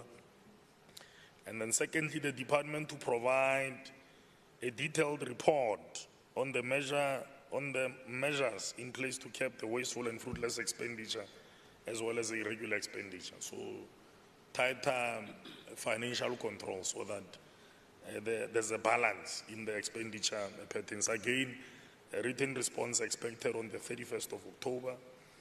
And then the department to provide a plan to improve the TNET system in order to ensure that appointments and booking of patients are not lost in the system. So there are core dependencies, so there might have to be a conversation with the national, but we're expecting a report also on the 31st of October. On acknowledgements, the chairperson, well, I want to thank the Honorable MEC, Menomantu Ngomoralo Hogo, and her team for the preparation of this report and the efforts made in taking the committee through the details of the report as well as responding to questions raised by members. Highly appreciated. It's the role of both the political as well as administrative membership of the committee for their dedication and commitment. Of course, other people are errand, they don't attend the oversight visits and meetings, but we thank them nonetheless. On adoption, in accordance with Rule 117, subsection 2, Provincial C, right together with Rule 164, the Health Portfolio Committee hereby recommends that the report of the Gauteng Department of Health first quarterly oversight report be adopted by the House, taking into account the committee concerns as well as recommendations made in this report. Thank you very much. Thank you, Member Letswalo. Member Letswalo has moved for the adoption of the committee report. Is there any seconder? Is there a seconder, Member Evans? I second. Thank you. All those in favor say yes. Yes. All those not in favor say no. Abeg. Thank you. Will the Secretary read the next order? Thank you, Honorable Deputy Chair of Chairs. Sports, Arts, Culture and Recreation Portfolio Committee Oversight Report on the first quarterly report of the Department of Sports, Arts, Culture and Recreation, including its entity for the 29th order, Honorable Chair of Chairs, Education Portfolio Committee Oversight Report on the first quarterly report of the Department of Education for the 2024-2025 financial year. Thank you. Member Mhlongo, please present the committee report. Thank you, Deputy Chair of Chairs. Greetings again to the House, and please note that the contents that are not read here should be considered as read, as we'll be doing the summary of the report. The Gauteng Department of Education received a total allocation of 65,842,939,000 in the 2024-25 financial year. And of that, they have spent 17,587,153,000 by the end of the quarter under review.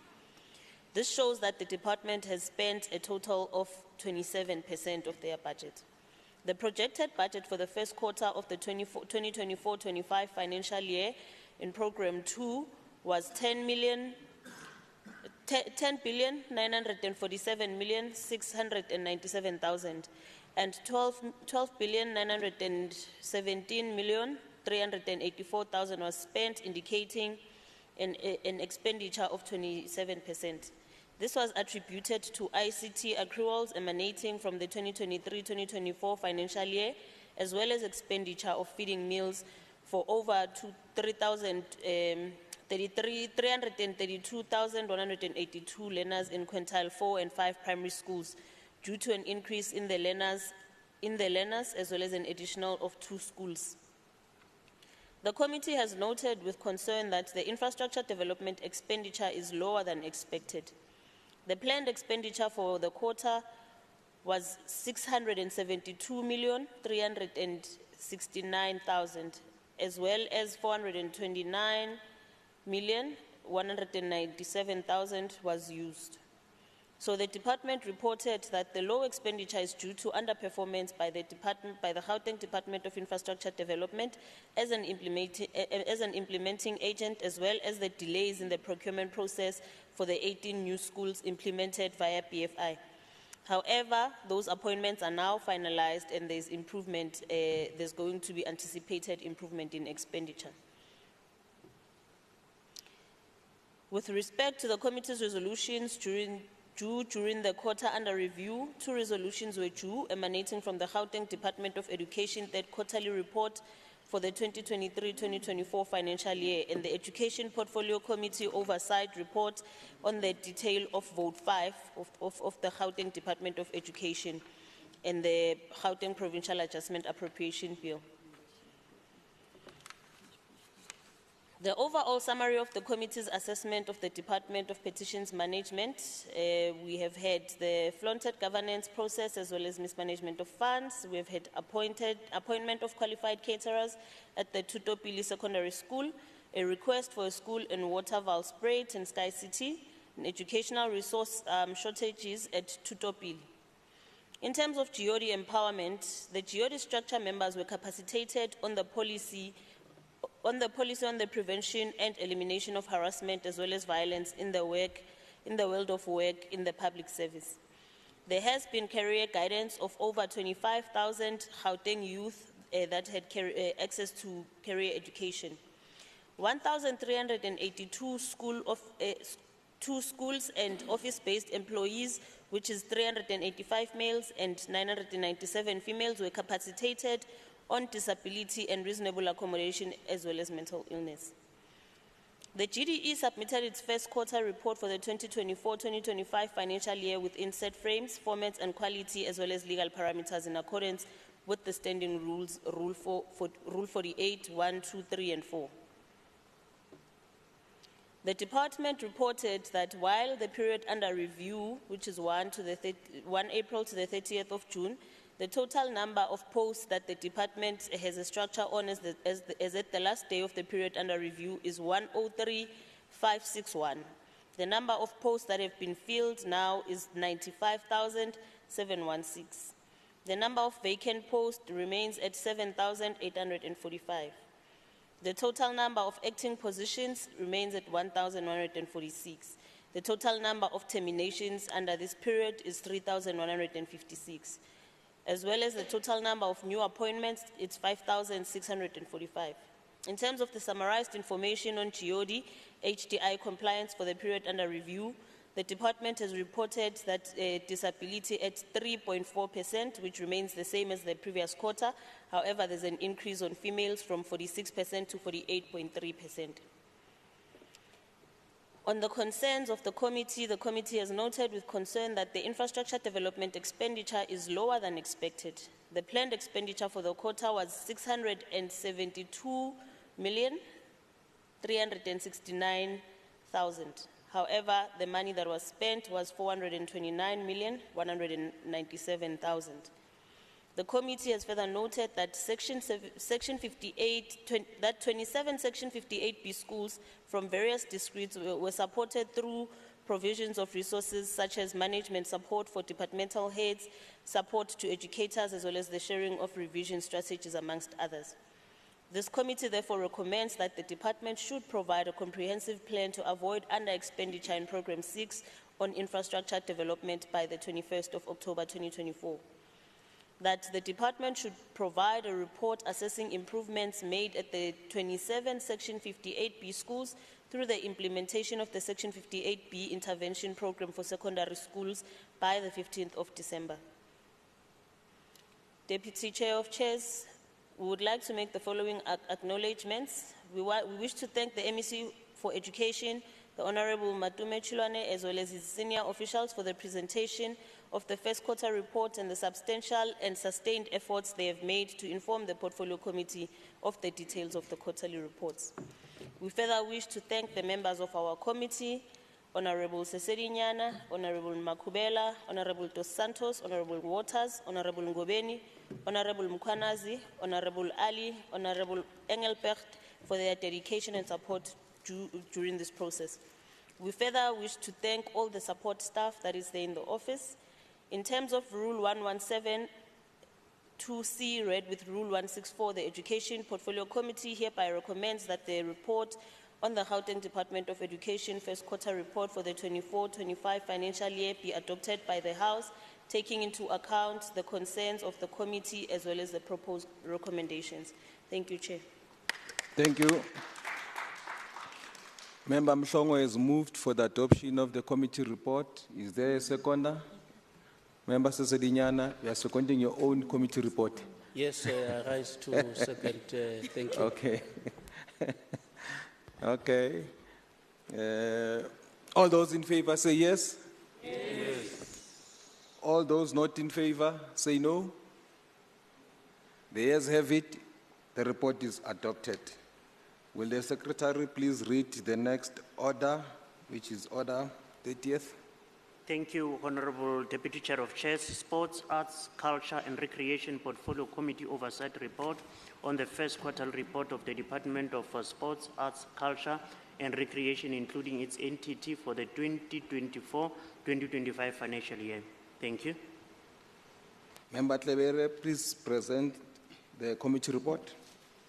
Thank you, Deputy Chair of Chairs. Greetings to the House again. Deputy Chair, may I request that the part that I will not be reading be taken as read. As the chairperson of the Portfolio Committee, Sports, Recreation, Arts and Culture, I hereby table the committee's report on the first quarter report of the Gauteng Department of Sports, Arts, Culture and Recreation for 2024-25 financial year as follows.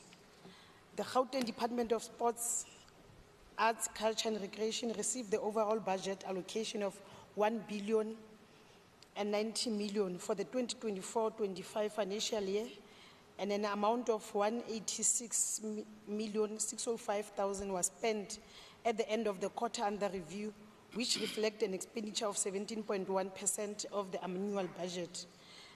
The expenditure is not in line with the Treasury regulations, as the department was expected to spend 25% by the end of the first quarter.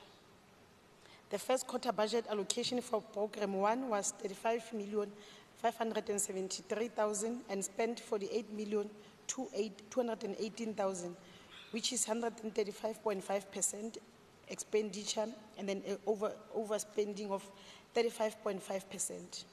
The department attributed this to the compensation of employees for the payment of 606 youth profilers who were on a 6-month contract as part of the Nasi-Spani initiative. An amount of 12,645,000 was allocated for this output, approved by the Gauteng Provincial Treasury upon a request to reclassify funds from the goods and services allocation to fund the compensation of employees. The quota allocation for Program 2 received an allocation of 59,914,000, and of this 67,221,000 was spent. This is an expenditure of 112.2% and an overspending of 12.2%. This is attributed to the payment for capital assets of the gig trucks that were procured in the first quarter of the previous financial year, but the payment was processed in the first quarter of the current financial year. A total of 14 targets set for the quarter under review for this program were achieved, and of these 9 were set, and of these 9 were achieved, reflecting 64% and 5 were not achieved. Program 3 received a quarter budget allocation of 32,848,000 and managed to spend 21,517,000, which marks an expenditure of 65.5% due to a lower expenditure on goods and services because of procurement process delays in SLAs and tax compliance of municipalities. This program was reported to have achieved all set targets. The targets for the quarter were 8 and were all achieved as planned and exceeded in some instances. However, only 65.5% of the budget for the quarter was spent, with an underspending of 11,331,000, which demonstrated that there was no correlation between financial and non-financial performance. The Gauteng Film Commission was allocated an amount of 17,418,000 for the quarter under review and managed to spend 15,636,000, reflecting 31% of expenditure and underspending by 19%. This was achieved with only 11 achieved targets out of 19 targets set for the quarter under review. There is no correlation between the expenditure and achieved target. In this regard, as some of the core programs were not achieved due to the transitional process of the Commission.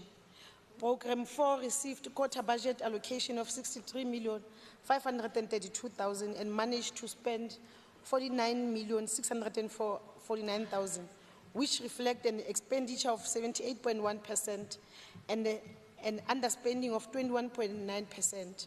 This performance was due to vacant posts in conditional grants, indicating the procurement of goods and services. This was achieved with 10 out of 18 targets achieved. And the committee findings and concern: the Bipato Memorial and Youth Center was not supported through the annual transfer of funds in the quarter under review due to non-accountability for the funds transferred to the Sidibeng District Municipality. The regression in performance by the Gauteng Film Commission due to the transitional process into a public entity. The department planned to support 6 premier social cohesion games. However, this target was not achieved, and this output was not achieved in the same period of the previous financial year. The recorded underspending in all programs and lack of correlation between expenditure and targets related to structural challenges associated with supply chain management and a high vacancy rate. The department's failure to attend and respond to petitions referred to them, indicating a gap in responsibilities. And the committee's recommendations are as follows. The departments are recommended to provide the progress report on the establishment of the provincial agency that will be responsible for the operationalization of all monuments by the 29 November 2024.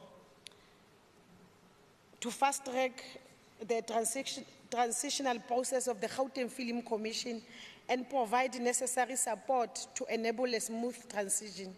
Provide the committee with a progress report by the 29 November 2024. Put measures in place to ensure that the premier social cohesion games are hosted as planned yearly, and provide the committee with a progress report by 29 November 2024. Put measures to address the lack of correlation between expenditure and targets and structural challenges associated with supply chain management and the high vacancy rate. Provide the committee with a report by 29 November 2024. Expedite the petition responses to accelerate service delivery issues. Provide the committee with a progress report on the implementation of the petition referred to the department by the 29 November 2024. The committee would like to thank the MEC of Sport, Arts, Culture and Recreation, Honorable Matume Chilwani, the HOD, Mr. China Mashinini, and the officials of the department. The committee appreciates the diligent deliberation of the honorables members, Honorable Member Ndlovu, Honorable Flope, Honorable Chabalala, Honorable Diager, Honorable Seteka, Honorable Meso, Honorable Adams, Honorable Ngobeni, and alternate members, Honorable Miller, Honorable Poho, and Honorable More. The committee also thanks the Group Committee Coordinator, Ms. Z. Pantswambalo, Senior Researcher, S. Nenweli, Committee Coordinator, P. Sigubudu, Committee Researcher, M. Shikwani, Committee Administrator, L. Dabula, Senior Information Officer, J. Kiwitz, Communication Officer, Obridi Kola, Hansard Recorder, R. Moremi, and Service Officer, J. Mamabolo, for their role throughout the process. The Sport, Arts, Culture and Recreation Committee adopted its first oversight report on the Department of Sports, Arts, Culture and Recreation first quarter performance report for the 2024-25 financial year. Following Rule 1172, Subviso C, read together with Rule 164 of the Gauteng Provincial Legislature, the Sport, Arts, Culture and Recreation Portfolio Committee tables the report to the House for consideration and adoption, considering the concern and the proposed recommendation made in the report. Thank you. Thank you. Thank you, Member Lebere. Is there any seconder? I rise to second, Deputy Chair of Chairs. Thank you, Chair of Chairs. Member Adams. All those in favor say yes. Yes. All those not in favor say no. None? Okay. The ayes have it. The report is adopted. Secretary, please read the 31st and last order, isn't it? It's the last one. Thank you, Honorable Deputy Chair of Chairs. Community Safety Portfolio Committee Oversight Report on the first quarterly report of the Department of Community Safety for the 2024-2025 financial year. Thank you. Member Masuku, please read the committee report. Thank you, Deputy Chairs of Chairs. I'd like to request that the part of the report that is not going to be read out loud be considered as read as part of this report. The department overall performance on service delivery targets was 90% for the first quarter. Program 1 administration achieved 42.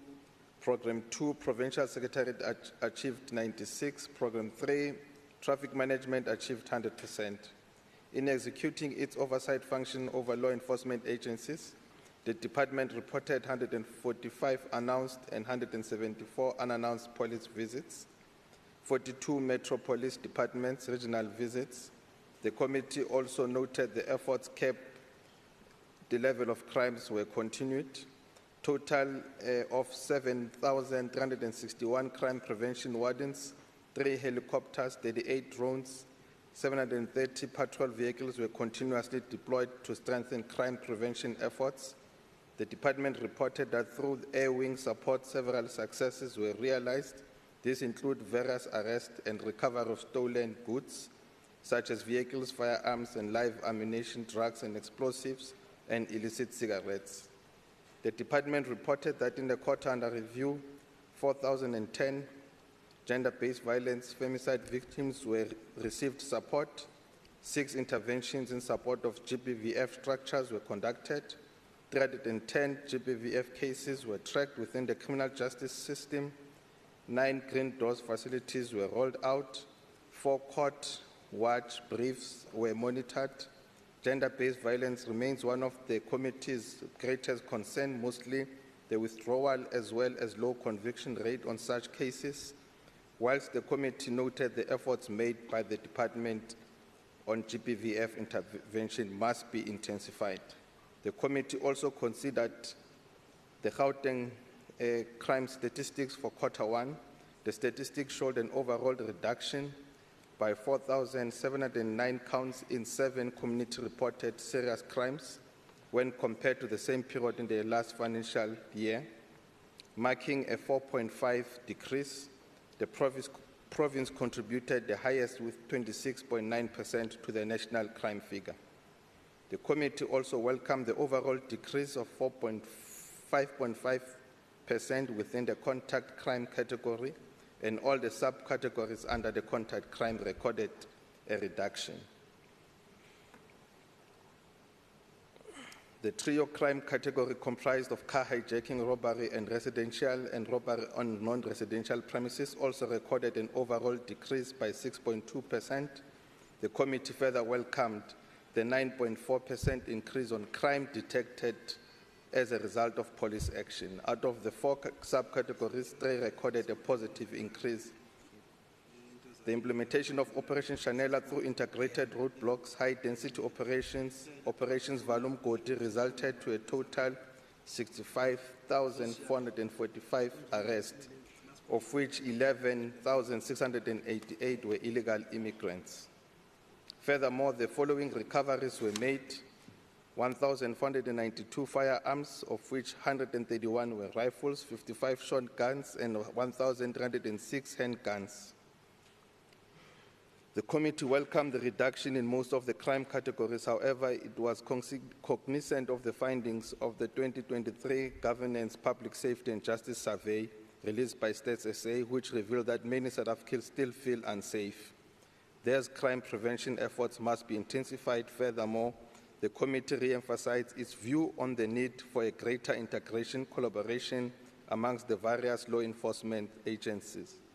and restoration of trust and enhanced working relationship between police and the communities to achieve crime reduction.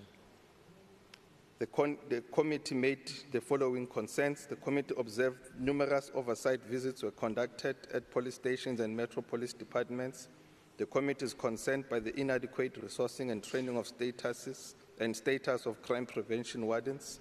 The committee is concerned by the functionality of drones in the crime prevention effort. The committee is concerned by functionality of CCTV cameras in crime prevention.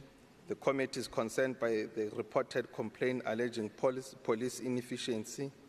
Safety in school remains the greatest concern, and the committee is still concerned by the incidences of gender-based violence. The committee makes the following recommendations.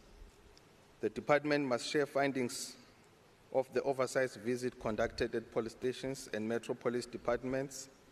The department must report on the status and of crime prevention wardens. The department must provide a progress report on the functionality of drones. The report from which include the fully operational drones and the compliance status with the South African Civil Aviation Authority regulations. The department must provide a detailed report on functionality of CCTV cameras. The department must provide a progress report on complaints regarding police inefficiencies. The department must enhance its school safety intervention programs. The department must conduct a comprehensive assessment of GBVF program to identify possible gaps for improvement to ensure effectiveness and submit this report by the 28th February 2025. All the other reports are expected on the 31st October 2024. As a chairperson of the committee, I would like to acknowledge the Premier, Honorable Sufi, and the HOD, who cooperated in making sure that this report is properly assessed of the first quarter report for financial year 24-25.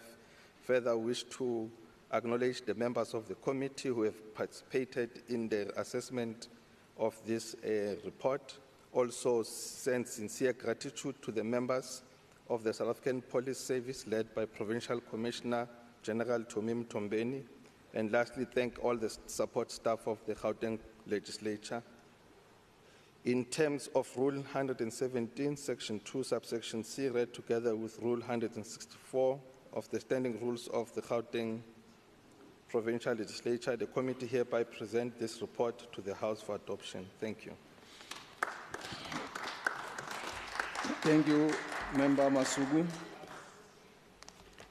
Member Masugu has presented the committee report, which is the last one. Is there a seconder to this committee report?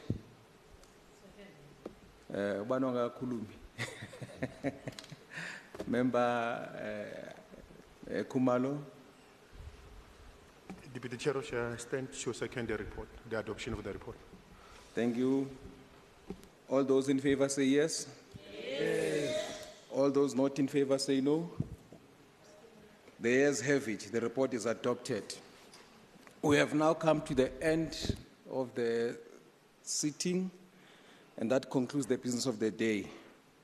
The next sitting will be on the 15th of October, 2024. The House is now adjourned.